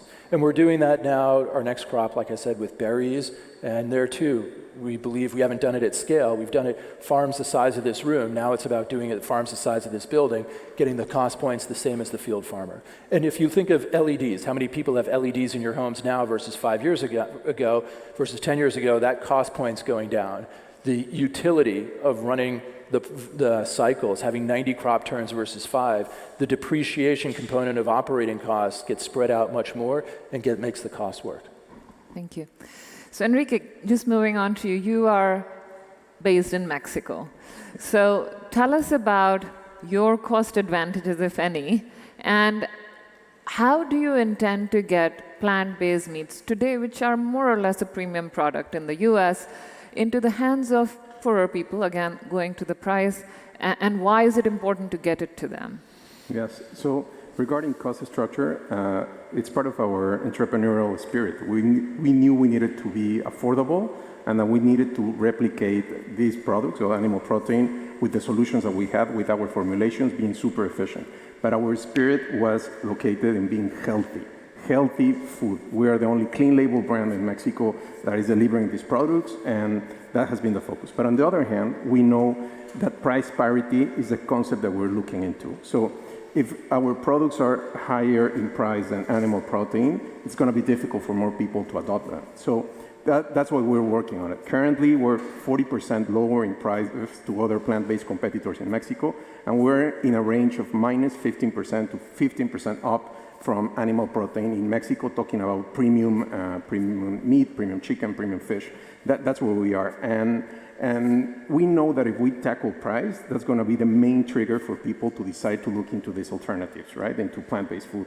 That's where we're being focused. And on the other hand, is building relations with important retailers in Mexico, as Walmart, as you have been doing it here. In Mexico, Walmart has a large footprint, and we're working with them to be in the lower income segment of the retailers. They have another name in Mexico. And fortunately, 2 weeks ago, we started introducing our products. And we were fighting the premise that low-income individuals were not interested in these products. And that's what everybody was telling us, that this is a niche, this is a fad, nobody wants these products. But when we deliver good products, nutritional products, at the correct price or even lower, consumption starts, right? That triggers a lot of people buying it. And that's what we're doing, trying to get those price rights. Well, the price is one thing, and what about the actual nutrition? Is the protein content similar to what you would get from animal meats? Absolutely, definitely. In some components could vary, but on average, the balance is correct. And that's the correct balance. You could have plant-based food, not only ours, but I'm talking about plant-based food, and you can get all your proteins, nutrients, and every component that you need to have a good life from plants. And if then you put it into plant-based food as the products that we currently have, you will get that right balance. Definitely, this is something that we're into. Yeah, got it. Well, thank you so much. Just moving on. So all of you are founders, CEOs. Let me start from Enrique, and we'll wrap up with you, Fahim. Sure. Tell me, what keeps you up at night? Well, several things, but the most important is understanding what's going to change the way in which people are going to consume our food, right? Plant-based food. There are a lot of myths about plant-based food, and we need to deliver products that are human design centered to learn how to nudge people to look into plant-based food. After the pandemic, our industry grew significantly. A lot of people are deciding to change. But what keeps us awake at night is how can we communicate better the benefits, the alternative of our products, but most of it, the impact of plant-based food. We have a lower carbon footprint, we use less water, we have a lower impact in land, and this is a way in which people can change things in our world by eating plant-based food. So it's a fast pace to make an impact. It's something that you can be empowered to do, and that's what we are talking in our offices, in our meetings all the day, how to communicate this better, to empower consumers, then see that this is an alternative for them to make a larger impact in our world. So how to increase adoption, in other words. Yes. Yeah, thank you. Absolutely. David, what keeps you up at night? Well, I'll build on that. What's exciting is, I think it's COVID. The world changed. People started asking not only what are they eating, but how is it grown or how is it produced? And that's exciting because it allows us, the innovator, to tell our story, to lean in. And if we want to be distinctive, so where we could have distinctive product, we realize that distinct could come from taste, texture, nutrients, color, shelf life. It could be from telling the story of using less resources to grow a plant or grow alternative meats. And that's exciting for the entrepreneur, the innovator, to bring people into that dialogue and hopefully vote with their wallets because their wallets are meaningful and people are making choices that reward the leaders, the good actors, and hopefully less of the people that pollute, that take up a lot of our valuable resources, things of that nature. So it's an exciting time to be an entrepreneur, to be an innovator. Thank you, David. So Fahim, just coming to you, I wanted to ask you one question before, and then I'm going to ask you again what keeps you up at night. Sure. But tell me, why is it important to trace where your fish are coming from? I know you are handling traceability. Sure. Why is that important? And then tell me what keeps you up at night. So traceability is extremely important in the seafood industry because if I want you to remember one thing from this panel, half of the seafood that you eat is farmed. Right? Like the gentlemen do, they farm, they make product. The other half we extract from the oceans, which is more like mining than it is like farming. I'll say it again. The only product we extract from the earth that is more like mining than farming is seafood.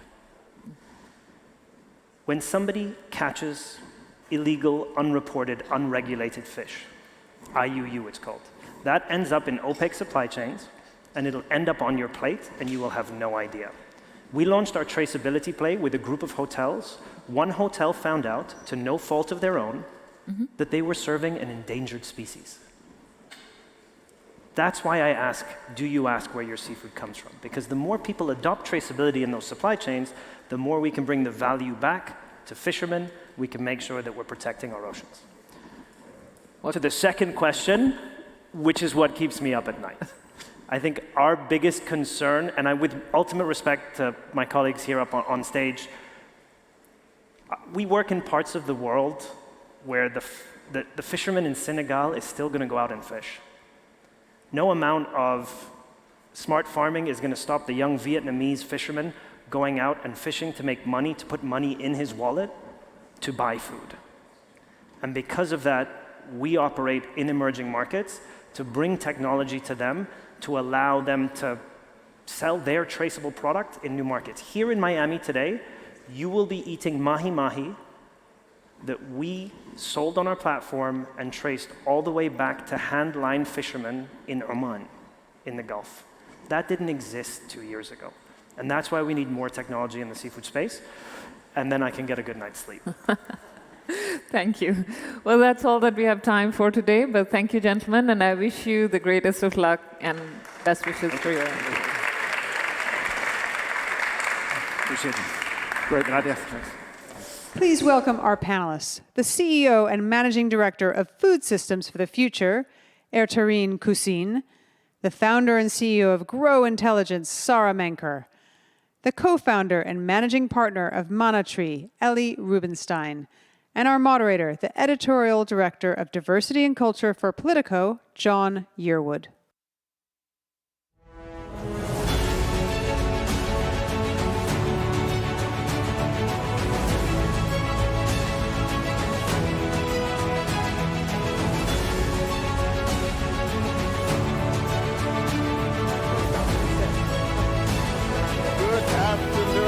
Good afternoon. We're about to have what should be a really stimulating conversation about food security in the age of uncertainty. We have three great panelists who are going to guide us through this conversation. And why don't I start with Sarah, and we'll talk about the whole picture of food insecurity. Let me ask you first, why don't you give us a state of play? How are things in terms of food security? We hear a lot from politicians and others. Is it lip service, or are we really seeing some work being done there? Well, we've been talking about food security since the 1970s, so there's that. But I think in terms of state of play, we're at very sort of truly unprecedented times for our global food systems. There's a few things at play simultaneously. In early 2020, before COVID started, China effectively became a structural importer of grain. China had never been an importer of major grains. Then COVID came in and disrupted our supply chains. We're still reeling from the effects of that and sort of what happened. Then you had a Russia-Ukraine war, which disrupted trade flows and agricultural sort of production. Meanwhile, you also had 3 years in a row of La Niña, which caused droughts in South America and the United States, both the largest exporters of food products around the world, at a time when we also have a currency crisis brewing in every other part of the world. So when you say, where are we in terms of state of play and sort of from a global food security standpoint, what comes to mind that is even in the US, if you look at the price of a basket of food over the last essentially 3 years, it's still up 66%. If you look at Sudan, it's up 2,000%. You look at Lebanon, it's up 3,000%. So, we're so far from sort of having fixed the systems. And to me, one of the sort of bigger worrisome plays we have right now is actually the confluence of the currency crisis, a debt crisis, and a food crisis, and what that actually ends up meaning for political stability around the world. Because many countries have issued an unprecedented amount of foreign currency denominated debt that they have to pay in US dollars, which is the same dollars they have to use to import their food, which has been devalued because of the debt. So you just have this virtuous cycle. So I think sort of looking out the next 12, 24 months, the biggest issue we have to solve from a food security standpoint is actually the debt question for a lot of countries. And I want to get to the debt question in a minute, but I want to go to Ertarine and ask you, you've been deeply involved in helping to solve this problem. It's been going on, as Sarah said, for decades now. I mean, what's going on? Why is it taking so long? Yeah, when Sarah paints the picture for us of the challenges that the global community is facing from our food system and the debt crisis, let's put that into people, numbers of people. There are 828 million people who are severely food insecure as we're sitting here now. What that means is that without assistance, they will go hungry. We know that there are some places in the world today that there should have been a famine declared because babies are dying in Northeast Africa, in Somalia, for example. But we talk about that 828 million, but there are 2.3 billion people who are also acutely food insecure, which means they don't know where their next meal is going to come from. 2.3 billion people in that category. 150 million children who are chronically malnourished as we speak here today. That means that they're stunted. When you are stunted, the effect on your brain is irreparable. The effect on your height, on your growth, on your physical growth is irreparable. At the same time, half the people on the globe today cannot afford a diverse, nutritious diet. And we know that climate, conflict, and economic instability are the three primary drivers of food insecurity and chronic malnutrition across the globe. And the challenge is that what we're seeing is the paucity of investment that is necessary, not in humanitarian response. Because let me tell you, last year, there were many of us who were raising the roof about the confluence of the challenges of economy, food insecurity, and at that time, fuel prices as well, that we were afraid we were entering a perfect storm that would result in massive famines. The world stepped up. WFP has never raised more money. They raised $14 billion last year, fed 150 million people for the first time. So humanitarian, thank you, world. We are doing the things that are necessary to ensure that we avoid the crisis. But what we're not doing, we're not investing in the resilience that is necessary, in the adaptation of agriculture that is required to support a sustainable transformation of our food system that will create a food system that supports our environment, human health, and the economic return that is required for all of the actors across the food system, from the farmer to the investor. That's not happening in too many places around the world today.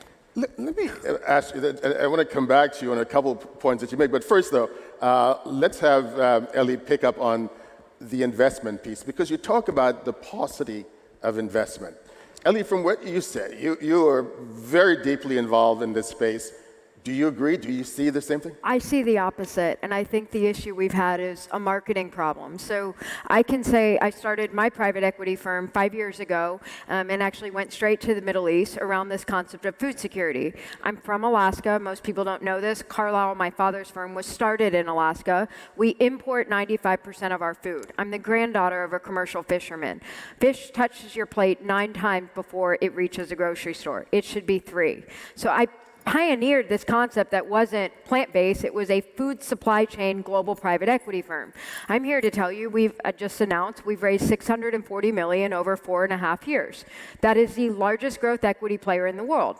But you look at people like I see my friend Peter in the audience, the reason that it's moving ahead is because of these buyout syndicates of people helping reduce the CapEx dollars on infrastructure, people helping reduce the 4x times of energy costs in order to produce food. So when you look at what food supply chain and food security mean, it doesn't mean anymore foreign direct investment. What it means is profitable business models that are your standard private equity firm that have revenue, that more importantly, the top line growth is growing. Why? Well, even as inflation goes through the roof, we are taking dollars away from the healthcare segment. That is very important to point out.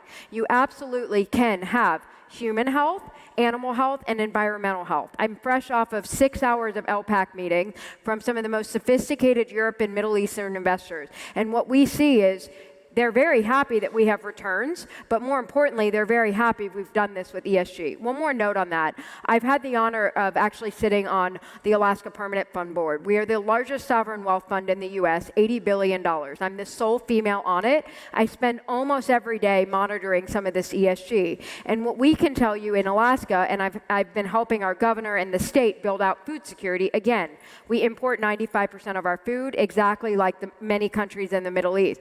But climate change has given us an unprecedented occurrence to be able to have land that's virgin soil, and more importantly, have energy, things like a gas line where you have the lowest carbon footprint and you can actually produce energy that's carbon friendly, access markets that may have geopolitical instability due to shipping routes opening. You can go to Europe, you're 9 hours away. You can go to Asia, you're 9 hours away.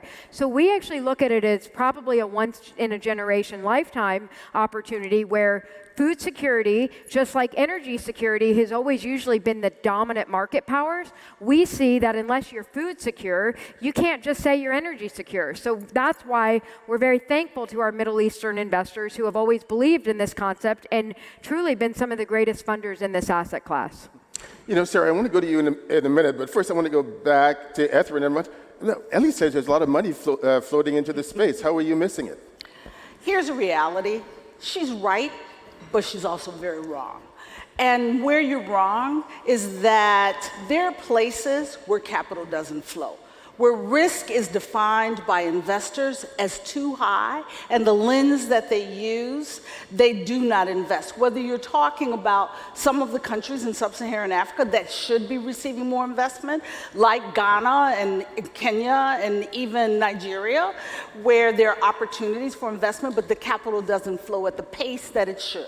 What we see with too many investors is they see the continent as one country. When you talk about Africa, they will say, well, you know, Africa's too risky. I said, you know, there are 54 countries in Africa, and they all have very different risk ratios that require more work. I wish you were right. I know here in the United States, let's not go to Africa. Let's talk about here in the United States. Let's talk about our urban communities in the United States where we have redlining for investment, that entrepreneurs are now receiving capital to start business. Nobody starts more businesses in the United States than Black women. Those businesses don't scale because of lack of access to capital. So the challenge is that the risk lens that we use has limited the flowing of capital to certain geographies and certain entrepreneurs, particularly in the asset classes of food and agriculture. Because this has been a challenging asset class because it does not have the pace and level of returns that fintech and energy and transportation and some of the others do. But it is quite critical. You are absolutely right. We must change the investment paradigm in the food and agriculture space in order to increase the access to that capital, but more importantly, to transform the food system in a manner that will address the challenges of us having the capacity to feed ourselves, because we need to increase agricultural production by some 60% in order to feed the population that is projected for 2050. It's not happening today. We are off track. Well, Sarah, I'd love to respond. I mean, I always tell people I live in a state where we're 3 times the size of Texas, but 80% of the population is not on the road system. So I've had many friends that have built their careers. I know one of Sarah's investors in Africa working on carbon management bills or looking at food systems. And then they come to Alaska and they're like, there's actually more infrastructure in Africa. But here nor there, what I think is more important, I actually was happy to see 3 women on this panel, because what we know is that consumer expenditures today that are driving the food chains are actually coming from women. The women are the ones that are still purchasing food in their homes for their families. And also, I love that you just said that food is an asset class. I've spent 13 years in this, and it only took until the institutional capital came on that people actually recognize that food is an asset class. And that's part of why I think we all have to work together and bring in the energy capital and the infrastructure capital. It's coming. You know, when we started in being Alaskan, we always were branded an emerging market as an emerging manager in an emerging marketplace. And those are the titles that I think are starting to go away the more that you can prove to somebody this is fundable. And your point about debt, you know, you're watching in the debt markets, there's so much now private debt available if you can help de-risk it. And so I always tell people, bring in the syndicates, do what you're really good at, make production one area. You know, one example I would give you is we actually are the largest exporter of beef out of Uruguay. And I remember many U.S. investors weren't happy about that when a North American fund manager was so focused on beef in Uruguay. We have 4 times the amount of production, and also we were able to eliminate one part of the supply chain, which turns out during Ukraine became one of the most volatile one, which is fertilizer. And so you're watching new categories of food disruptive. So you look at things like regenerative agriculture, where it is literally the animals feeding on grass, rotational grazing. It may help with some of the wildfires of climate, and you increase 4 times the amount of production. So I think it's part of it is a mentality of we have to get out of the fact that you think that you can go to the grocery store and get anything made hyper-local year-round. You still need a global supply chain. There's just a true mismatch of where food is produced and where it's needed. Ellie, I want to get, Sarah, I'll get to you, I promise, in a second. But I also want to tell everyone that we'll take a question, maybe 2 from the audience, depending on how much time we have. But Sarah, I wanted to get to you quickly to talk for a minute, because you're between where these 2 women sit, literally and figuratively, in terms of what you're, you're seeing the investment, or are you not? What we're talking, maybe a marketing issue. How can we try to get more attention to the investments? I think that the inherent cost of capital, why I started my business, which is a data business. It's a data business on our food systems and the effects that climate and climate change has on physical assets around the world, from farmland to buildings to power plants. Why did I start it? I started it because I was an oil and gas trader. And while I was an oil and gas trader, I witnessed firsthand how better data and better information reduced the cost of capital that made tons of capital accessible to energy producers. What happened was we went from a world where coal is what we mostly use to generate power in the US to making natural gas more affordable and cheaper than coal, because shale gas and shale oil got funded. That got funded because oil producers or gas producers that couldn't sell you oil or gas 1 or 2 years forward could sell that to me 20 years forward, use that capital to go drill and sort of discover it. That drove down that cost. Then solar came into the picture. But essentially, the inherent cost of capital and energy literally went down significantly. That funded a ton of innovation. Now, if we look at where we are with global agriculture and global food markets today, first of all, we have tens of thousands of different products, of which you can trade maybe 8 liquidly on an exchange. Most other things are bought day to day, week to week. Even Walmart is buying most of its fresh produce week to week. It isn't thinking about what it needs 1, 2, 3, 4 years in advance. We don't have systems to do that.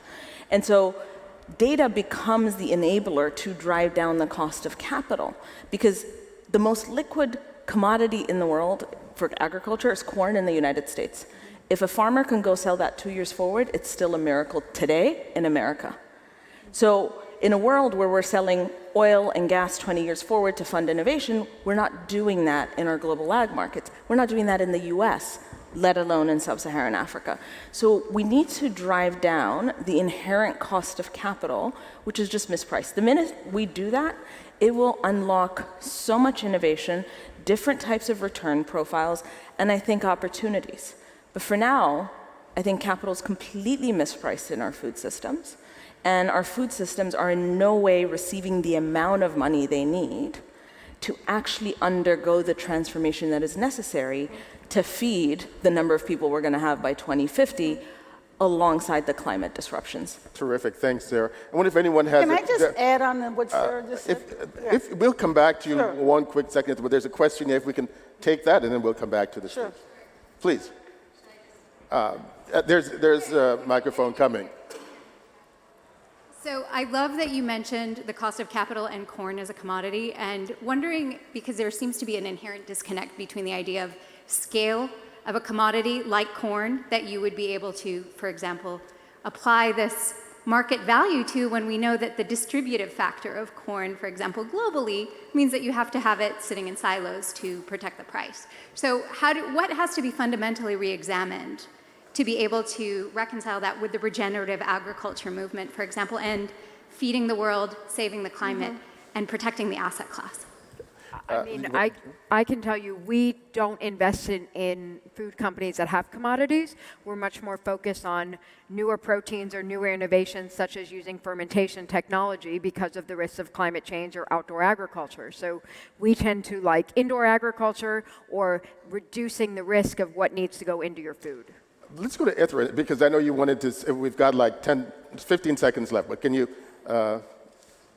I just want to say, when we talk about commodities, let's distinguish commodities from nutritious food. This is when we start talking about people who are hungry, malnourishment, there's a big difference. Yes, we do grow enough commodities. Yes, we do grow enough calories. We don't grow enough nutritious food. We don't have the appropriate subsidies that support the regenerative production of nutritious food. That's the opportunity that is in front of us if we really want to not only feed the world, but nourish the world. Terrific. I'm afraid we're out of time, guys. Thank you all so much, and please join me in thanking the panel. Please welcome our panelists, the co-founder and CEO of Applied VR, Matthew Stout, the professor of orthopedic surgery at the Hospital for Special Surgery, Weill Cornell Medical College, and Cornell University, Dr. Frank Cordasco, the CEO of Magic Leap, Peggy Johnson, the CEO of H Evolution Foundation, Dr. Mahmoud Khan, the former Dean and CEO of Johns Hopkins Medicine, Dr. Paul Rothman, and our moderator, the SVP and Chief Medical Officer of Salesforce, Dr. Geeta Nayar.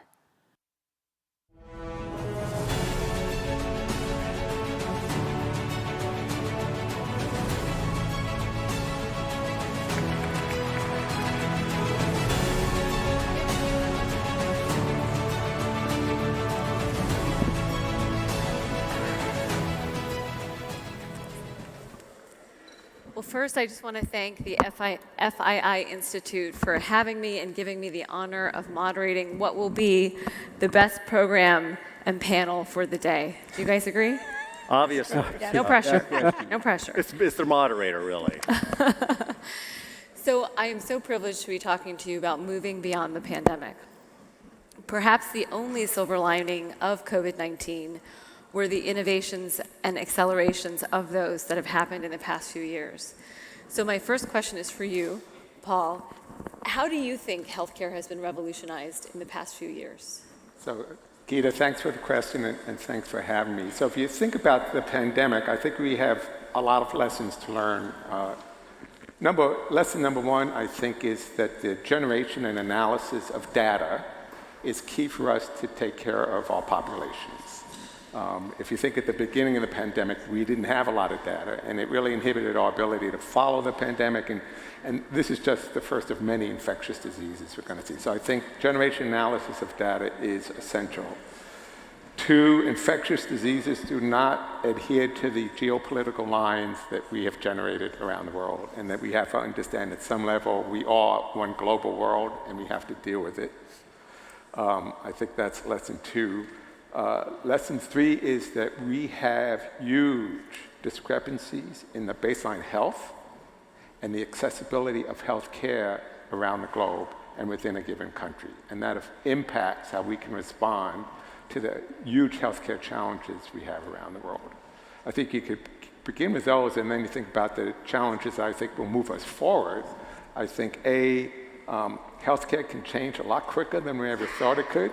Right? I mean, we went from, at Hopkins, we had 36 virtual visits a week to 100,000 a week, within a month. So I think we can move much quicker than we ever thought we could in changing the care we provided. I think that's key. I think this whole idea that we can provide care virtually and we don't have to be in front of the patient every time is something, I know we're going to talk a little bit about that's really been something that we're going to move forward in. And finally, I think we were able to generate very effective novel therapeutics in a year. I mean, it's really amazing how science really impacted this pandemic. It took 10 years to identify the HIV virus and know what it was and find a drug for it. 10 years. It took us a year It took us 3 weeks to know this virus and a year to get a therapeutic. And that's because of investments in basic science made around the globe over the past couple of decades. And I think now as we approach further challenges in healthcare, the platforms that we've developed, be it mRNA or others, will really change the health of the world going forward. That's such an optimistic outlook. We appreciate that as the kickstart. So Peggy and Mahmoud, my next question is for you. Is with that table setting, what are the implications for the future? And love your perspective first, Peggy, with all your work at Magic Leap. Right. Thank you, Geeta, and thanks to the FII for having all of us.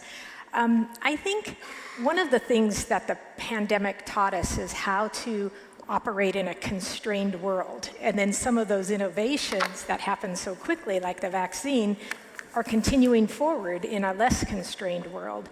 And in my field, we make augmented reality headsets. So quickly, that looks like goggles you put on your eyes. You still see your physical world, and we can put digital content intelligently in that physical world. So during the pandemic, things like surgical procedures had to continue in emergency situations, and we were involved with one where they were training a 30-person surgical team to separate some conjoined twins.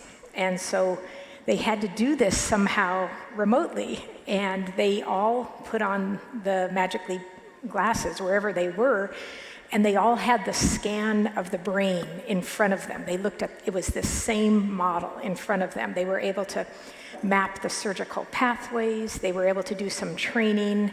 They were able to recreate what was going to happen in the operating room. And that kind of innovation occurred because of the constraint, but it goes on today. So we'll continue to be able to train new students this way, even if they're not all in the same room at the same time. So just to clarify, Peggy is really here. She's not beaming in. That is. I'm actually here today. Mahmoud, would you like to comment? Look, I think the amazing learnings that you just heard about during the pandemic also re-emphasized a few things. One, government, in particular the US government, had invested 10 years of science that enabled in 12 months for the vaccine to be produced.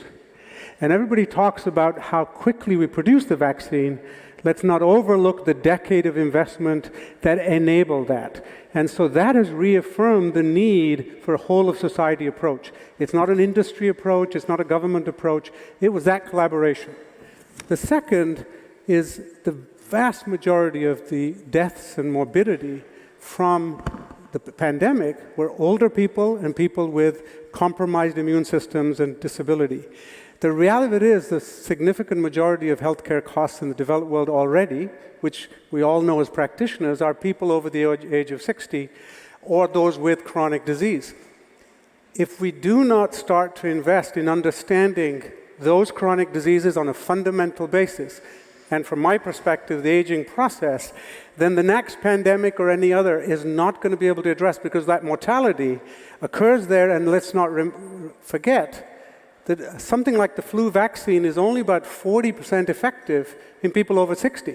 So even having a vaccine doesn't help the majority of people in the category where they probably need them most. There's a lot of learnings there that now point us in the direction of what we need to do moving forward. Excellent points. So Matthew and Frank, you're up next.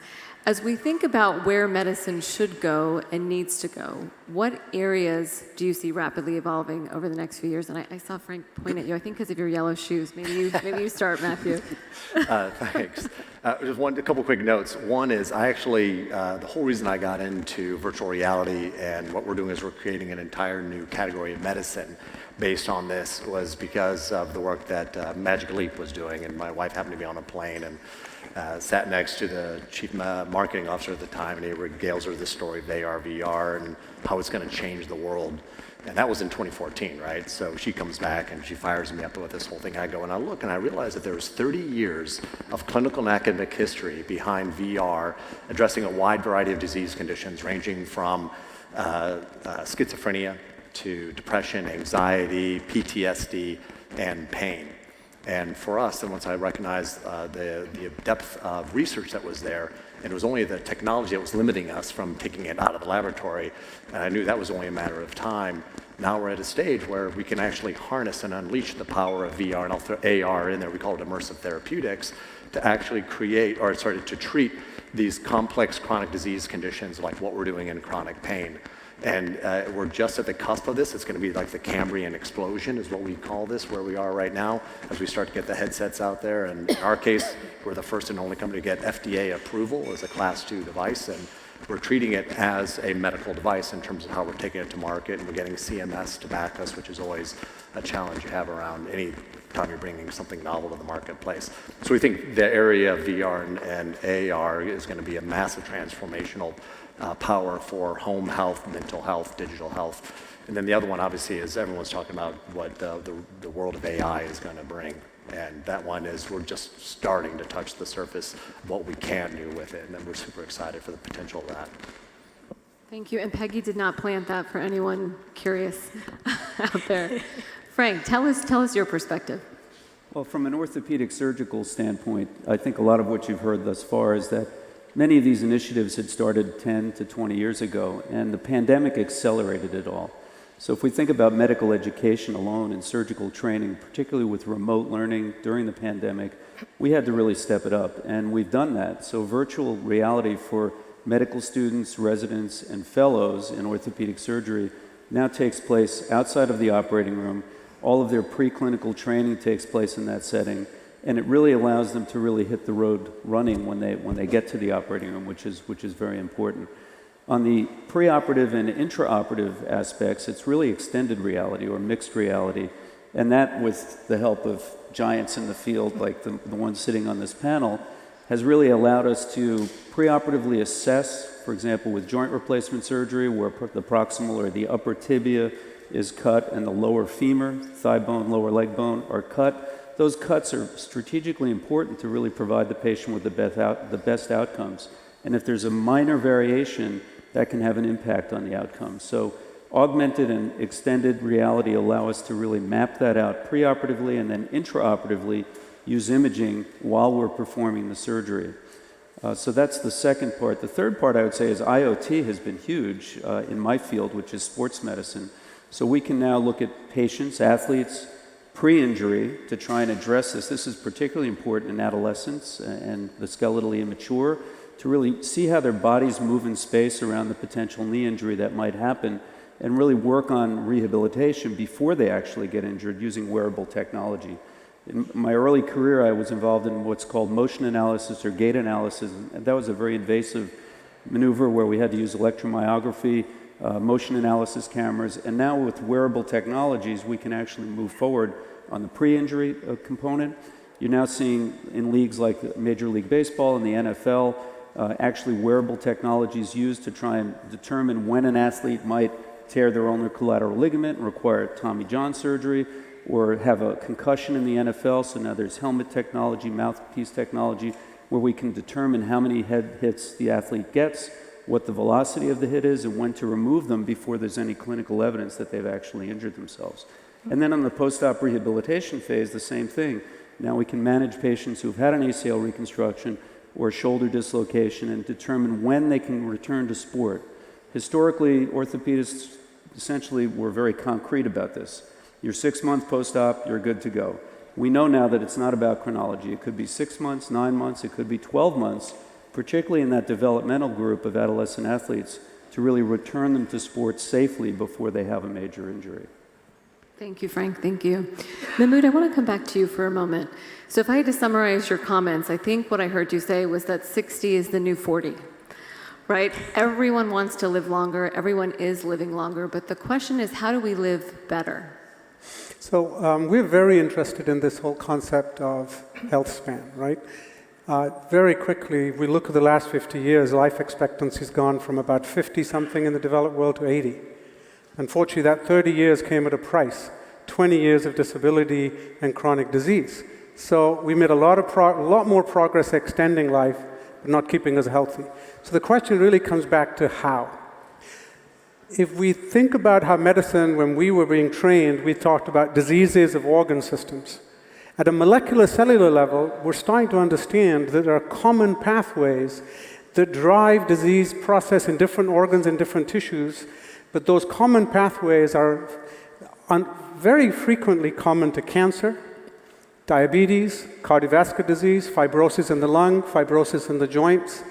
And so as we start to understand this, we're starting to now understand how to target those, how to measure those pathways, how to target those pathways so that before you get to the end stage of disease, which often is fibrosis in many organ systems, how do you actually prevent that from continuing and ideally, for those who already have it, reverse it. So there's a lot of work now, in particular the last 10 years that this has happened, and we're now starting to actually show, certainly in animals and early stage in humans, the ability to slow it down and even reverse it. So I want to wrap us today with having everyone comment very briefly on what's stopping us. I mean, you've painted a beautiful vision of how 60 is the new 40, of how we can be in places when we're not physically there, of how we can better manage pain, how we can think about therapeutics differently. But what is actually stopping us, and how do we get there? And maybe you can kick us off. So I'm going to be the optimist. And, I actually think if you think about how you develop drugs, and I think Mehmet's exactly right, we now have this much better understanding of human disease. In the past, we were limited by the fact that most drugs were small molecules and that only certain targets could be druggable, as we would say. In today's world, between RNA, antisense RNA, other inhibitory type of nucleotides, cell-based therapy, antibody therapies, the ability to target almost any molecule in the cell has never been there before. So I actually think it's going to be the golden age of drug development as we go forward. What people don't understand is that mortality in the U.S. from cancer has decreased by 33% over the last 20 years. We're going to see that same advancement in the next 5 or 6 years with the new cancer therapies, and with the help of things like health evolution, you're going to see those same pathways really rapidly targeted. I think we're going to have a healthy aging coming very quickly. So I'm actually optimistic. Thank you. Well, let me give, one is courageous leadership.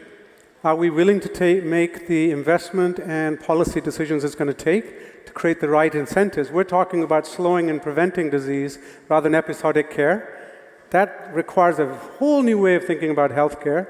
The second is regulatory reform. Today, there are very few drugs approved or treatments approved to prevent disease. Vast majority are about treating disease. How do we come about that? The third is scale and democratizing technology. We cannot continue to progress with fewer and fewer people being able to afford the cutting-edge technologies and the vast majority of the world's population left behind. Imagine a world where healthy aging is possible, but it comes at a price that most of the world can't afford.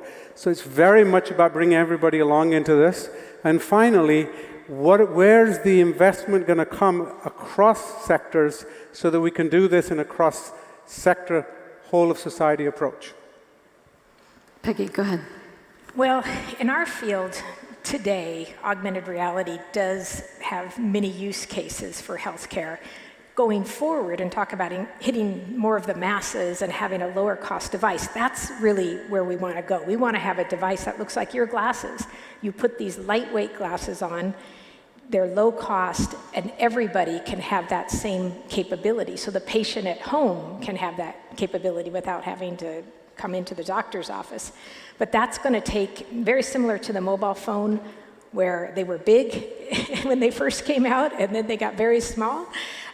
We have to do more silicon integration. We've got to get smaller batteries. The whole form factor has to get small, light, like these glasses. That will hit all of the masses at a price point that people can afford, and that, I think, will be yet another game changer. Frank, go ahead. So I would say that three of the six of us here on the panel have taken care of patients and people with musculoskeletal disorders over the course of our careers. And if you look at the last 50 to 60 years, most public and private investment in industrialized nations has gone towards the high mortality diseases, appropriately so: cardiovascular health, stroke, diabetes, hypertension, COPD. And in the developing countries, it's been mostly towards childhood mortality and infectious disease. These are all critically important issues. I would put a plug in for musculoskeletal disorders because, at least in the United States, most visits to medical care facilities are related to MSK health. And if you look at the global disease burden, it affects everyone: children, adolescents, young adults, middle-aged adults in the prime of their career, and of course the elderly. And it's very clear that a declining musculoskeletal health leads to declining mental health, cognitive abilities, and it goes across all societies: industrial societies, subsistence societies, and indigenous societies. So I would put in a plea in for public and private funding for musculoskeletal disorders. I think that's why they have a rheumatologist moderating the panel, so I second that one. And Matthew, last but not least. Yeah, so on the MSK front, we absolutely completely agree with you. And one nice thing about, from a pain perspective, right, it's that with chronic low back pain, it's one of the biggest disease conditions in the world, right? 100 million suffers in the US. I think it's like 65 million would be chronic low back pain and MSK here, and we spend hundreds of billions of dollars trying to address it. So the fact that we're actually starting to understand that it is this biopsychosocial condition that's not just about the physiology of the pain, right, but about the comorbidities of depression, anxiety, catastrophization, sleeplessness, et cetera. I think we're starting to get to that point where we can take different approaches to it than just simply trying to take using a pharmacological approach or an invasive approach. So for us, when we think about what it takes to bring a novel device or therapy to the marketplace that's not a pharmaceutical, one, you got to have that massive body of data that demonstrates that this actually can work, right? Because you got to change the doctor's perceptions around what they've been doing traditionally to say that something new should be used. That's a piece of the equation, but I think it's a small piece. The other one is, in the world of digital health or digital therapeutics, it's a policy question. Because this idea of a digital pill didn't exist back when CMS was created. And so if we want to actually bring reimbursement for the digital therapeutic space, the fact we can use a cell phone as an example to help someone, or some of the stuff that what we're doing, that you can use a different type of device to achieve it, you've got to go and you've got to get a policy change that will actually create a reimbursement pathway for a new type of treatment. We're fortunate we can actually use our device to tap into pre-existing pathways, and we're fortunate we just got the CMS to give us unique codes, so we're excited by that. But I think about broader for the space as a whole, what we need to do, and that's one of them. Well, thank you for wrapping us. Officially, best panel of the program. I think you all agree. Thank you all so much for joining us. Thank you, Geeta. Thank you. Thank you, Geeta. Thank you very much. Well, you've laid down the gauntlet for me there. The best panel. This is a very important conversation we're about to have. It's the most basic and important political and economic question. How do we create more good jobs? It's not that we're just going to need more jobs. We will, because the World Bank says 470 million people will join the world's workforce in the next 10 years. But the very nature of work is changing at a pace we've never seen before. And we know that the digital economy is growing far faster than the economy of the solid world. So, to help me discuss these issues, I'd like to bring up my hard-working panel. Citibank's Tyler Dixon. From Palantir Technologies, we've got Josh Harris. We've got the former Minister of Employment from Sweden, Sven Otto Littorin. Shine's Donald Tang, and Aleph Group's Gaston Terratuta. Welcome.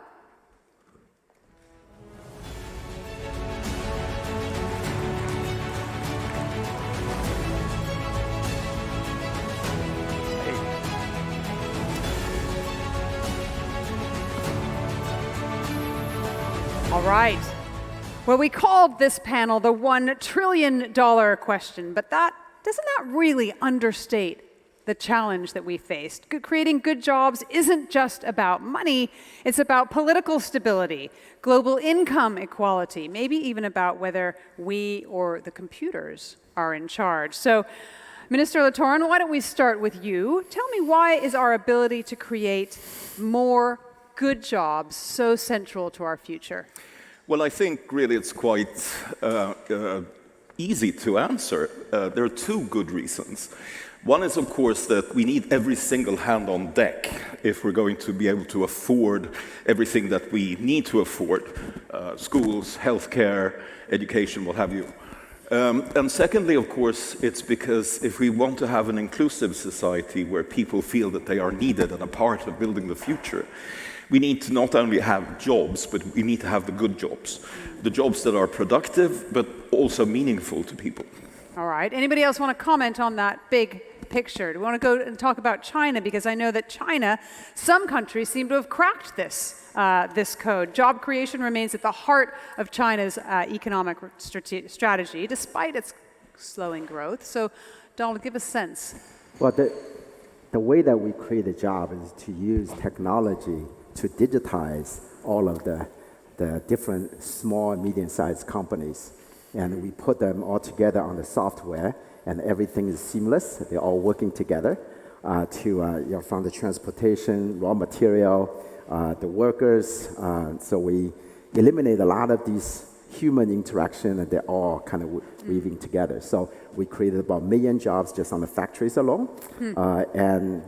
But as an engagement company, owning no assets, we work with the delivery people, warehouse people, as well as payment system, marketing platforms. So the kind of amplifying of that job creation is endless. Interesting. Okay.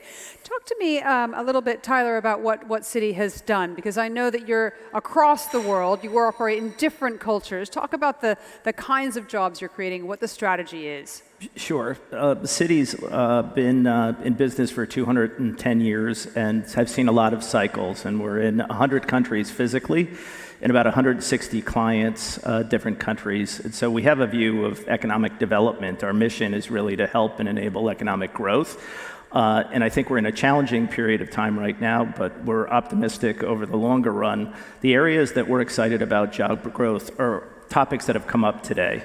Obviously, and fits with Donald's discussion, technological advancement and what's going on in things like AI, quantum computing, all the things that are going on in financial technology, we're excited about. $14.5 trillion between now and 2030 expected just from AI alone, creating new jobs. Second theme that we see a lot of job creation on is at the center of FII and energy transition, right? We've all talked, the numbers are enormous. We're seeing lots of opportunity in that space, and we see that as obviously the most sustainable trend of our lifetimes, and it obviously comes with an existential opportunity. A third area that we're excited about is the future of healthcare.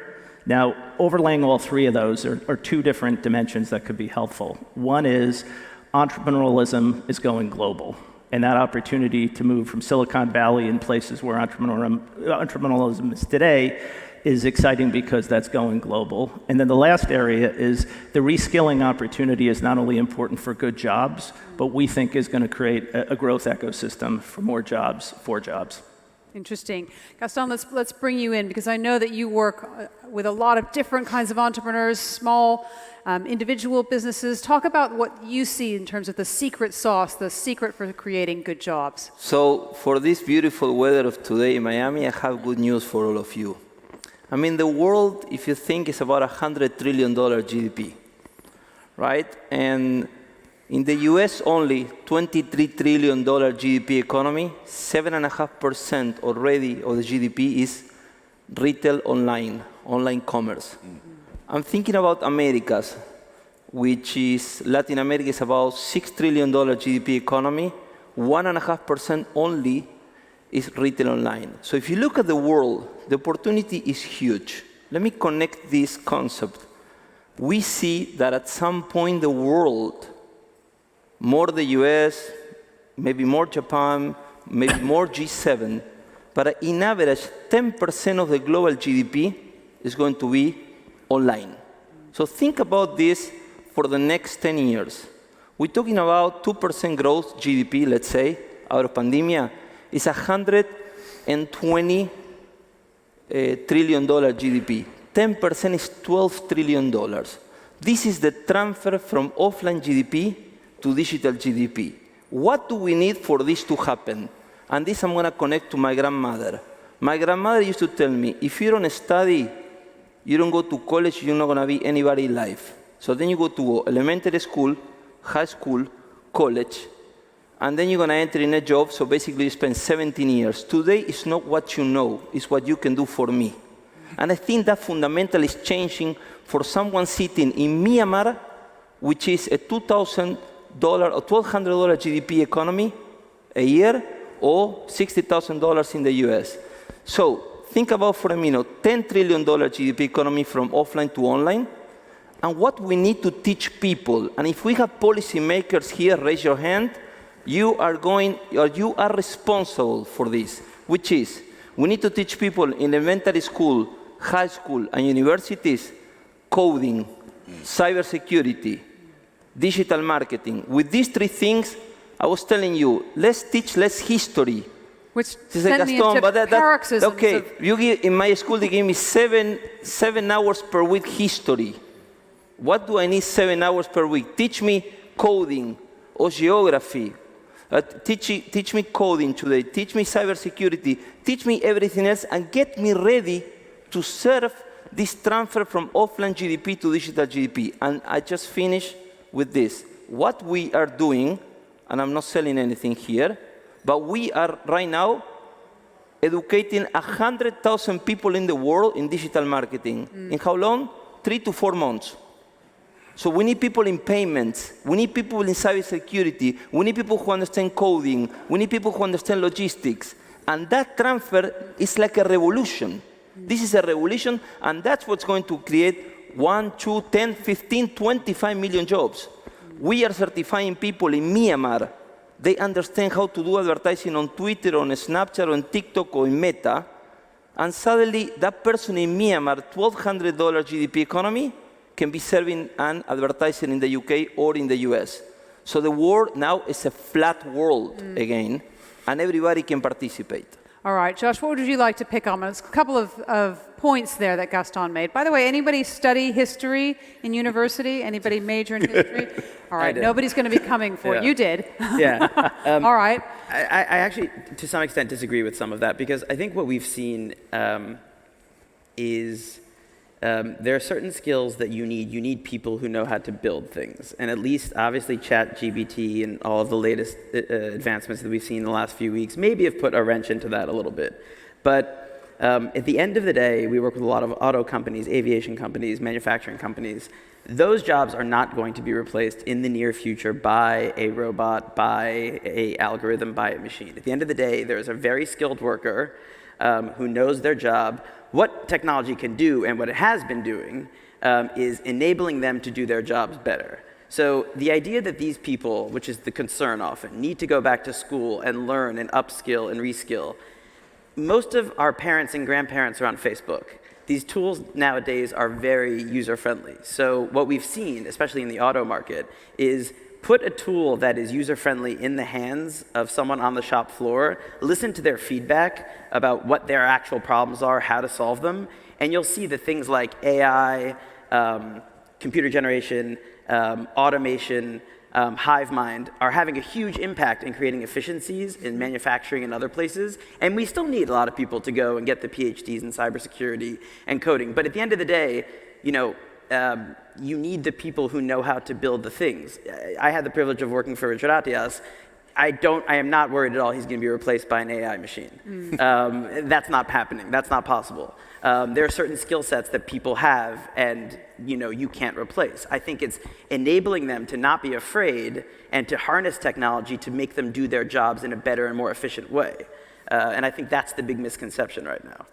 Interesting. I wonder if what you think, Sven, about what the skills and qualifications will be most in demand. Well, to be honest, adaptability is probably one of the most important skills. Being able to adapt to a fast-changing environment. How do you teach that? How do you teach adaptability? Well, I think you can actually, because you look at what happened. This is our 10th industrial revolution in one sense, right? Where we've had all kinds of changes. If you look at the agricultural sector, in Sweden 150 years ago, we had 98% of our population working in agriculture. Basically the same amount of arable land around, and we produced less than a tenth of what we do today with 2% of the labor force. It's a huge productivity growth, and that's exactly what it is. Productivity growth is the single most important factor for overall growth over time. So let's focus on how to get those productive jobs, and let's see how we can work on having people being a part of that. And a part of that is actually hope. It's about looking, I remember, I have to tell you the story. I was in the middle of nowhere in Sweden, met a number of college dropouts. And these kids, 16, 17, they were high school dropouts, and they were really sort of like that. And I talked to them and said, listen, we really need you on the labor market, because we need you to be out there and be productive and participate in what we're doing. And one of the girls looked at me and said, wow, no one's ever told me I was needed. So I think that's a part of the answer, having the sense of we need everybody on board, because otherwise we won't cope. And in order for that to happen, you need to be more adaptable, and you can train that for sure. And it's all about doing things a bit better than you did yesterday. It's not only the revolutionary sort of innovations, it's the incremental innovations, doing things a little bit better than yesterday. And I do think, sorry, just to jump on that for a second, I do think there is a group of people who can be replaced and will be replaced, and that is more along the professional services class. Because that is, and it's no secret, we publicly did a small round of layoffs recently at Palantir. I can assure you that no skilled engineers, to your point, were part of that group. It was basically, okay, yes, we don't want to do any of this, we have to do it, but the first people to go are the people who can be replaced by outsourced technology and other things. So making yourself indispensable, I would say, in whatever field, is much more important than figuring out the next greatest technological achievement. Right. Right. One observation I have is I come from a country, the world champion country, soccer, Argentina. Sorry, I had to. If you want to clap, you can clap. But that's a job. I mean, they told me to say that. But it's a $500 billion GDP economy. Guys, think about Argentina.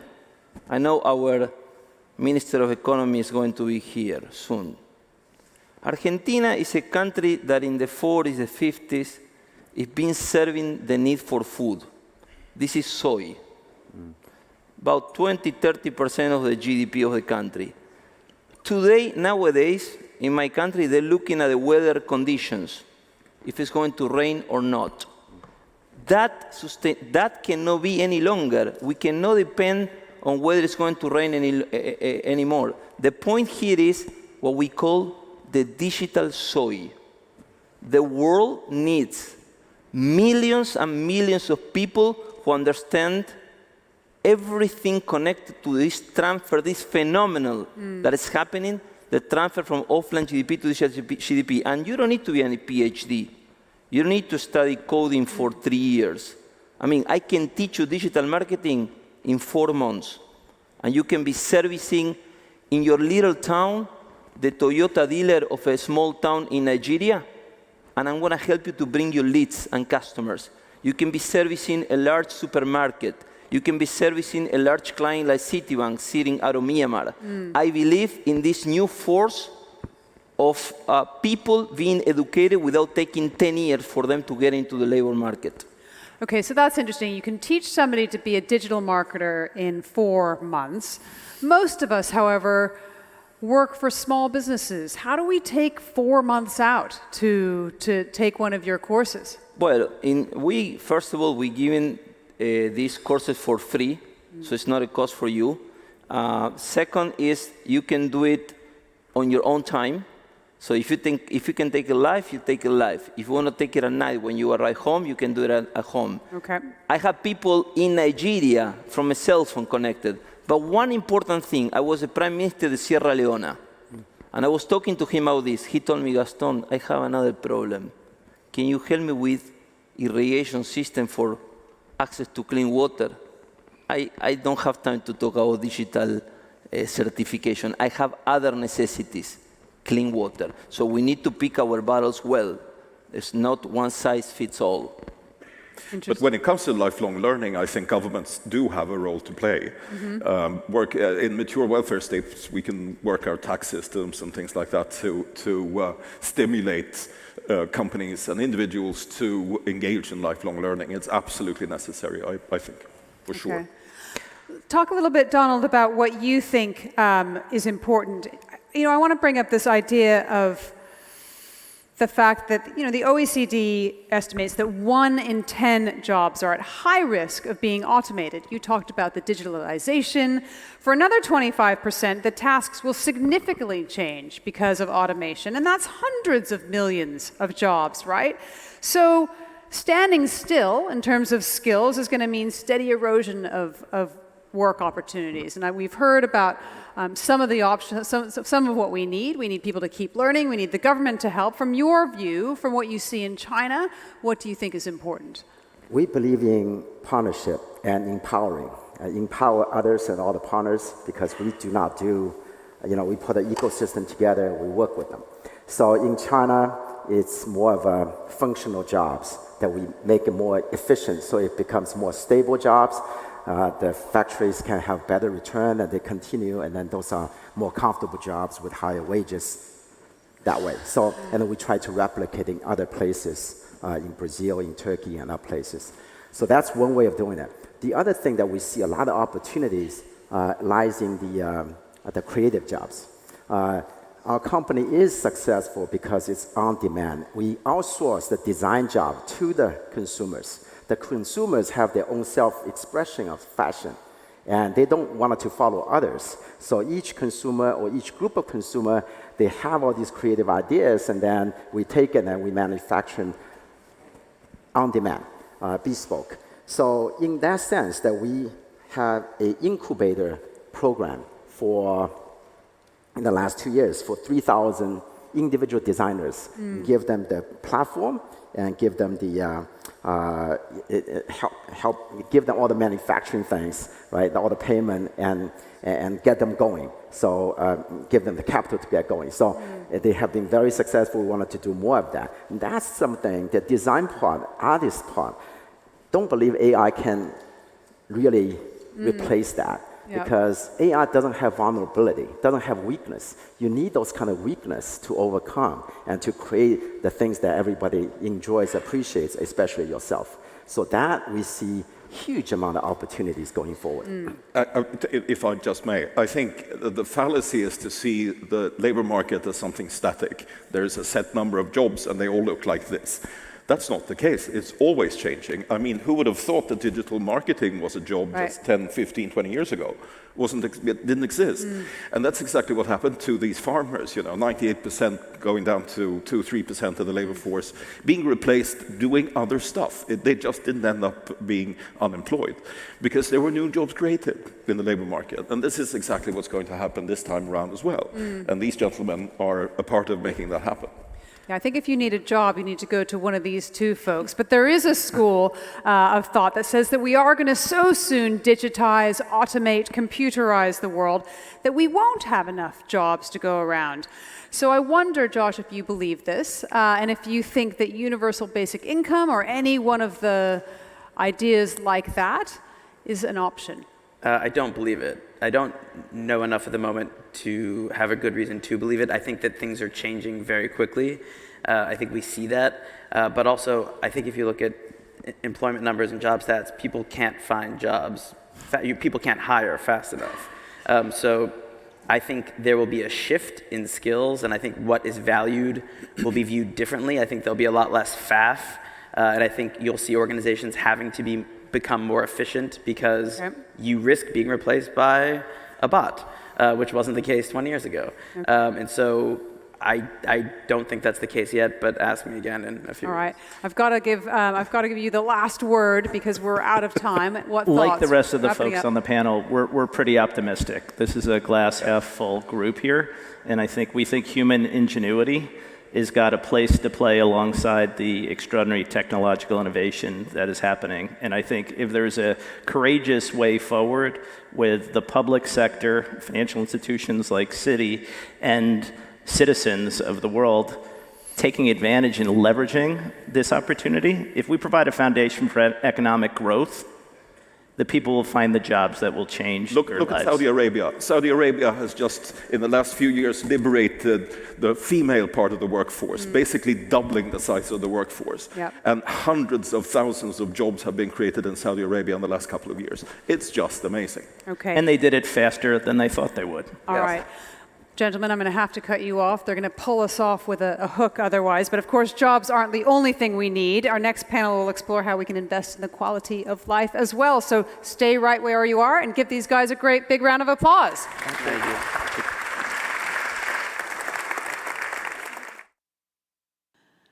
Please welcome to the stage our panelists, the President and CEO of DACRA, Craig Robbins, the Group CEO of Diriyah Gate Development Authority, Jerry Inzerillo, the owner of Major Food Group, Jeff Zalaznik, the CEO of Sotheby's, Charles Stewart, the Chairman and CEO of Starwood Capital Group, Barry Sternlicht, and our moderator, the Editorial Director of Diversity and Culture for Politico, John Yearwood.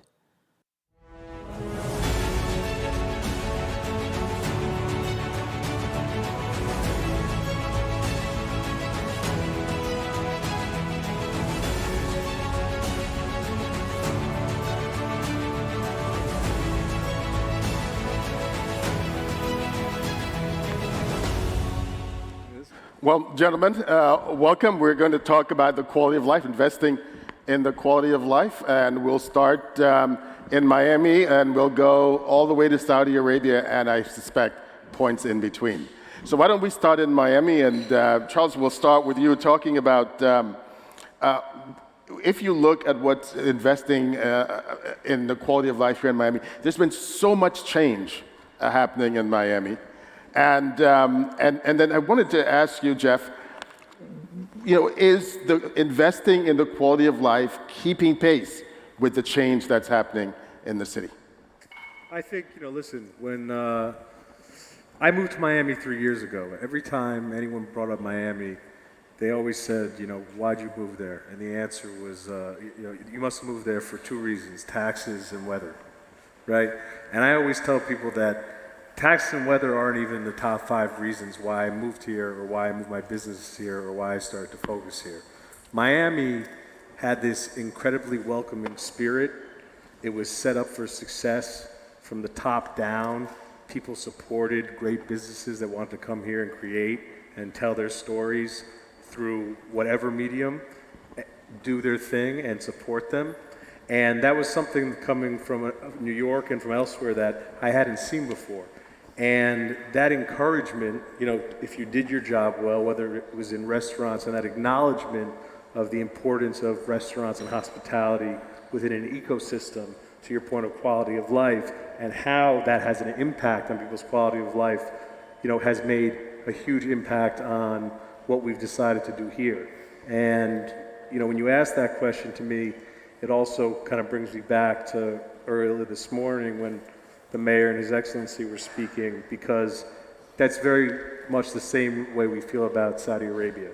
And we've been spending time there for, at least the last 5 years, and have really gotten to understand that vision and the 2030 plan and the things that they're looking for. And there's a lot of similarities between the amazing qualities for quality of life and business in Miami as there are in the plans for what's happening in Saudi Arabia. And I can tell you, as myself and my company, those are the two markets that we focus on the most, and they share so many of those incredible qualities. Well, let's go, since you mentioned Saudi Arabia, let's go to Jerry. And Jerry, I know you've had frequent conversations with the Crown Prince about this very issue. I don't know if you can get into specifically some of the things that he says, but tell us, what's the feeling in Riyadh about quality of life? Well, thank you. I'll start briefly by saying that for me, it's a kid in a candy store to be on the stage with these guys. I mean, what they have done in their careers, and especially to Miami, is a privilege. This morning, our great friend Richard Attias talked about humanity, very, very important subject to His Majesty the King, and very important to the Crown Prince. So I've lived in Miami twice, but I'm a little older than most people, so I was manager of the Fontainebleau from 1978 to 1980, and then I did an Epic Hotel here a few years later called the Delano. Now, why am I bringing that up now? Because Miami was going through a very kind of difficult transition where quality of life was an imperative. But after 5 decades of serving, people say, well, why did you go to the Kingdom of Saudi Arabia 5 years ago? Was it because it's a G20 country, it's a wealthy nation? No, I went because I wanted to earn a spot on the team of Vision 2030. Now, we're privileged because we get a lot of interaction with His Royal Highness. And I will tell you, rarely, if ever, will you attend one meeting with him where the subject of quality of life doesn't come up. Now, Diriyah is the birthplace of the Kingdom of Saudi Arabia. It's a source of national pride. It's the national identity. It's the home of Al Saud in the presence and the honor of Princess Rima. So now, with us, every day, are my people happy? Are they healthy? Do they believe in their future? Are they positive, right? So everything we do in a $14,063 billion master plan is based upon quality of life. It was so important to the Crown Prince, he set up its own ministry called Quality of Life. So the measurements that His Excellency Al Rumian mentioned this morning about being really measured with the Crown Prince, we have to report to him monthly on quality of life issues. So without getting into a lot of statistics, I will mention 2 things. We're a very big project, and you've heard from many of them today. This is our 3rd year in a row where we won platinum status in terms of leads with environmental protection and sustainability. We just won in another year best place to work, not the global best place to work, and we broke the top 10. So 85% of our staff is Saudi, 36% of our staff is Saudi women, 16% of those Saudi women are in management, and 14% of our staff are from Diriyah. So now if you come to Saudi Arabia, the one thing with quality of life that drives the fuel of that country is positivity and optimism. And this is very good because people are psychologically happy, now getting fit, now being outdoors. We will finish this year 9 kilometers of linear parks in 1 year because the Crown Prince with Vision 2030 wants 40% of the population outdoors at least 3 or 4 times a week.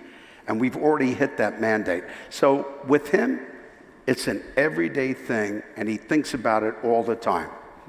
I want to go to Charles next, but I want to ask you something. When you talked about this Ministry of Quality of Life, when you look at what's happening in various countries around the world, is that ministry making a big difference? Should other countries also have similar ministries? I personally believe so because, with the Crown Prince, when you're a G20 country, and a lot of the talks this morning were protecting your national interest and stuff like that. But if you ask the Crown Prince, what is the greatest protection of national interest? He will tell you the people of Saudi Arabia, right? And especially the young people of Saudi Arabia, right? So what he has given us in terms of training and development and money towards physical fitness, and it's holistic. So I believe that if you're going to accomplish a global system of humanity, it has to start with your people first, which is what Richard and His Excellency Al Rumian spoke about this morning. So, look, I asked years ago, since the millennium, we've doubled the amount of countries that have ministries of tourism. It's doubled. Ministries of tourism have grown faster than any single ministry, but I would love to see all 238 countries have a ministry of quality life. Ours is not a formal ministry, but we have a full division within government that's called Quality of Life with a CEO. Similar to what we're seeing with some countries doing the Minister of Happiness. Yeah. Maybe something similar. Charles, you're talking a lot about art and culture. And how is art and culture playing into the quality of life in cities around? For those of us who live here in Miami, that's a huge part of life in Miami. What are you seeing around the world? Well, two things I would say. The first is that having museums and artistic offerings as part of the fabric of a city, of a growing community, is, in my view, fundamental to its success. These are the most popular attractions, places to be. It's educational, it's community building, it's transcendent in many ways. And so whether it's the growing city of Miami in the South Florida region, whether it's Saudi Arabia, who is on this unbelievably exciting and ambitious journey, thinking about the museum possibilities is an important element. But there's a second element, which is actually building an ecosystem around arts and culture. So that includes artists themselves and small galleries, and eventually all these things feed off each other and create a vibrant and I think fundamental fabric to what a city in the next today and going forward really means. That's a huge opportunity in Saudi Arabia in particular, exciting to see. I want to go to Craig and sort of picking up on on the last point that you make, looking at creativity and what impact that's having on cities and also in investing. What are you seeing?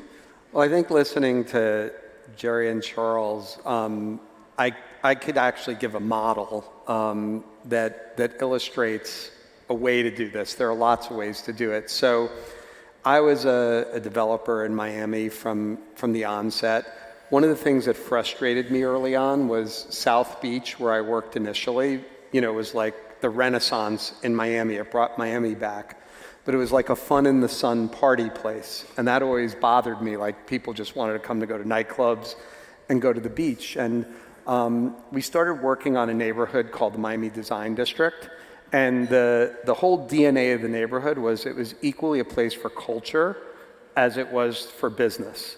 50-50, really truly 50-50, meaning that the neighborhood should be an outdoor museum of art, architecture, and design. You should be able to see all kinds of content in the neighborhood that illustrates that, whether it's music or art, and it should be a place that flourishes for commerce. And the goal was to create a sense of community that people would really love, something that was different, and something that could be like a resource for all of Miami. And so we embarked on that. And the first thing that we did was brought back some of the furniture stuff that was historically there. But then there was this opportunity to bring Art Basel to Miami. And a small group of us collaborated and made that happen. And for me, that was really important because I wanted Miami, our whole city, to be known as a cultural community. But as part of that, what we did was we made the design district like a center where people could do exhibitions during the event, where brands could do activations. And it was inspired by Salone, this very unique thing that was happening in Milan at the time that wasn't happening anywhere else in the world. It was a place like where an entire city celebrated culture, in that case, design. And so Miami embarked on this thing of creating art, and the design district became early on a center of that. And then we founded a show branded Design Miami. It was the first major collecting show for furniture design in the world that had really limited edition contemporary design. And combining it with Art Basel and partnering with Art Basel, it really made Miami a place that was inventing culture, adding to the global dialogue of culture. And through that, designers like Zaha Hadid, Mark Newson did beautiful collaborations in the neighborhood. And then finally, the crescendo was that led to the global fashion brands really choosing it as one of 15 places in the world to do major flagships, but inspired by this creativity. And we're like halfway through the process, but it really illustrates a lot about what Jerry and Charles were saying. Barry, when the global fashion brands and others come to Miami, they need someplace to stay. And what role is hospitality playing in, not just in Miami, but nationally and globally? I'd zoom all the way out. Yeah. We've heard about amazing retail development, great restaurants, an icon of the art world, and probably one of the most, if not the most exciting project going on in the whole world. We're doing 3 hotels with Jerry, who's an old friend from a long time ago with the Kersner family. And talk about quality of life. I mean, that company was sort of built around delighting the guest. I think, I invest globally in property all over the world. And I think if you think about relevancy today, quality of life is like driving market share. It's driving the success of cities, that cities are focused on improving the lives of their citizens. And that brought me to Miami a long time ago. And just like Jeff, I had the same reaction. I might have come here thinking I would save some money on taxes. But I also came here and was completely surprised by the attitude towards business and success and helping companies succeed. And I think, their attitude of wanting to see us successful and not denigrating success in the United States, we're sort of splitting. And the quality of life states are doing really well. And the taxes are just one thing. Like, they all are optimistic, they're getting jobs, they're creating more jobs. All the doctors are headed to Texas. They're leaving the Northeast, and the cities are losing populations because there's no focus on quality of life, and whether it's crime or other issues, a poor education system. So quality of life for us, and then you take it into the commercial realm, which is now we'll talk about hotels. I think it's changing because of the way people define quality of life. I think the generations below us have really changed the way how you find out about where there's good things happening. So whether it's on social media or streaming, I think people are looking for meaning and they're looking for purpose, and whether it's sustainable development, they're picking criteria today that you can actually decide what you're doing, where you're doing it. And I love his place. I mean, the art, I just go to look at the art. I can't afford anything in the stores, so I just look at the facades, which are beautiful. And occasionally I shop with this guy. But I think in hospitality, I think the newest thing is 3D. You have to think about everything about your consumer. And I look at the world as 2D brands and 3D brands. So the old hotels, and I ran Starwood Hotels, and we just did a bed, and we tried to get you a hotel and a place you wanted to stay. That's no longer the winning formula. Our newest brand, One Hotels, which is teaching people they can live a luxurious life but a more sustainable life, is dominating every market they go into. And it wasn't a new idea, but we made it the focus of the brand. It was the #1 hotel out of 221 hotels on TripAdvisor in Miami. And you never see that with a luxury hotel.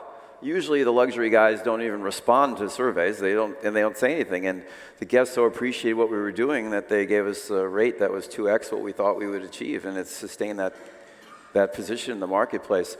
It's interesting to see, though. It is about the body. It is about the spirit. It's about what it smells like.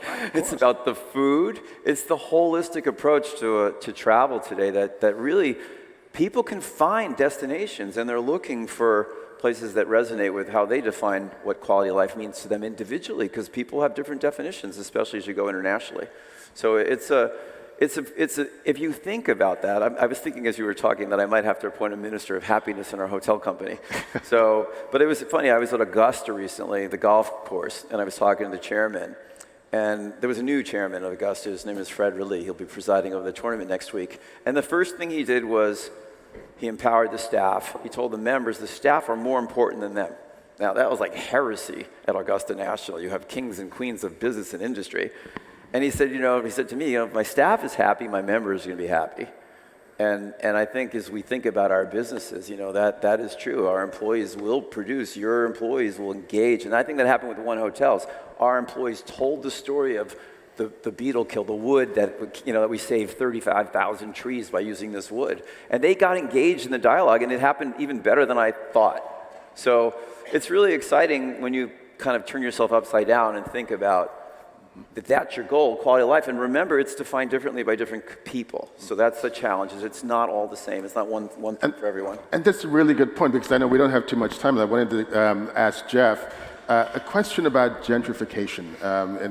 In some cases, some people are saying, for some people, the quality of life has improved. But for others, it hasn't. In fact, in some cases, some people have had to move. How is that impacting the decisions that you make when you look at where you're investing?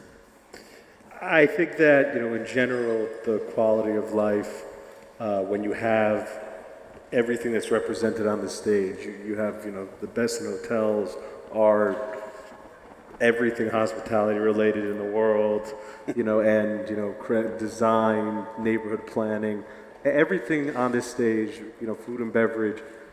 When you combine those things, the quality of life that someone can encounter and what that does for a city or a country and what it does for their future, and to the point that Barry was just making, what it does for the people who get to be a part of that ecosystem and be in the middle of creating what this new society looks like and this new quality of life looks like, I think that it all overall turns into a net positive across the board, because everyone benefits, including, maybe, sure, someone might have to move or someone might have to, change their apartment, but if they're a part of something, right, and they're a part of something that really means something to them, and it's all these things that's sitting on this stage combined, it can be life-changing for them, and it really becomes something that's meaningful because they were a part of actually changing a city or changing a society or changing a country. And that's how it feels. I know that's how we feel here, and that's how it feels with Vision 2030. It feels that way when I'm in Dorea with Jerry and I'm sitting having dinner with him. You can feel it. It's palpable. And so I think that across the board, I think, bringing these things together when, from the top down, people respect them, each craft, and bringing them together as one, quality of life for everyone gets improved dramatically. We're out of time, gentlemen. Thank you very much for this great enlightening conversation. Thank you all very much. Too fast. Thank you. So before I bring up our next panel, I want to remind you about some very important information, and that is, where are you going to get your next meal? The organizers are inviting you all to Carbone tonight from 7 p.m. and will be providing transportation from just in front of this venue from 7 p.m. And do not forget your badge. So, our next panel, Digital Culture and Its Consequences. Please welcome to the stage the co-founder of Bit Basel, Scarlett Arana, and the founding general partner of Galaxy Interactive and co-founder of Galaxy, Sam Engelbart.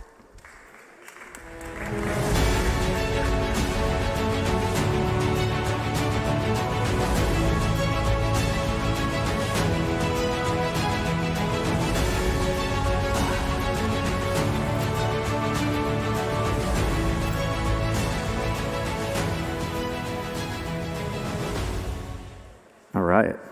Good to see everybody here. This is my fourth FII, and it just keeps getting better, and the attendance and the quality of the content is amazing. And I am especially excited to be here talking with you, Scarlett. We're going to talk about creative technologies, one of my favorite subjects, and I'm just going to give a quick introduction on you, and then we're going to jump in. So with me, everybody, is Scarlett Arana. She's a visionary founder who's been focused on the intersection of art and technology for many years. As the creative force behind Bit Basel, Scarlett's been on a mission to prove that blockchain, NFTs, extended reality, and AI are not just esoteric ideas for the technorati. They're vitally important tools for everybody who has a story to tell or an idea that they want to express. Scarlett is as passionate about empowering young women in tech as she is about the technology itself.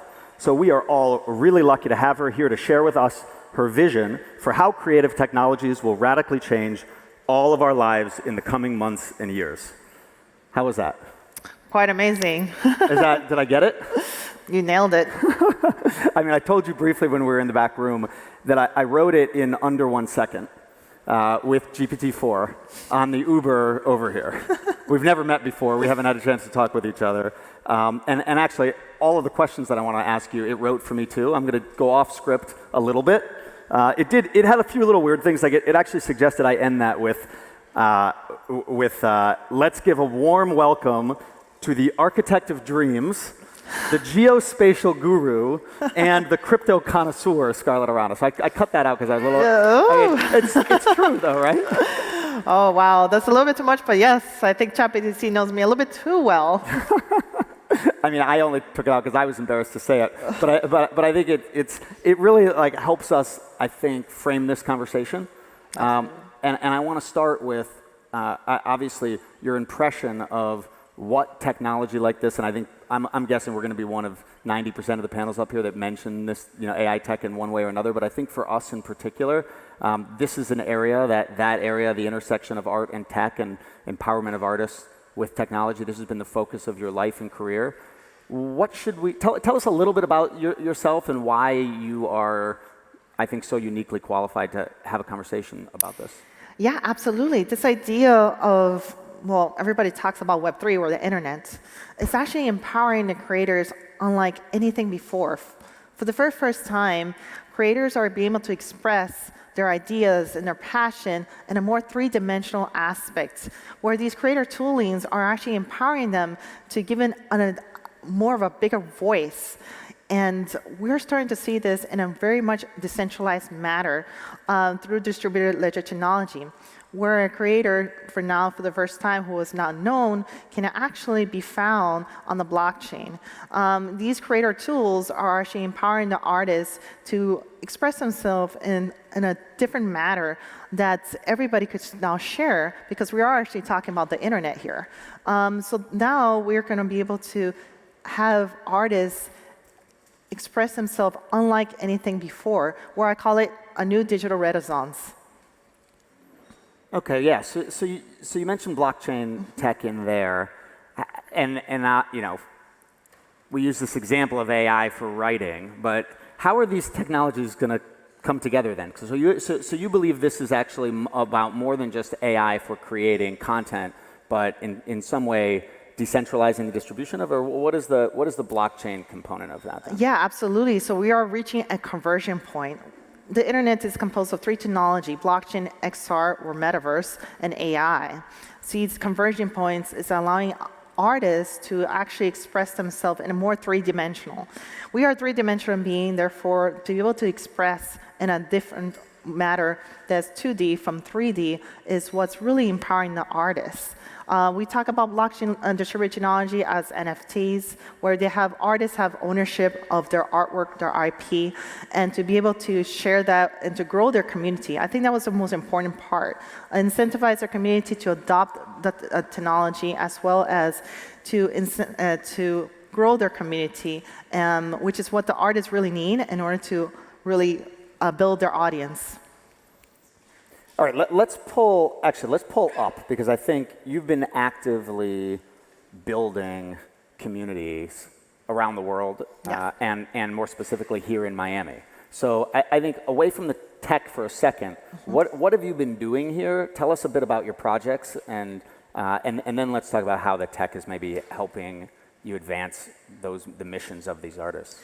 Absolutely. As you know, Miami is really a ground zero for the art world and the pillars. We do have an event that happens every year, Art Basel. Big Basel actually came as a result during the COVID, where we wanted to figure out how can we continue to empower these artists, but using more emerging technology. So this idea of we were able to go to Wynwood. For those who don't know, Wynwood is it's an area where they have these graffiti walls. And the artists themselves were wanting to have some sort of ownership. We often talked about how the art, it was very informal, it would stay there only temporary, and was very beautiful, but it would be gone within a couple weeks from that. So we say, well, we could actually digitize this, and also you have ownership of your artwork, where you can actually help monetize and grow your community. So that was a really good use case, how during the time of COVID, where we were helping empower these artists of having ownership. We actually started with the Wynwood's walls and how they were able to be able to scan it and have a preservation of their IP on that aspect. So it was really exciting to see how through art, people were now learning how to onboard as a palatable entry point for Web3. So is this something people can really see now? And you're saying that the art in Wynwood is what? It's there and available for people to visit and That is correct. So for right now, you actually can go and with a QR code and scan, enhance the enhancement layer. You could either see it as an augmented reality, or it actually goes to their personal auction house. So this idea of like not only, as well as a metaverse aspect, so you can actually obtain this artwork and then actually put it inside a metaverse or a 3D interface of the internet. And that could be an exhibit to any metaverse of the artist choosing. So you have this digital artifact, and you can now present this into any metaverse. So that's really more empowering because we could see it on any metaverse at the same time, allowing the audience and the artists to really expand and grow their community. All right, I'm going back to AI for a second. What are the implications of this for you, for your artists? Tell us about the future that you see from here, and are we looking at something that is ultimately empowering, creativity eliminating? What do you think is going to happen? So AI, of course, a lot of people are afraid of it because it's not well understood. But in reality, it is a creator tooling and allows the AI and the machine learning aspect to really be able to amplify their story. It is a tooling, so it's really up to the artist if they choose to use AI. So it's not as simple as, let me pop up an artwork. It actually takes hours, or if not days, to come up with an art piece that may be AI generated. It still requires human beings to insert their vision of their artwork. So it's not completely autonomous in the sense that you don't need an artist to just generate art. It does require that creative ability where for the artist to really come home with what they envision as their creative expression. So now we're having AI be able to, with all these creative tools that are coming out, really enhance their storytelling. So I'm really excited where this, and we're very early stages in terms of AI, meaning like the creator toolings that are coming out is now being converted with metaverse and also with blockchain. So in one day we're going to be able to create a metaverse with AI. So that's something that is in its infancy style, and also be able to enhance using this technology. Okay. Well, we are amazingly out of time already. So, Scarlett, thank you so much. Thank you all. And we'll look forward to seeing everything you're doing real soon. Thanks. Thank you, everybody. Please welcome to the stage the CEO and Commissioner of Live Golf, Greg Norman, and the Chairman and CEO of Starwood Capital Group, Barry Sternlich.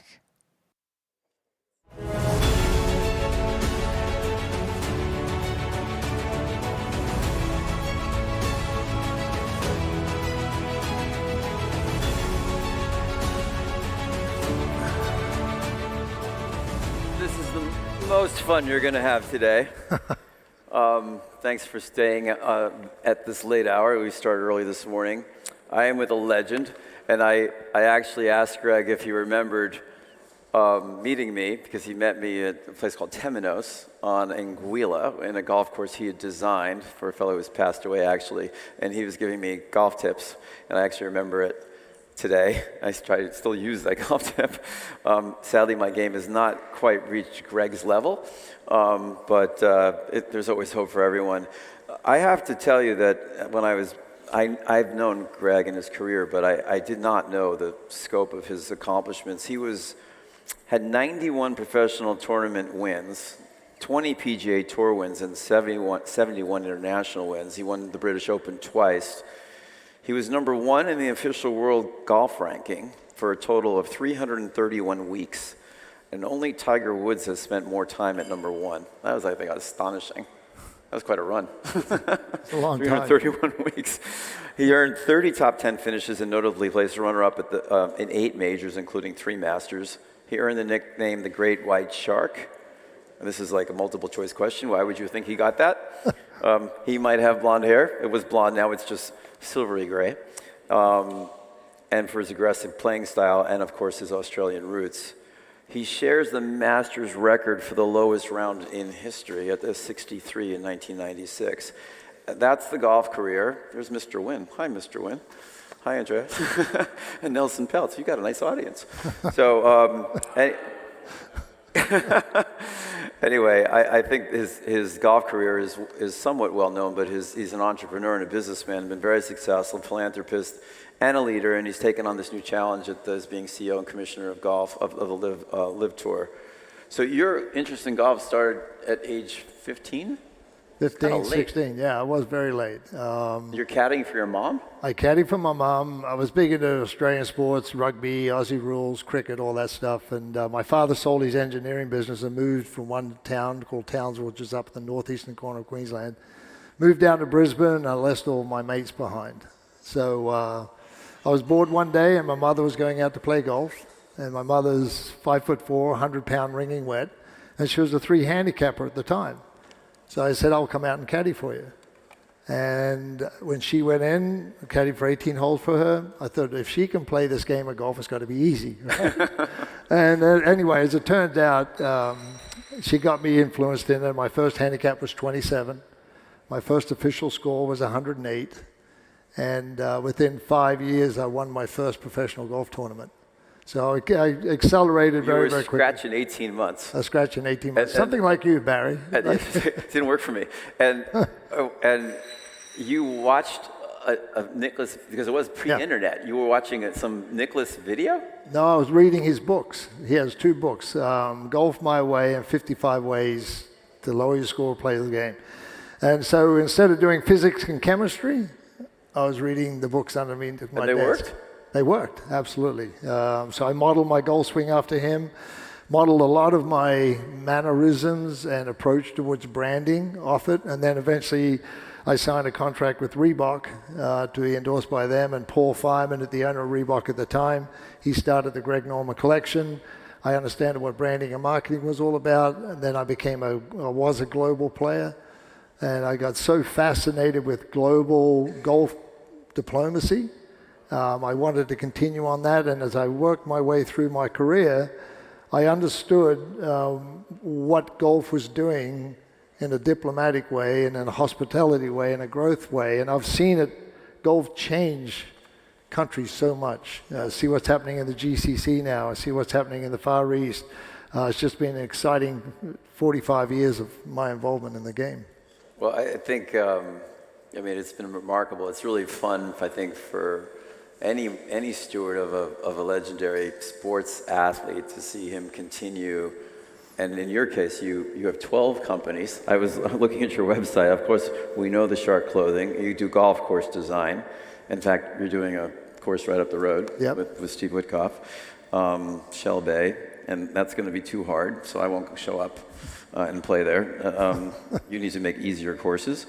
You have a estate. You have a wine estate. You have a beef company. Mm-hmm. At first I thought it was restaurants, but it's actually Wagyu beef, right? Yeah, Wagyu beef. We're the largest. Did you bring any for everyone here? No, I wish I'd known. I could have done, but no, we're the largest importer of Wagyu beef out of Australia into the U.S. That's crazy. And then you have a real estate development business. Mm-hmm. You build homes, I guess, around your courses, and and then you have your own design group, and then you have the Verizon. What do you call that thing? The golf cart business? Yes. Shark Experience? Shark Experiences. That's part of the innovation, and part of the innovation that got me involved identifying virgin space, where we'll eventually get to with what we're doing with Live Golf, identifying virgin space and going after it, and that's what we did with Shark Experience. What do you think you learned from your golf that's translated and helped you succeed in business? The institutions have no idea about how to grow the game of golf. And I mean that sincerely, because when you think about us as the player, and the player actually puts bums on seats and put the cameras on us, there's a very few number of players in the world that actually move the needle. And to be part of that shift in the cultural, corporate dollar value in the game of golf was really instrumental in me learning so much about the game. And I did learn playing the game of golf that, like the institutions, the PGA Tour and stuff, they were so stuck in a box. They weren't innovative enough. They were still sticking to the same business model they've had for 53 years.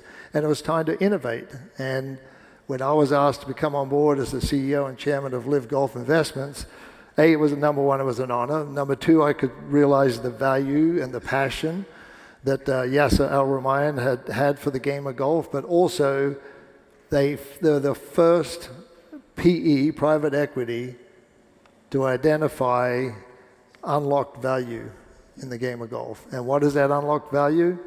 It's the franchise model. And so how do we have to create the franchise model? We had to get teams together. So how do you get the teams? You got to take the independent contractors, the players, some of the greatest players in the world today and in the past. You had to bring them on as principal players. So we have 12 principal players, 48 teams, 4 members per team. As this year we've gone live, we start building out the franchise value. And that value, just like all the other leagues around the world, rest in peace, Kerry Packer. Some of you might know him or may not know him, but he's the one who changed cricket. And look where IPL is today with cricket. And I know we're on the precipice of just creating this whole new world of wealth for private equity, for the players. It's generational wealth for them because we've given them the opportunity to go down this new path with us. And we're here for a long period of time. So it's been very exciting for us. We're not even 12 months old, Barry. Yeah. And we've changed the game dramatically in 12 months. We have been a leader on many fronts. Matter of fact, on every front.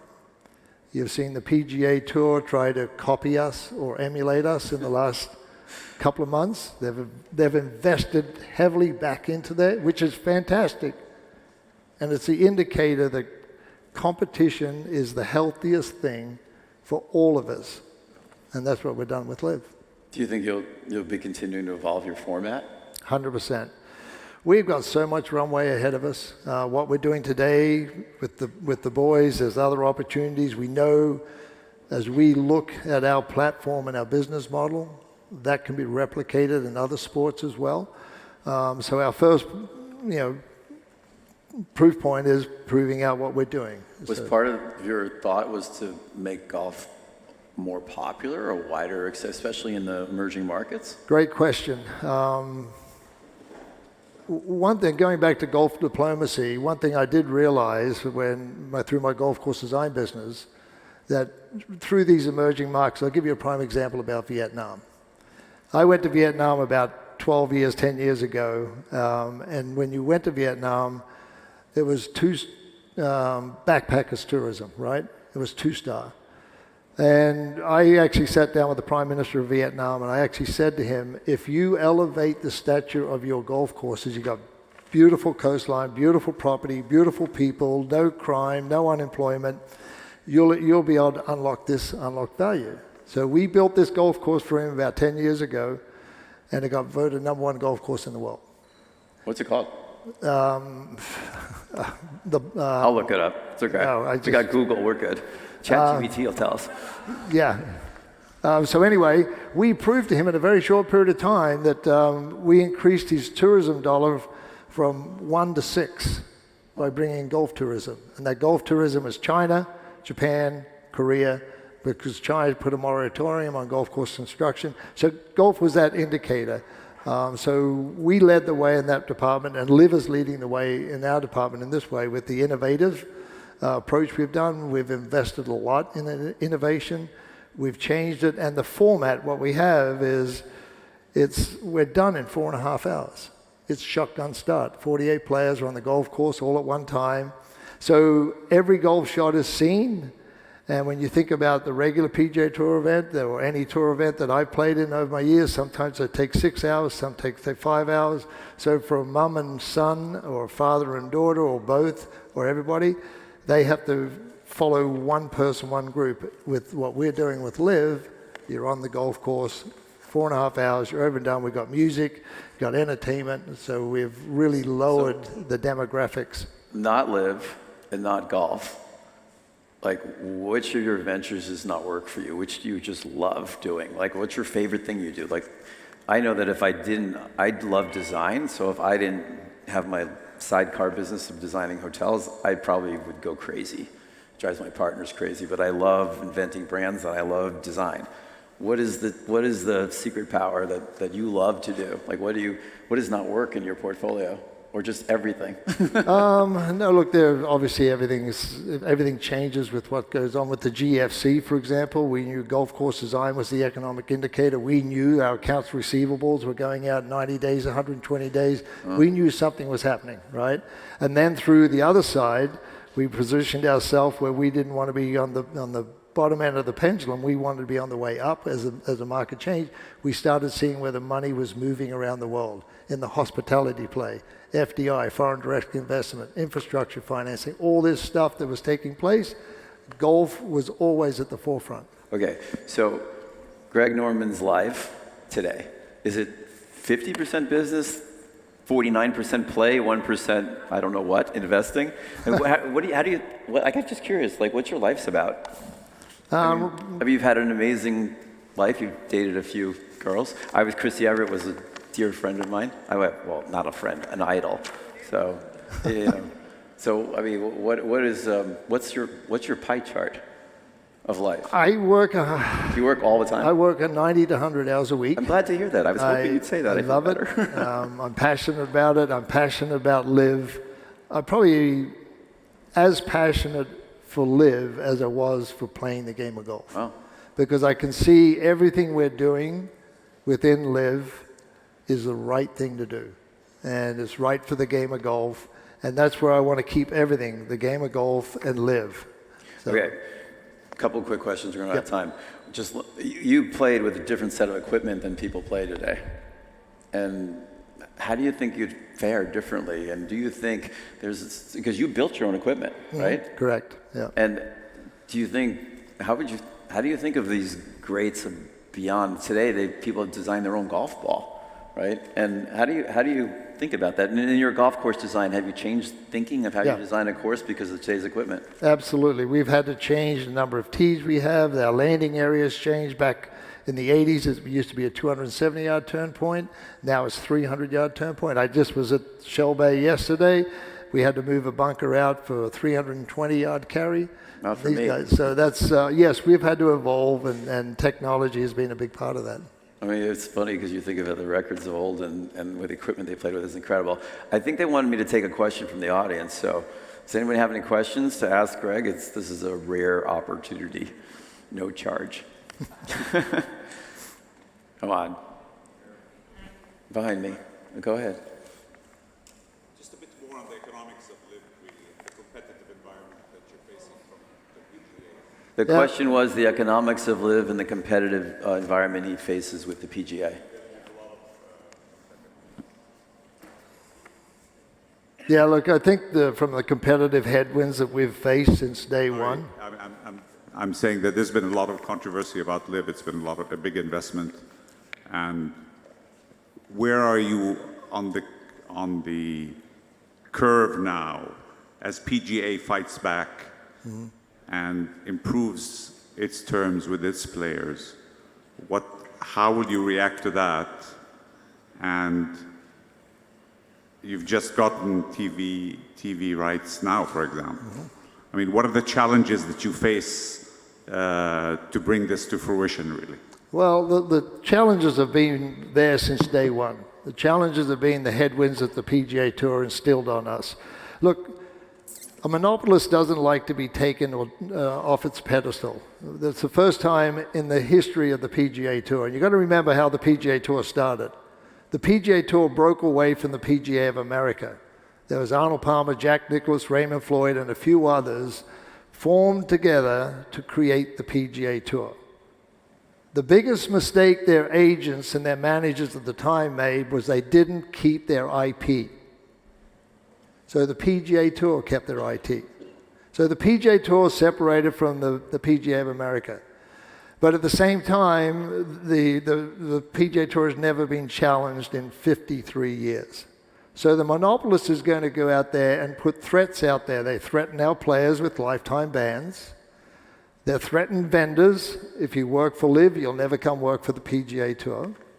They've threatened sponsors. There's a new PGA Tour regulation that just come out in the last month and a half, about players cannot have a sponsor that is affiliated with any competitor and competitive team, i.e. LIV. So they're throwing out these massive headwinds for us against sponsorship, right? But the thing that we have proven to them, the headwind that's going on right now is obviously the legal battle that's taking place. And the battle in the legal front is on two fronts. There's LIV and there's the DOJ.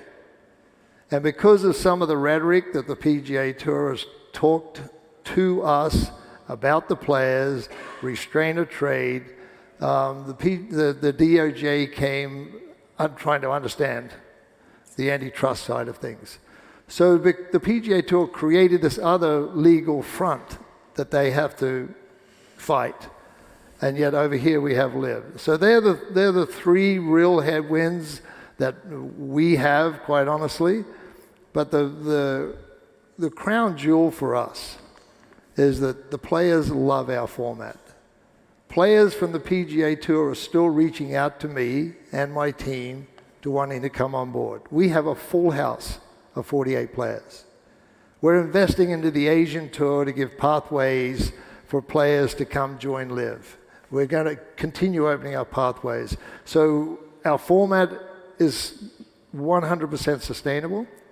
Our partnership and our investor is 100% sustainable. We're not going to go anywhere.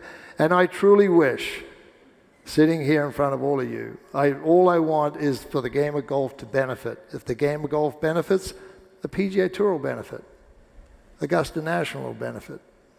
The Open will benefit. The PGA of America, the US Open. Every part of the ecosystem will benefit from what we're doing, because we're all going to share in this growth, this opportunity, and it can only come through competition. They want us to wrap up, but at Augusta, which is next week, 13 LIV players will be playing. Yes, so, correct. That will be exciting. And thank you all for being here today. Thank you. Thank you, guys. Thank you. Thank you. In an increasingly divided world, sports have the power to bring us together in new and inspiring ways. And many of those ways are digital. Nearly half of Gen Z and millennials prefer to watch sports on smartphones or tablets. The same group is 41% more likely than older fans to engage with fantasy sports. The global esports market is forecast to be worth nearly $2 billion in 2025. With 377 million esports gamers, the Middle East is expected to become the fastest growing gaming region in the world. In Saudi Arabia alone, 68% of the country's citizens consider themselves gamers. And the kingdom is set to host Gamers 8 this summer, the world's largest esports and gaming event. Why has esports won over so many fans? And how will it impact traditional sports? Which new business models and consumer trends are disrupting the global sport industry? How can sports help us achieve humanity's highest priorities?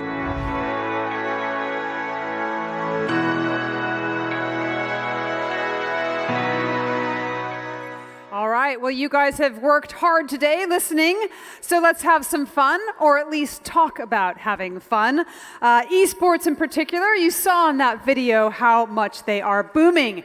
And competitive video games make incredible spectator sports too. You saw that number, the $2 billion market for global esports. First Olympic esport will be held in Singapore this June, and Saudi Arabia will host another edition of Gamers 8 in July. So here to talk to us about esports, a rise he has had no small part in, is the chair of the Saudi Esports Federation, His Royal Highness Prince Faisal bin Bandar bin Sultan Al Saud. Your Royal Highness, come on down.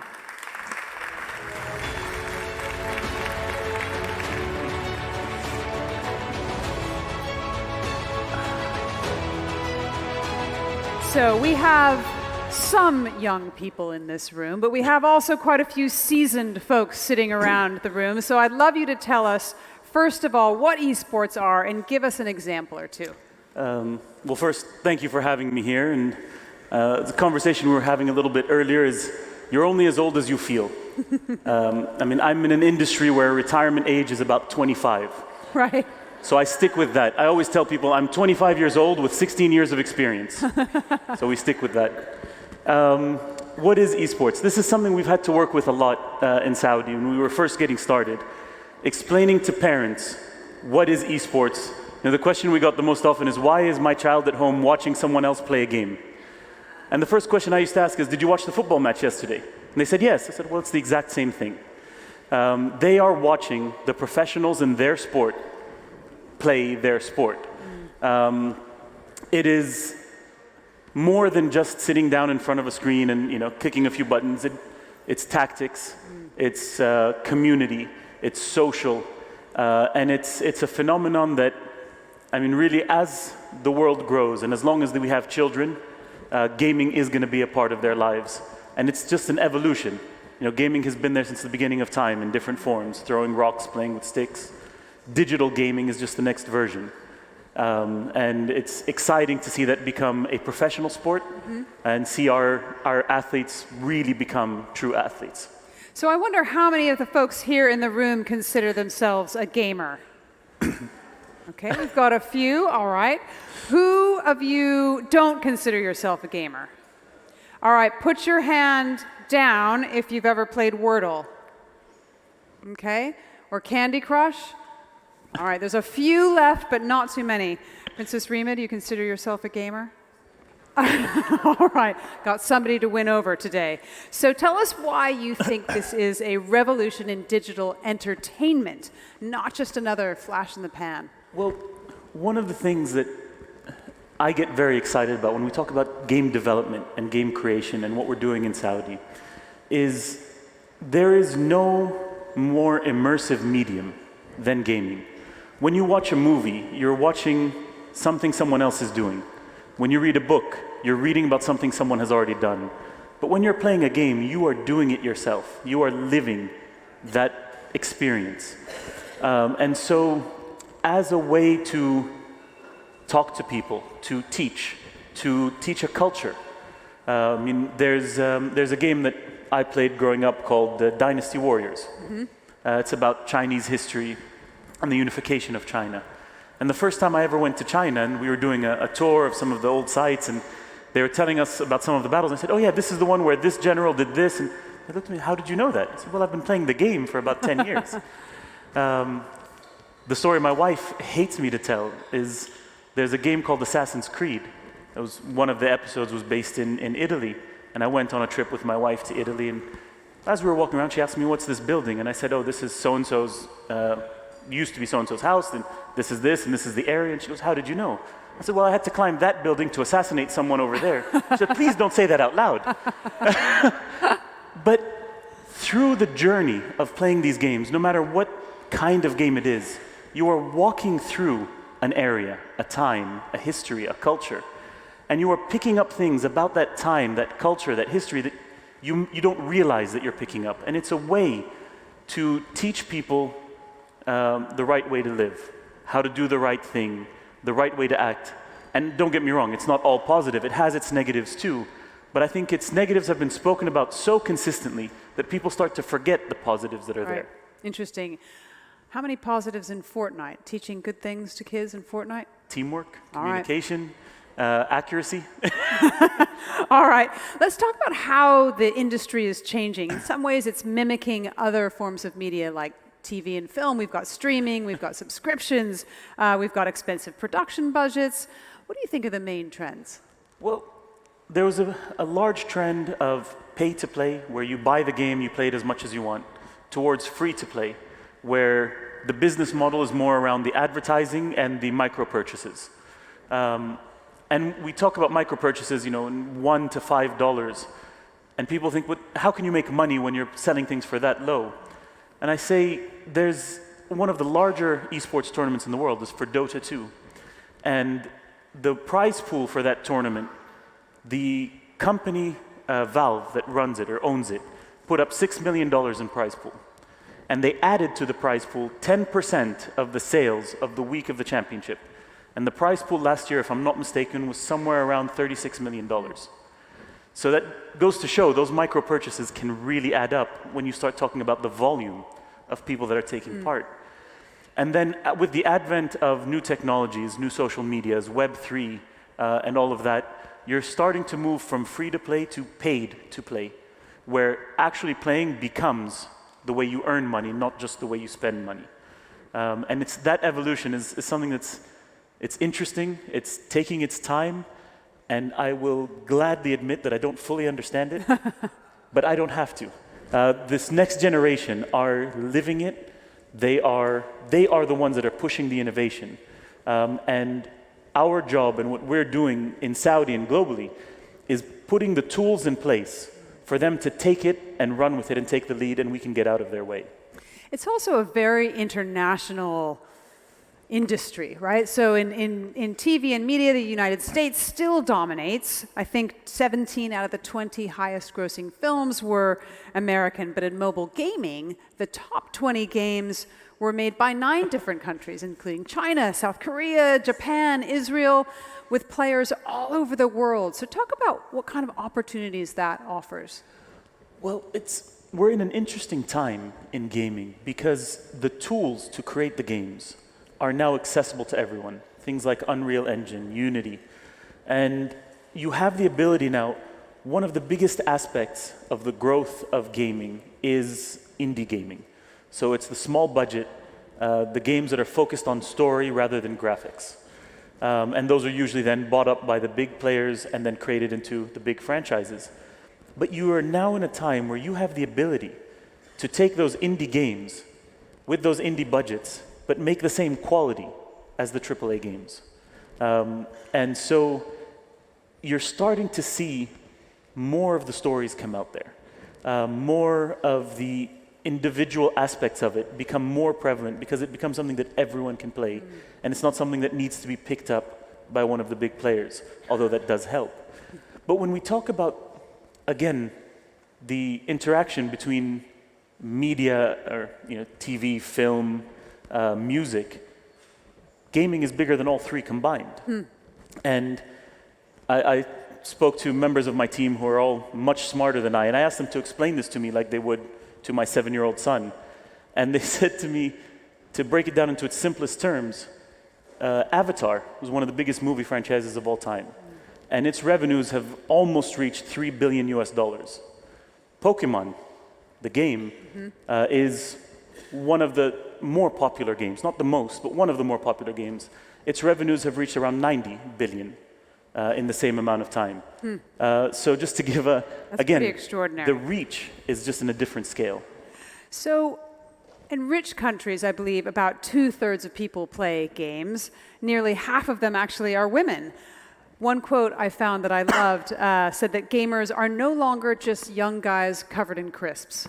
But that actually isn't true across the world. I mentioned, the Seoul Game Academy is a place where you can go in South Korea to learn to become a pro gamer. 99% of the students are male. So how can we make gaming more inclusive? So as you said, when we talk about gaming, esports is a much smaller cup. In gaming, it is pretty equal. Even in Saudi, it's about 48% female, 52% male, if we talk about the gaming community. Similar, it's about 49% when you talk about the online personalities and streamers. It's about 49% female, 51% male. Where we have a lot of room to catch up is in the professional gamers. Okay. There's a lot of room for women to grow in that. And there's a lot of growth that's happened in the last, I would say probably 5 years, and that's worldwide, not just in Saudi. In Saudi, we've had our first international champion, Najd Al-Fahad, who won the Collegiate FIFA World Championship, the Ladies' Championship. And she's one of our role models to showcase that this is a valid career path, not just for our young men, but also for our young women. And what we need to do is give more room for our young men and women to showcase that they are the heroes of the future and let them be the voice of the next generation. And once our young men and women see that this is a valid career path, and their parents see that this is a valid career path, and we can showcase to them the healthy way to do it and the healthy way to move forward, and we focus on that consistently in Saudi, we talk about not just the physical health, the mental health and the social health. Because again, we're talking about a group of young men and women who are at the ripe age when they learn their social skills and their social cues. So how can we use this as a tool to give them a career for the future, and not just as a professional esports player, but in the industry? Game creation, storytelling, production, law, finance. I mean, there's so many different avenues that literally anything you have a passion for, anything that you enjoy doing, there's a career path within gaming for it. Interesting. So for me, gaming is the place where the metaverse becomes exact. You just know what the metaverse is when you think about gaming. And I wonder what esports and the metaverse future fused looks like. Well, the metaverse is always an interesting conversation for me because it's very confusing. There's lots of different people who talk about the metaverse in different terms from different points of view. But when you talk about gaming, I asked someone to explain to me in the simplest terms what is a metaverse. And they said it's when your online world is equal to or more important than your real world. So that's commerce, that's social, that's family, friends. And when you talk about that in gaming, we've been there for 20 plus years, where people have had their commerce in gaming, they've had their lives, their social lives, their education, using gaming as education tools. And so the other aspect of the metaverse, when you talk about the investment, when you talk about buying property and these big brands and everything that's happening in the metaverse, they're at one level and everyone else is over here. Right. And we're slowly inching together. But until those two places meet, where the mass, which are generally speaking the gamers, reach that platform and the conversation up here comes down to the level where everyone can participate, that's when you'll start to see the boom. What's taking us there is the advent of Web3 gaming, which is, again, the advent of paid to play, where your career now is playing, not just streaming and doing other things. And it becomes a way to really democratize the income that is generated from gaming. Just briefly talk a little bit more about Web3 and the opportunities it'll bring. Well, there's a few companies that I've been talking to, again, to understand more. And the opportunity in Web3 gaming is to, again, build that community from end to end, and it's through the blockchain. Rather than focusing on cryptocurrency, they focus on the blockchain, where everything is connected, and you can really create that system where you as a gamer, you as a seller, you as a producer can really benefit from the whole chain. And where that starts to bring people together is, right now, for example, if you are a League of Legends player, they have what they call skins that you purchase, so you can essentially dress your player in the way that you see fit and customize your player. But there are similar games, Dota and among others, where the metaverse and Web3 can start to change things. Is you can create something, a skin, in League of Legends, but sell it to someone who plays Dota 2, which is two separate publishers, two separate platforms. But now you have that interaction, that communication. We're not quite there yet, but once you have that, once it all becomes one metaverse, for no better way to call it, that's where everyone can start to grow together, and it becomes everyone can participate, rather than just being niche clans or niche groups in separate universes. Fantastic. Well, I look forward to hearing about Gamers 8 in 2023 and hearing who wins that. So thank you very much, Royal Highness, and please let's give him a huge round of applause. Thank you. Thank you. Thanks. Thank you. So enough fun for now. Up next, the battle for financial stability in an unstable world. We'll bring to the stage the Minister of Economy for the Argentine Republic, His Excellency Sergio Tomás Massa, as well as our moderator, the CEO of the Future Investment Initiative Institute, Richard Atias.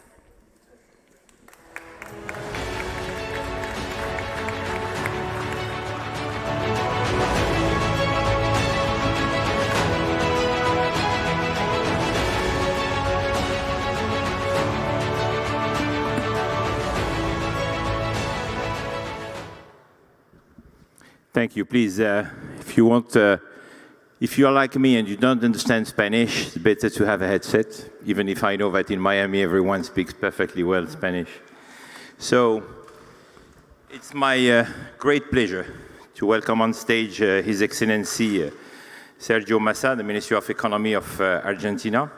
Thank you for being with us. You just arrived and landed a few minutes ago from Washington, D.C., so thank you. So just a few words about His Excellency. Minister Massa has worked in the public administration since 1996.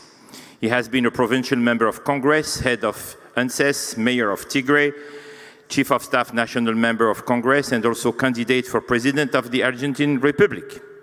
He has been the president of the Chamber of Representatives of the National Congress, and he is, of course, currently the Ministry of Economy of the Argentine Republic. So I cannot welcome you on stage without first, Minister, congratulate you for the win of the World Cup. So bravo, Argentina made us so proud and so happy. You did an amazing finale in the World Cup. But let's talk about the economy. So, Minister, you have recently advocated for global financial reform, and amid Argentina's own economic challenge. How do you balance Argentina's domestic agenda, which is of course related to the priorities of the citizen, with pushing for change on a global scale? How do you manage these two, I would say, priorities? Bueno, en primer lugar, muchísimas gracias, Richard, por la invitación. Bueno, first of all, thank you for the invitation. And 20 minutes ago, we came from Washington, and we had a bilateral agenda with the FMI, with a lot of work, and I did not want to stop coming here, and I did not want to stop sharing my ideas to try to find solutions and alternatives of what is today the lack of certainty and the lack of aspiration of our societies. So thank you for inviting me and for being able to share with you my thoughts. You know that my Spanish is worse than my English, but well, I'm speaking in Spanish, and I do want to speak my I want to speak my ideas in my language, and I think that we have to share the ideas in that diversity. And when we see the behavior of the global economy, and when we see the behavior between the average developing countries, you find the contradiction that the powerful countries are not a vehicle of development of emerging countries. In the average countries, you have 60% of poverty of the world, and those average income countries are those that have most of the resources. But however, the organization in Washington, they work on the base that the interest rates is fixed and respond more to the financial markets than to the necessity of developing. And at the end of the day, they end up being less attractive to seize the opportunities in emerging countries. And that's why, undoubtedly, the redesigning of the international architecture, economic architecture, we need the developing banks. They must have the aim to aim for the development rather uh, than looking at the risk index or to the rating mechanisms that we establish in the credit organizations, because at the end of the day they have to they have to do the these banks, they really have to push for this development that will allow resources to become capitals of development in the countries. So we need to capitalize the credits uh, and we do need to take these international decisions along in other countries. So, for instance, if we put as an example Norway or the Middle East or the Asian countries, finally these countries will actually offer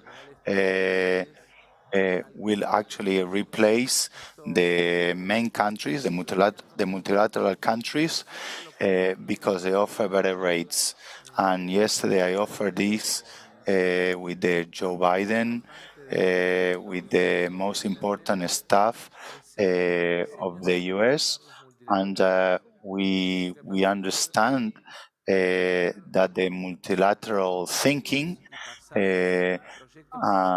that they have to allow us to go through the bureaucracy, and they have to allow us to develop well our economies.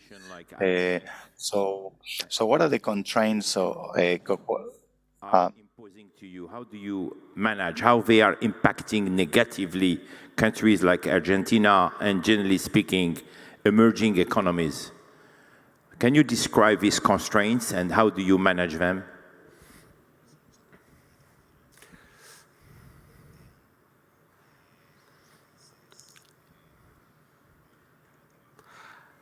En primer lugar, yo creo que first of all, we face a problem with the IMF and the countries of the IMF,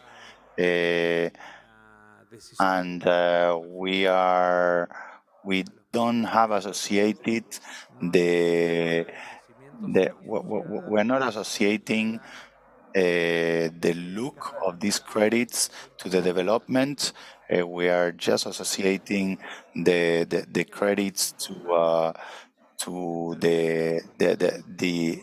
the accounts of or the budget of the public spending. So it is important that there is an access to credit regardless of the budget, of the budgeting, and the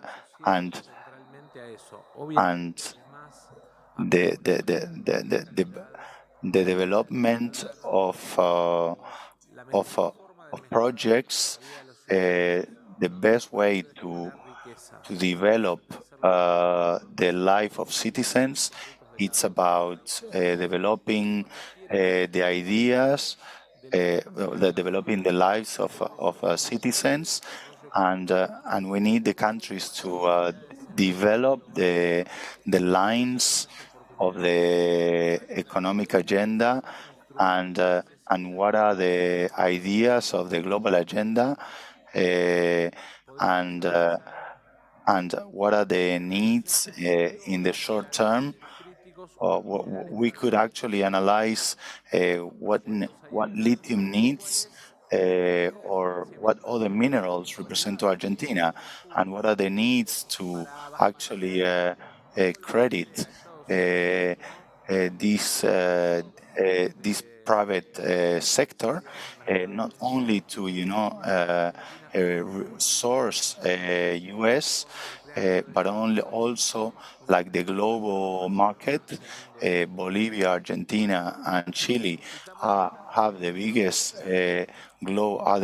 biggest global source of lithium, and then we have to think what credit do we need to be able to try to sort the lithium for the needs of any technology, and this is a window that opens, and maybe who knows, after 20 years, the lithium will be changed by a different mineral. But in the meantime, we need to develop we need to develop the extraction of the lithium. So, what do these countries need? What do we need to actually source the countries? We need investments. What are the conditions for these investments? The capacity to repay these projects, or the rating of these countries. And there it's where like the problem is.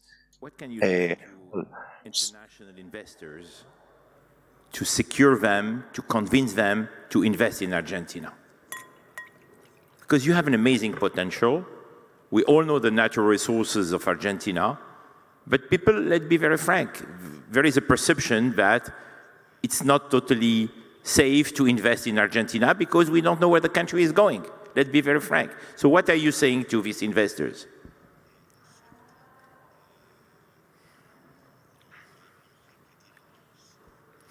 Argentina tiene dos situaciones. Una situación Argentina has two situations, está marcada and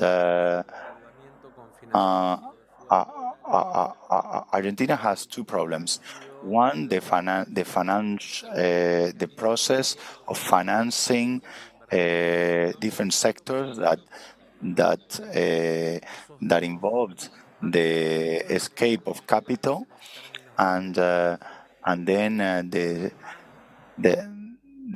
second is the mismanagement of the money in the public sector. So there is the future of Argentina, and this stops us from develop our country. But at the same time, I want to do the same an analysis. So then the next discussion in the world is about proteins, and this is in the global agenda, and each region in the world it's rethinking strategies about how to have food security. The 80% of consumption of protein, 40% of the proteins of the world is produced in the south of this continent, and 80% of the protein in the south is produced by Argentina. So in the agenda of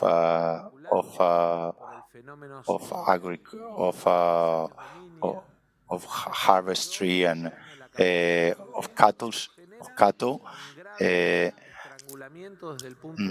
we have been strangled in terms of credit. If we look at the perspective, we are seeing that we start to see that there are decisions taken for the month of May. 40% of growth projected in sunflower, 25% projected in wheat, 20% projected in the growth of soy. So, in terms of the drought, generated a lot of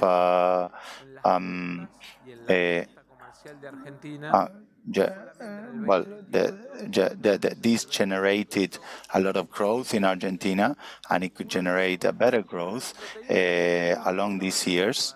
but the proteins are not the only battle that is going to have that we're going to have in the world. Energy is going to be another battle in the next years, and then and this is going to generate even a bigger battle because we are in an energy transition. Where is the second biggest shale oil gas? So then we look at the U.S. That's the first shale oil gas, but we found a huge shale oil gas reserve in Vaca Muerta, a region in the south of Argentina, which could provide enough energy to Chile, Brazil, and Argentina. All of us, in 140 years, we do know that the world will not use gas as energy, but there is a window of opportunity for the next 40 years. So, how much can in only 1 year Vaca Muerta has grown 21% of energy supply? But that's only gas. Argentina is also building a gas pipe to provide Bolivia, Chile, and Argentina. And the formation of gas also have liquids. And then in the 20 and 25, we get 1 million barrel a day. So someone is going to consume that volume of oil in the world in the way of a transition of the new energy. And someone could say, so energy and protein is not enough. So there are also minerals. Again, together with Bolivia and Chile, we have the biggest lithium triangle. We have the biggest reserves of lithium, one of the biggest reserves of silver, one of the biggest reserves of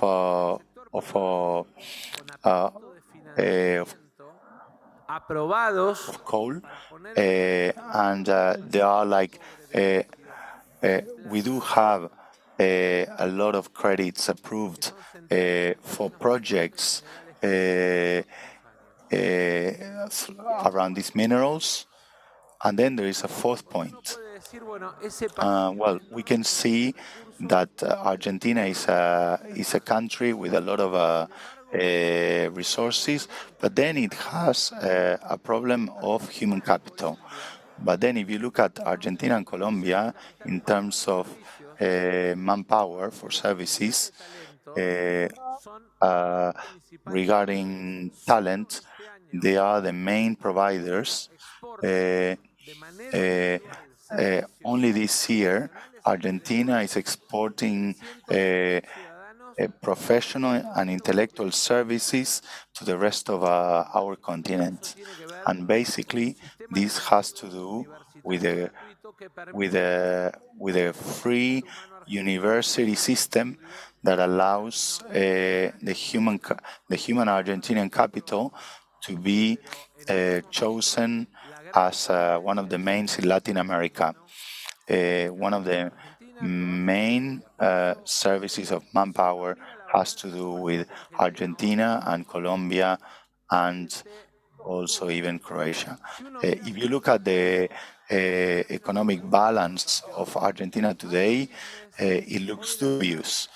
But if you look at the potential throughout many sectors, through the sectors that I mentioned, there is no doubt that there are no distances among the citizens to have freedom to get different type of currencies and to invest in Argentina and get benefits or profits. For Latin America. It's quite. There is a common. Can you tell us more about the advantage or the disadvantage to have a common currency And if it's happening, do you think this will have an impact on your relationship with United States of America? Primero, First of all, los países the countries that have an economic relation with Argentina and Brazil, or maybe with Argentina and Uruguay, a side of the balance, they are trying to find a balance in their own currency. This is already functioning. The Central Bank of Argentina, Central Bank of Uruguay, they do it, and the Central Bank of Brazil and the Central Bank of Argentina, they do it as well. And we're also taking the extension of payments in the trades, and this is what, and well, there is always like this fear of the entry and coming out of dollars inside our economies. In terms of well, the agreement. The agreement of the euro came 40 years before the euro was possible, and so there must be a lot of alignments across a lot of countries, fiscal balances, definitions of capitals to define that currency. Like it cannot be just a political wish. It has to be a real instrument. It is possible that we're going into an economy of blocks. This is a reality. But obviously, it's important that the blocks find capacity of interaction. And how do you see Argentina in the next 5 years? Sorry. Next. Yeah, your priorities for the next 6 months. Next. And how do you see Argentina in the next 5 years? Bueno,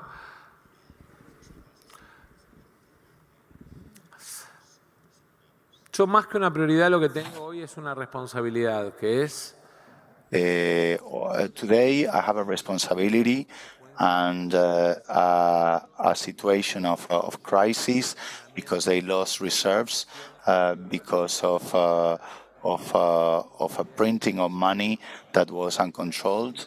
And now we have the task of stabilizing the economy, and this is my first task in the next month. Where do I see the economy in the next years? I do see the economy multiplying by 2 or 3 the exports of knowledge, and we are in $500 million. And I see the economy, I see multiplying by 5 the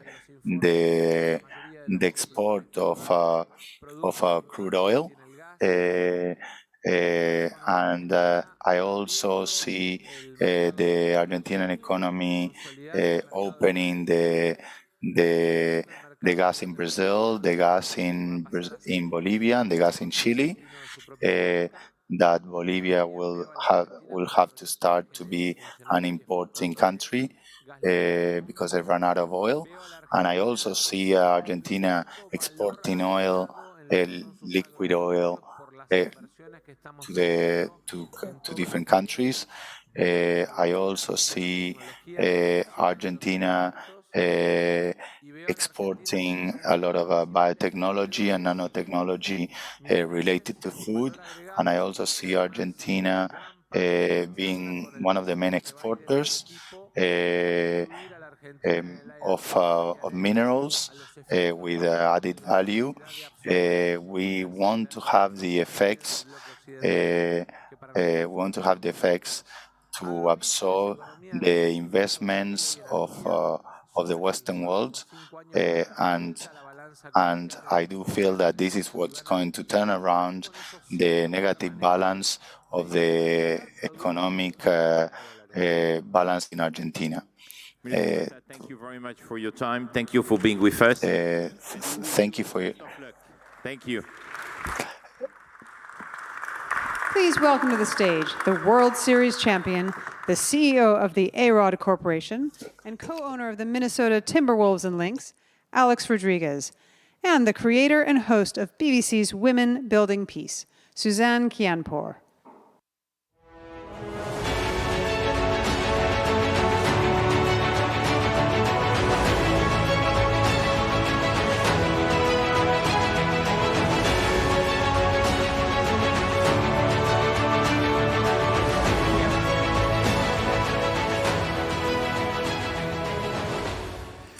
Well, you need no introduction, but it is my honor to introduce you, Alex Rodriguez, also known as A-Rod.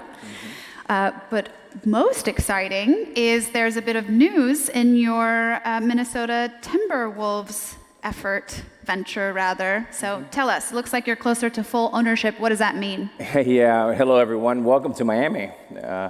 I've been here since I was 9 years old, and I've never seen more people from around the world in the city, which is great. I usually see all my New York friends when I was with the Yankees, all here in South Florida, which is pretty cool.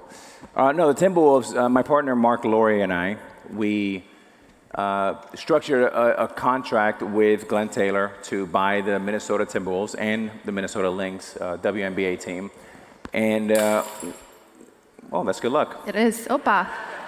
And we structured a deal where we locked in the price at $1.5 billion. And we paid over 4 years. Yesterday, we made it official. The second payment is done, so we're 40% in, and we now have a path in the next year to acquire the remaining. So this is a basketball team, but you're a baseball player. That's true. You know, it's funny because one of my heroes and mentors is Magic Johnson. And of course, he played basketball for the Lakers for all those years, and he owns a baseball team with the Dodgers. So we always joke around that we did it opposite. I played baseball, and I own an NBA basketball team. I'm sorry to say I'm a Braves fan. Okay, well, you guys are good. Well, you guys World Series congrats. champs. Yeah. That was very exciting. And you might repeat this year. Hopefully. Yeah. Inshallah. So on the future of sports team ownership, you have said in the past that blockchain can bring sports teams ownerships to the masses. What does that mean? And are you more or less keen on blockchain now, given the current banking sector turmoil that we've seen in recent weeks? No, we really haven't gone outside for outside capital, but I will tell you, Suzanne, we've never had, of all the dealings I've done over the last 25 years, I've had people from around the world, like literally begging us to get in this deal. And I think the reason why is we acquired this franchise right after COVID, and the NBA was empty with no fans. They had a bubble, and I think it was just good timing. But where TV, the national TV deals, the landscape of sports has changed completely. I mean, nobody ever thought Glenn Taylor bought this team about 25 years ago for about $94 million, and he sold it to us for $1.5 billion. I do think that in the next 5 years, it'll be hard for anyone to get into an NBA franchise or an NFL franchise for under $5 billion. And the reason I say that is for several reasons. I think gambling is coming fast and furious. And then the TV landscape and the relationship with the consumer is here to stay. And it's no longer just Disney, ESPN, TNT. I believe in the next TV deal, you'll have customers like Apple and Amazon and Netflix, plus Disney and Netflix, all involved. And if you think about who can actually capture the audience, it's live sports. And we've seen that no one does it better domestically than the NFL. And then you have the NBA, you see what UFC's done, PFL, there's all these things around sports. And what sports is a moat, is an octopus of opportunities. And the real business is around the media, is around the real estate, is around merchandise, is around gaming. Sports brings everybody together. And from a political point of view, sports and music, in a world that is so divided, it brings people together. And it's pretty nice to see.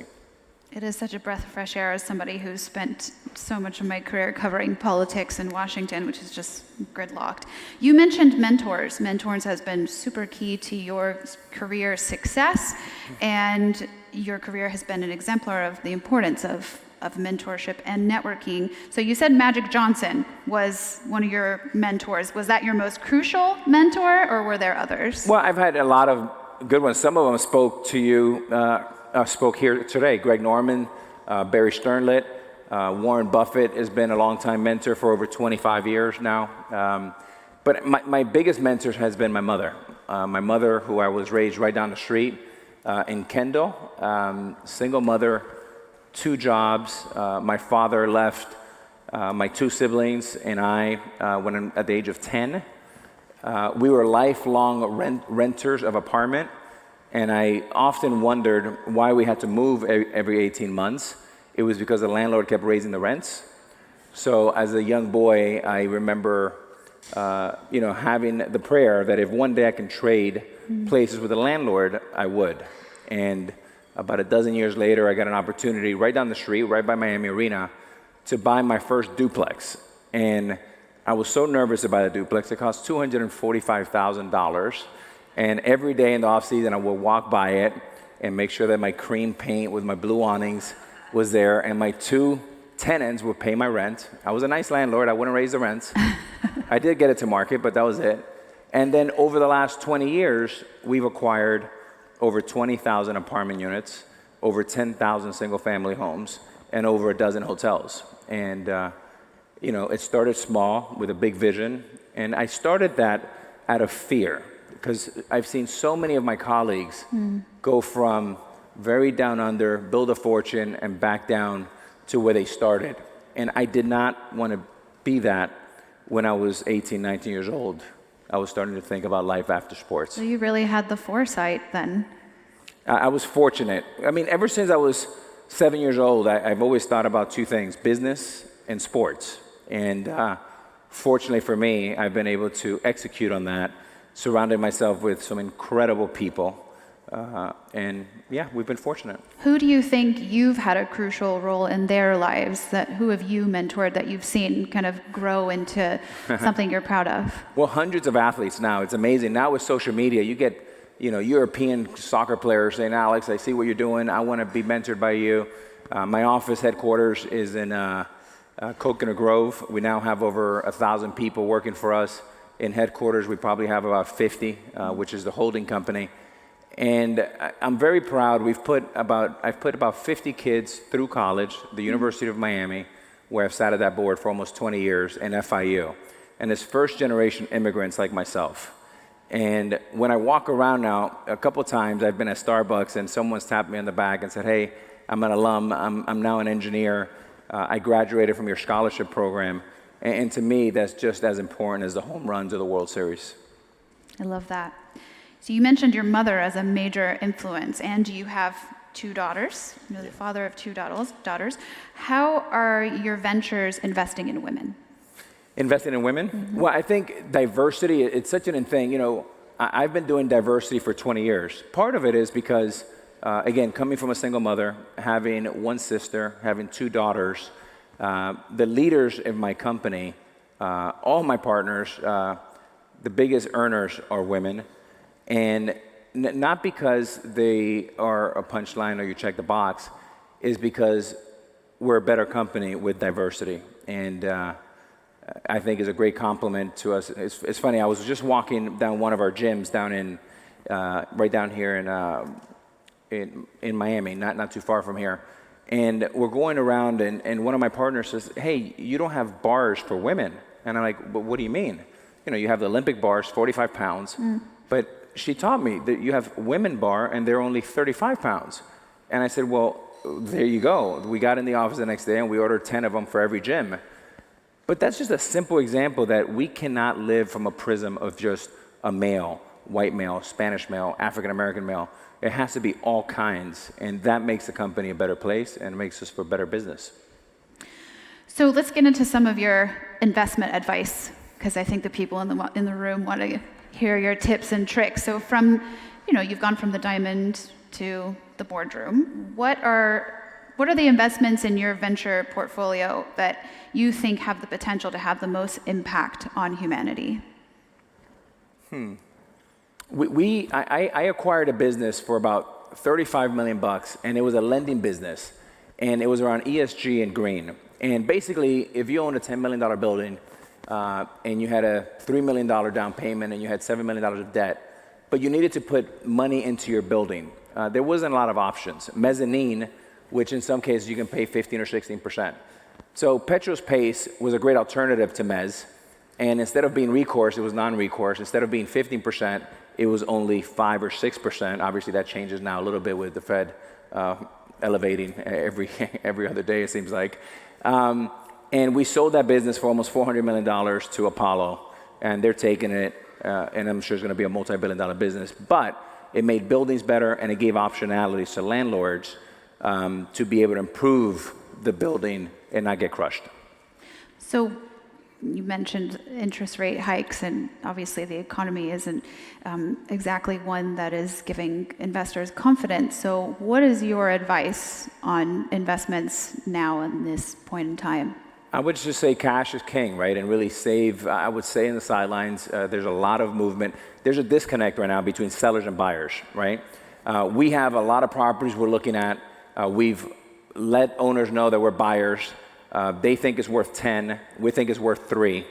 We're now starting to get calls like, hey, we'll sell it to you for 8. We're like, well, we think it's worth 3. We got a call this morning. It's like, I'll sell it to you for 6. I said, we think it's worth 3. And over the next few weeks, we're ready that when they say it's 3, we go and we pick it up and we buy it. But there's still a disconnect that's coming closer, but it's not quite there yet, on what people, owners think is worth and what we think is worth. So there's a lot of buzzwords, and I think AI and ChatGPT is one of them right now. Where are you in terms of, as an investor, where are you when it comes to artificial intelligence? We have a little tiny investment in it. We got some exposure. We need to get educated. Ironically enough, my 2 daughters, 18 and 14, one goes to Ransom, the other one goes to Gulliver. They know way more about this than me. I guess kids are now using this to kind of cheat and do their paperwork, which is interesting. But our philosophy is we don't ever need to be first in line. I think through our relationships, we are able to get into incredible deal flow. And we rather get in the 3rd inning once we feel the sure thing. We don't need to be in the 1st inning. So right now, we're a little bit pause, wait, educate, and see what happens.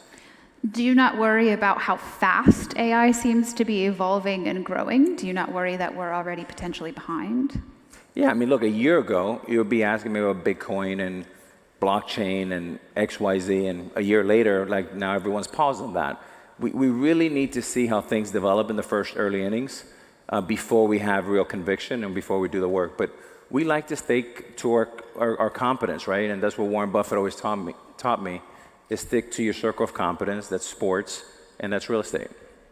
So that sounds like you're not really a risky investor. Is that the case? I would agree with that. Do you think that has something to do with being an athlete? Interesting question. Never thought about that.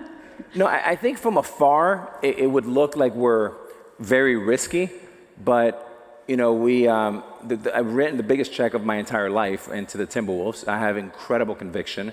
This whole idea of diversity is good to a degree, but I believe that I don't like being wide and shallow. I'd rather be narrow and deep and really concentrated. When I believe in something, I have full conviction.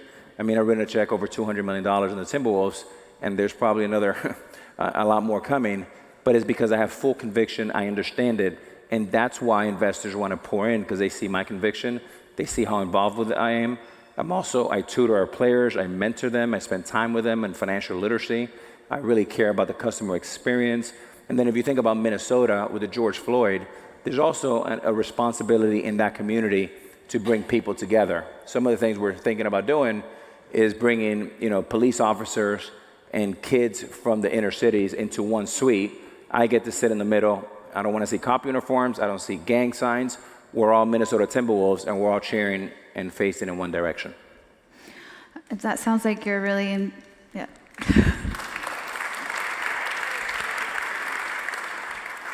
I mean, that really is the power of sport, right? It transcends politics, and you as an athlete, people listen to you. So I do want to get in. I do want to ask you about something. I would be remiss not to ask you, rather, about an issue that has been plaguing America, and especially as someone who travels between Dubai, London, and Washington, I'm constantly asked about this when I'm overseas, and it's the issue of school shootings. And as a father, I wanted to know if because you believe in the power of philanthropy, clearly, you see that as part of your role as an owner of the Timberwolves and as a community leader. Do you think there's a way to tackle this on the community level? Because it sounds like, it seems the politicians can't really seem to sort it out.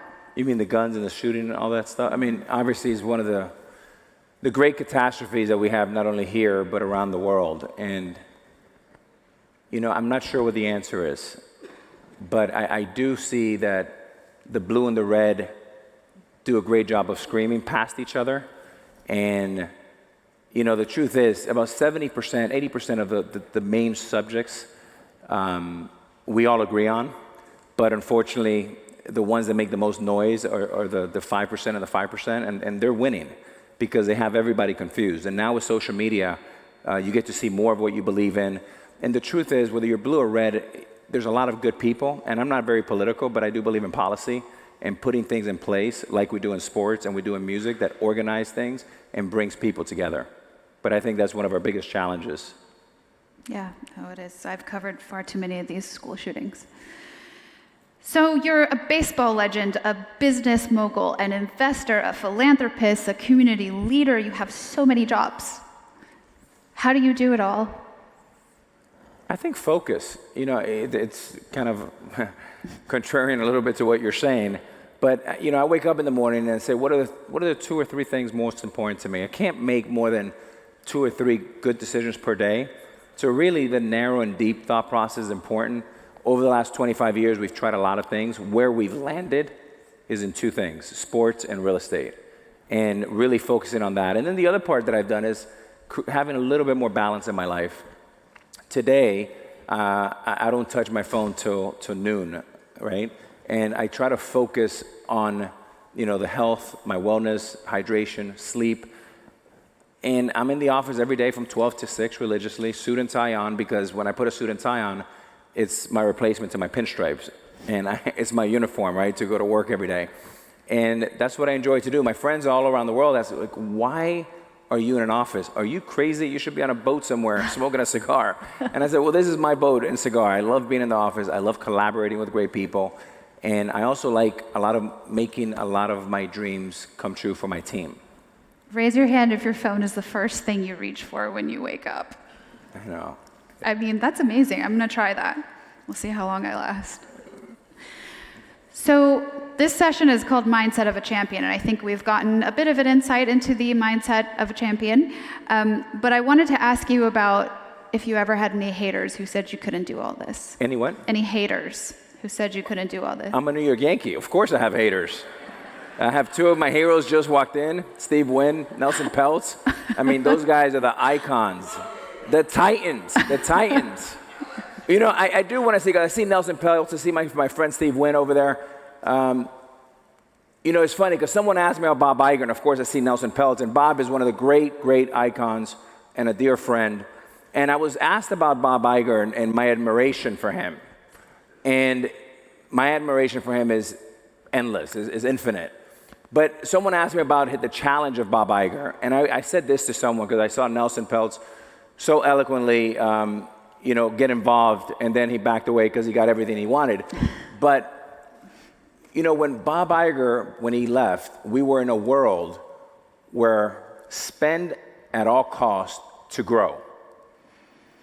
Today, Bob Iger comes back and has cut cost at all to survive. And it'll be really interesting how that world is a paradigm shift. And it'll be interesting to see the CEOs that can survive under this scrutiny and cutting to survive versus spend to grow. And it didn't matter if you lost $100 million or $1 billion per quarter. Wall Street was going to reward you for spending and growing. And today is the exact opposite. So I'm fascinated to see who are the champions in the next 18 months, 24 months. And I would invest with Nelson Peltz because he knows much better than I do. Well, thank you. This has been a fascinating insight into the life and times of A-Rod. Thank you. Do you go by A-Rod? No, I go by Alex, but it's okay. I've been at Fenway. I've been called a lot worse. Thank you so much. Thank you. Thank you, guys. Thank you very much to Alex and Suzanne. Really fascinating conversation. Now for our final session of day one here of Priority at FII Institute. From Titans of Sport to Titans of Industry, please welcome to the stage the CEO and founding partner of Trian Fund Management, Nelson Peltz, as well as the founder of the Wynn family portfolio, Stephen Wynn.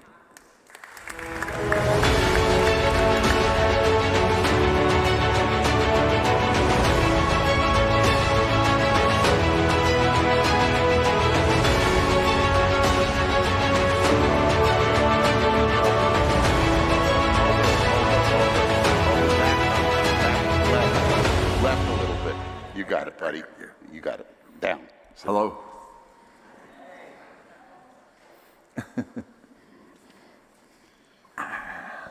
Hi, everyone. Thanks for coming, Richard. Congratulations on a great day. Really.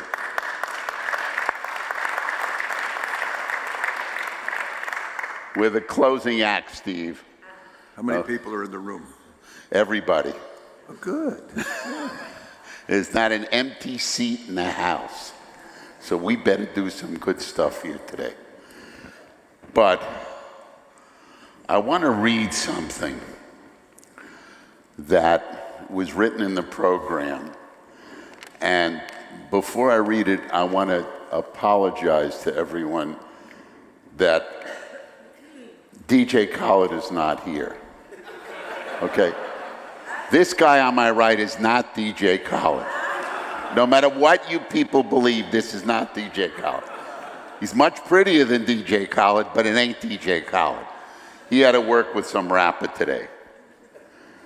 So today the topic, Steve, is Titans of Industry.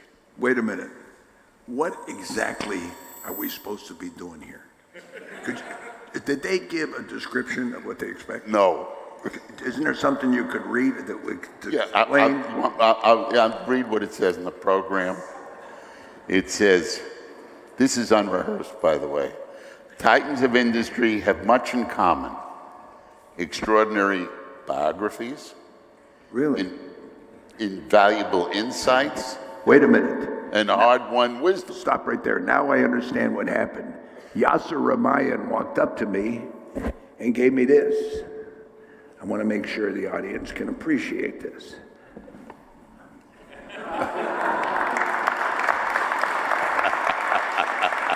I think you got one too. I did. Where's mine? T-shirts.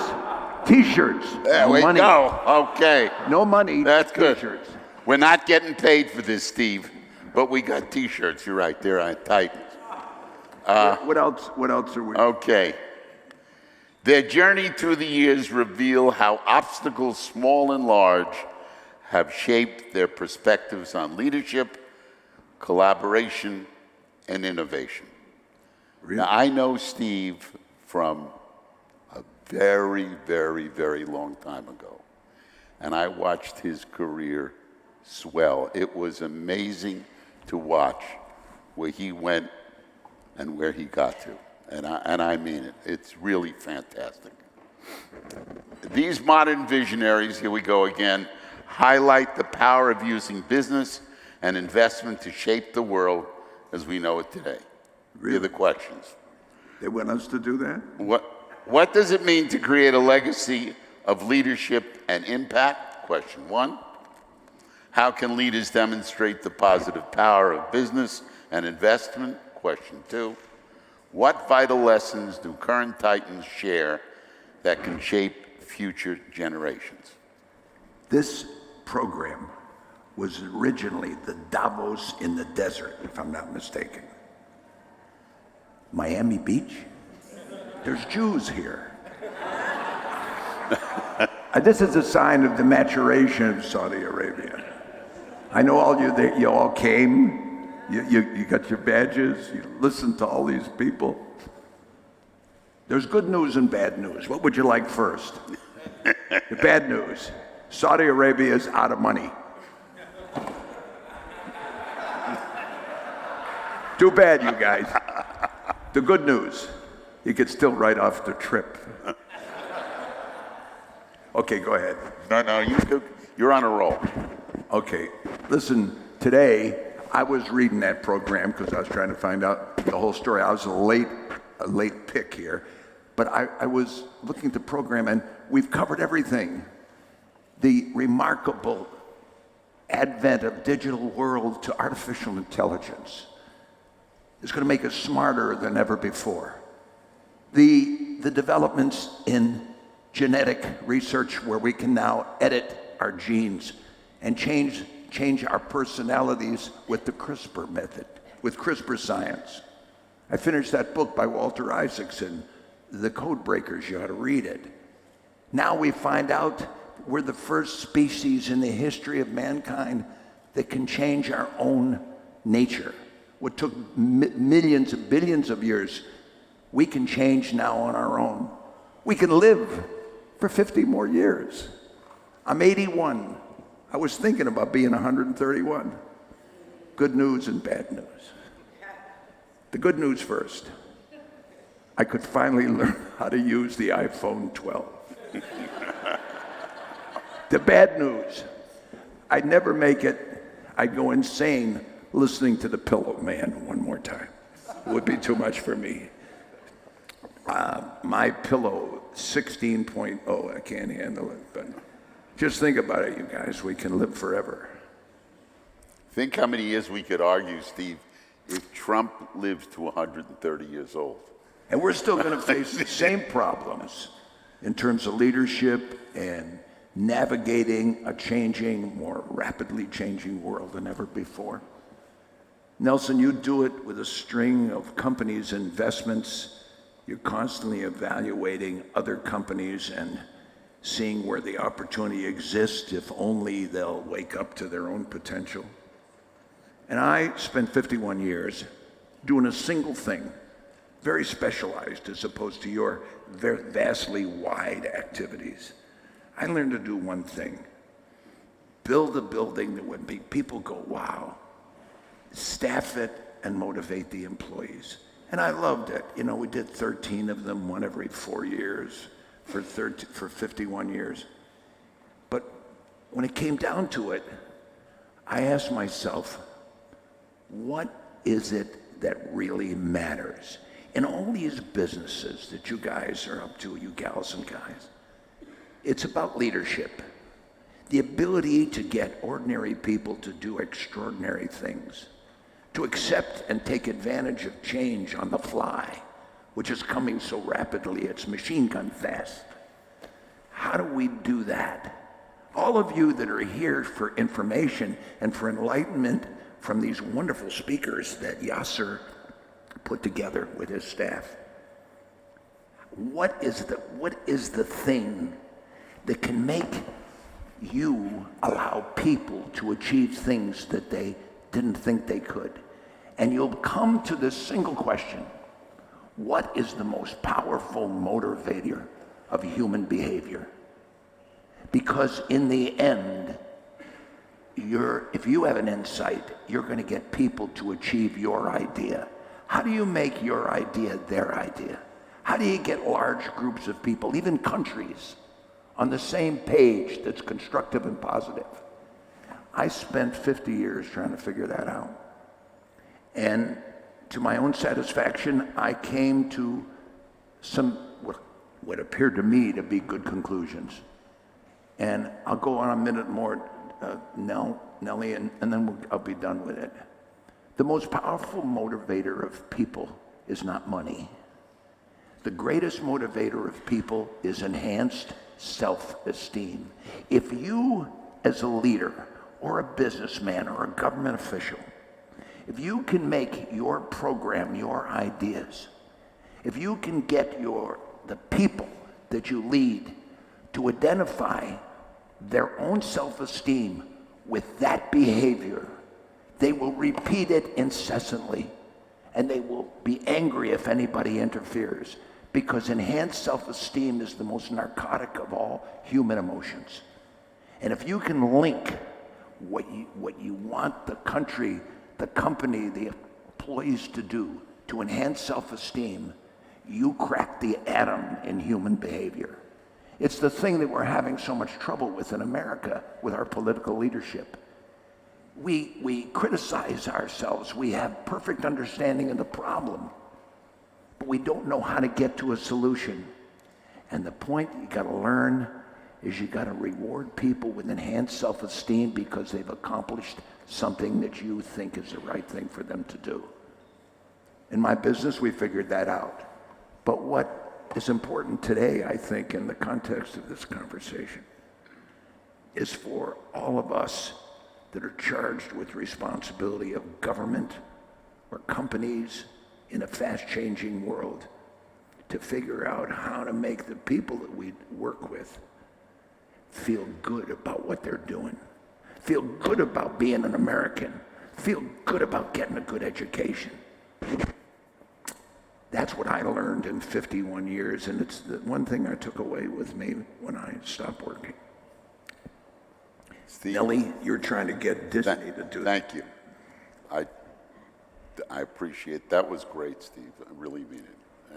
And you, for what you've been through and the words of wisdom that you impart are amazing. You know, when I was a kid growing up in Brooklyn, I had one fantasy. I wanted to open up New Year's Eve singing in Las Vegas. When I found that I couldn't carry a tune, I decided I better try and make some money. And the motto of our formula at Trian and the formula that we invest is something I learned from my father who sold produce. And it's on every coffee cup in our office. And it's really simple. It says, sales up, expenses down. When I learned that, I dropped out of Wharton and figured that's all I needed to know. Sales up, expenses down. And that works whether it's a little produce company like my father owned or P&G, where I just recently got off the board. That's what they all have to understand. Sales up, expenses down. And we preach that, and it seems so simple, and they call McKinsey in, and they call all these brilliant guys in to figure out where it's going. And all they do is have to get a coffee cup from my office. That's all they have to do. They can save $25 million a year on these consultants. What do these companies need to do to grow? What do they need to do? Well, let me tell you one of the things they need to do. They need people on the boards of these companies that are truly independent, that have a vested interest. You know, every board, I started my career building businesses and happily built a very large packaging company and fixed up Snapple and did a bunch of fun things. And then I became what's called an activist investor. And it was really simple. You get into these companies, and the first thing you do when you walk into the boardroom is you look around the table and say, who here actually wrote a personal check to own stock in this company? And I want to tell you, every company whose board I've been on, I was the only guy in the room who did that. So tell me what they're doing there. What they're doing there is trying to make sure they're going to stay there, because they get hundreds of thousands of dollars in stock options and stock gifts. So they want to make the CEO happy. They were a CEO once, and they wanted their board to make them happy, so they try and give as good as they get. Now, you talked about, A-Rod spoke about Bob Iger for a moment, and Bob said he was going to do everything that we asked him to do, and we'll see. And I hope he will, because the stock that we have will go up, and everybody will be happy. You know, Nellie, I was thinking, it'd be wonderful at the end of the day, people have listened to a lot of people talk about different things, and then they come to this point and having a look at us. How's about us taking questions. Maybe one or both of us pique your curiosity about something. Do you have a question you want to throw at us? I'd be glad to, and I'm sure Nelson would too, would be glad to respond. It's an ambitious program here about Titans. There's someone on the left, Steve, who's got a question. Can you help us? Steve, someone on the left's got a question. Come on up close so I can hear you. I'm already mic'd. Nelson, can I ask? So Nelson, or for Steve, I'm Alex Rodriguez again. I'm an enormous fan of both of you, and both of you are friends and mentors of mine. Steve, you mentioned 51 years of business, and Nelson, no one's seen more businesses over the last 4 decades probably than you. When you guys think about hiring world-class talent, it's never been more competitive to find the best people in the world, Bob Iger being one of them.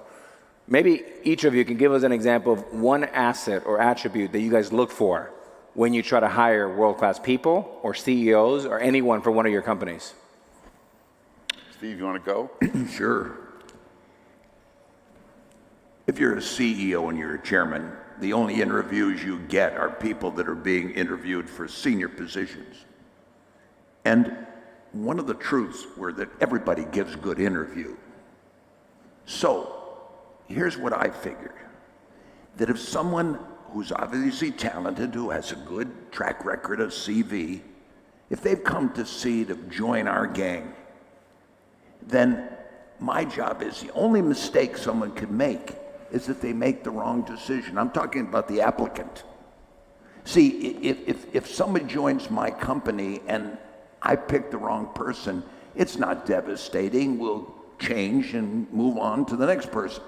But to the applicant, to one of you that wants to come and join us, this is a big move in your life. You can't afford to have 18 jobs in 20 years. I mean, this is a big thing if you're willing to join this crew. And if you know the job, if you know the environment you're stepping in, and you think it's the place for you, then you're right. The danger is if you don't know what you're getting into. So when people came to see me and I was interviewing them or talking to them, first thing I said, look, you got some idea of this company and my arrangement with it and my relationship to it. Listen, I want you to interview me. See if you got this place figured. And since I play an important part in it, see if you get a sense of me and if you're comfortable with that. I want you to be successful, but I want you to understand what you're getting into. I don't want you to find out 6 months from now that you made a terrible mistake. So the first thing I'm interested in is, how does someone react to that? Did their eyes click open and they get a smile on their face and say, I'm glad you allowed that opening, Steve or Mr. Wynn? And they start to ask me questions, and they're not intimidated, and their thoughts are well organized. Then I know I start to get excited during the interview, and I start to get enthusiasm for that person. Mainly, I'm interested in them, and I find out about them because they're asking about us. In other words, be a listener. Be a listener. It's the secret of good acting, I'm told, by people who act. They asked Spencer Tracy, how'd you be such a great actor? He said, I was a good listener. And I did my interviews and developed my enthusiasm and my sense of the potential success of people by that characteristic and the way they responded to that. Is that a satisfactory answer? Very good.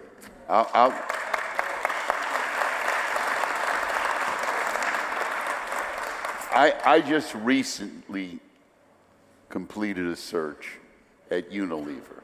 Unilever is a British company, one of the biggest FTSE companies around, well over 100 years old. Great business that hasn't been run properly for decades. That's why I got there.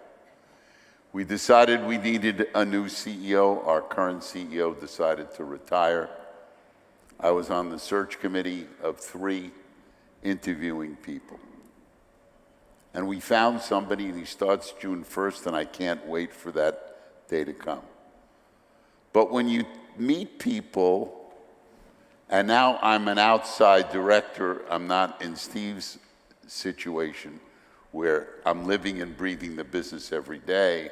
I know what I want to see, I know what I want to happen, and I want somebody who can either see the business in the future the way I see it, or if they have a different plan that may be better than what I have in mind. So I met with this guy 3 times. He came to my home. I met him in the office. I met him somewhere else. We had a meal together. And I found that his vision for the business was very, very similar to what I thought. And it took me 3 times to figure that out. Because the first time he could have been giving me what he thought that I wanted to hear, and maybe the second time a little bit of that. But by the 3rd time, he sold me. Now, I'm going to find out in the next 6 months whether I was right or wrong. But I think this guy's got the energy and so forth, and that's what you need. You need, in our case at Unilever, and every assignment is different. At Unilever, we needed a change agent. This is an old, amazing company that spits nothing but cash. Let's get a second. Doesn't really know how to grow market share. Steve is chomping at the bit. Go ahead, Steve. Want to take another question? Go ahead. Can you hear him, Nelson? I can't hear. You got a mic? There's one. He's talking to you. Turn me on? Okay. Ah, great. Evelio Medina, thank you for being here, and welcome to Miami. I run the Miami Brickell Chamber of Commerce. Question specifically for both of you. And I've followed you for a long time from Triarch. What is your appeal, or why do you always go into operating companies, unlike, for example, real estate, which they all come with assets and operations, but why always fix these companies? I didn't hear that. I'm sorry. I don't think Why do you invest in operating companies constantly? And I love that model. Obviously, those operating companies come with assets that you got to manage, but you've been able to do amazing jobs by taking companies that weren't working and making them work. What's the allure to operating companies? Oh, well, I never bought one. I built them with a gang of helpers, and colleagues. I don't think I understand the word. Why are we investing in operating businesses? Was that investing, or why we were trying?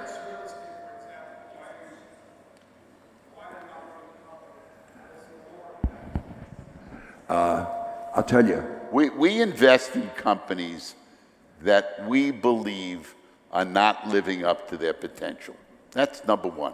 That's what and number 2, that we have a plan to make it better. So both of those things are important. There are plenty of companies that are not doing well, that may or may not be living up to their potential, but frankly, we don't have a plan to get them there. But if we do have a plan, and we think there's a lot of white space between where they are and where they could be, then we're going to invest. In most cases, not all the time, we're going to want a seat on the board. Drop my watch. Sorry. You like what I said? Yeah, well, no surprise to me. I hear you talking about it all the time. I don't think I have anything to add to that. I was immersed in an operational business. You all know, because half of you came there. And it was absorbing. It was wonderful. I spent 80% of my time when I wasn't in the design mode with my colleagues. I spent 80% of my time on HR. That's what I cared about. Customers talk to the staff, the line employees. Whatever we were trying to do to accomplish the positive guest experience was through them. It was about them. Did you ever notice that your success as a CEO or an executive, like all of you in this room, that your success is defined by the people that you work with? It's always about them. Your success is about them. My supervisor's successes were about their people. And our frontline employee successes were about their relationship to the customers. It's always about them. It was never about us in the sense of what really mattered in an operating business. That is very much like what I said a few minutes ago. We have time for another question. No, unfortunately not. I'm being told we got to wrap, sorry. Thank you very much. Ladies and gentlemen, let's give him a huge round of applause. Thank you. Thank you very much. Thank you. Thank you very, very much. Sorry about It's all good. Thank you. Thank you to all of our speakers today for such an incredible first day here at Priority. A few instructions for dinner. Transportation will leave from here at 7 p.m. You're all welcome to join at Carbone. You'll have your badge to join us. Programming tomorrow, you are not going to want to miss day 2. It'll begin here at 8:30, so arrive for 8 a.m. for breakfast. You aren't going to want to miss Jared Kushner, Tim Robbins. It's going to be an incredible day, so we'll see you tomorrow here at 8 a.m.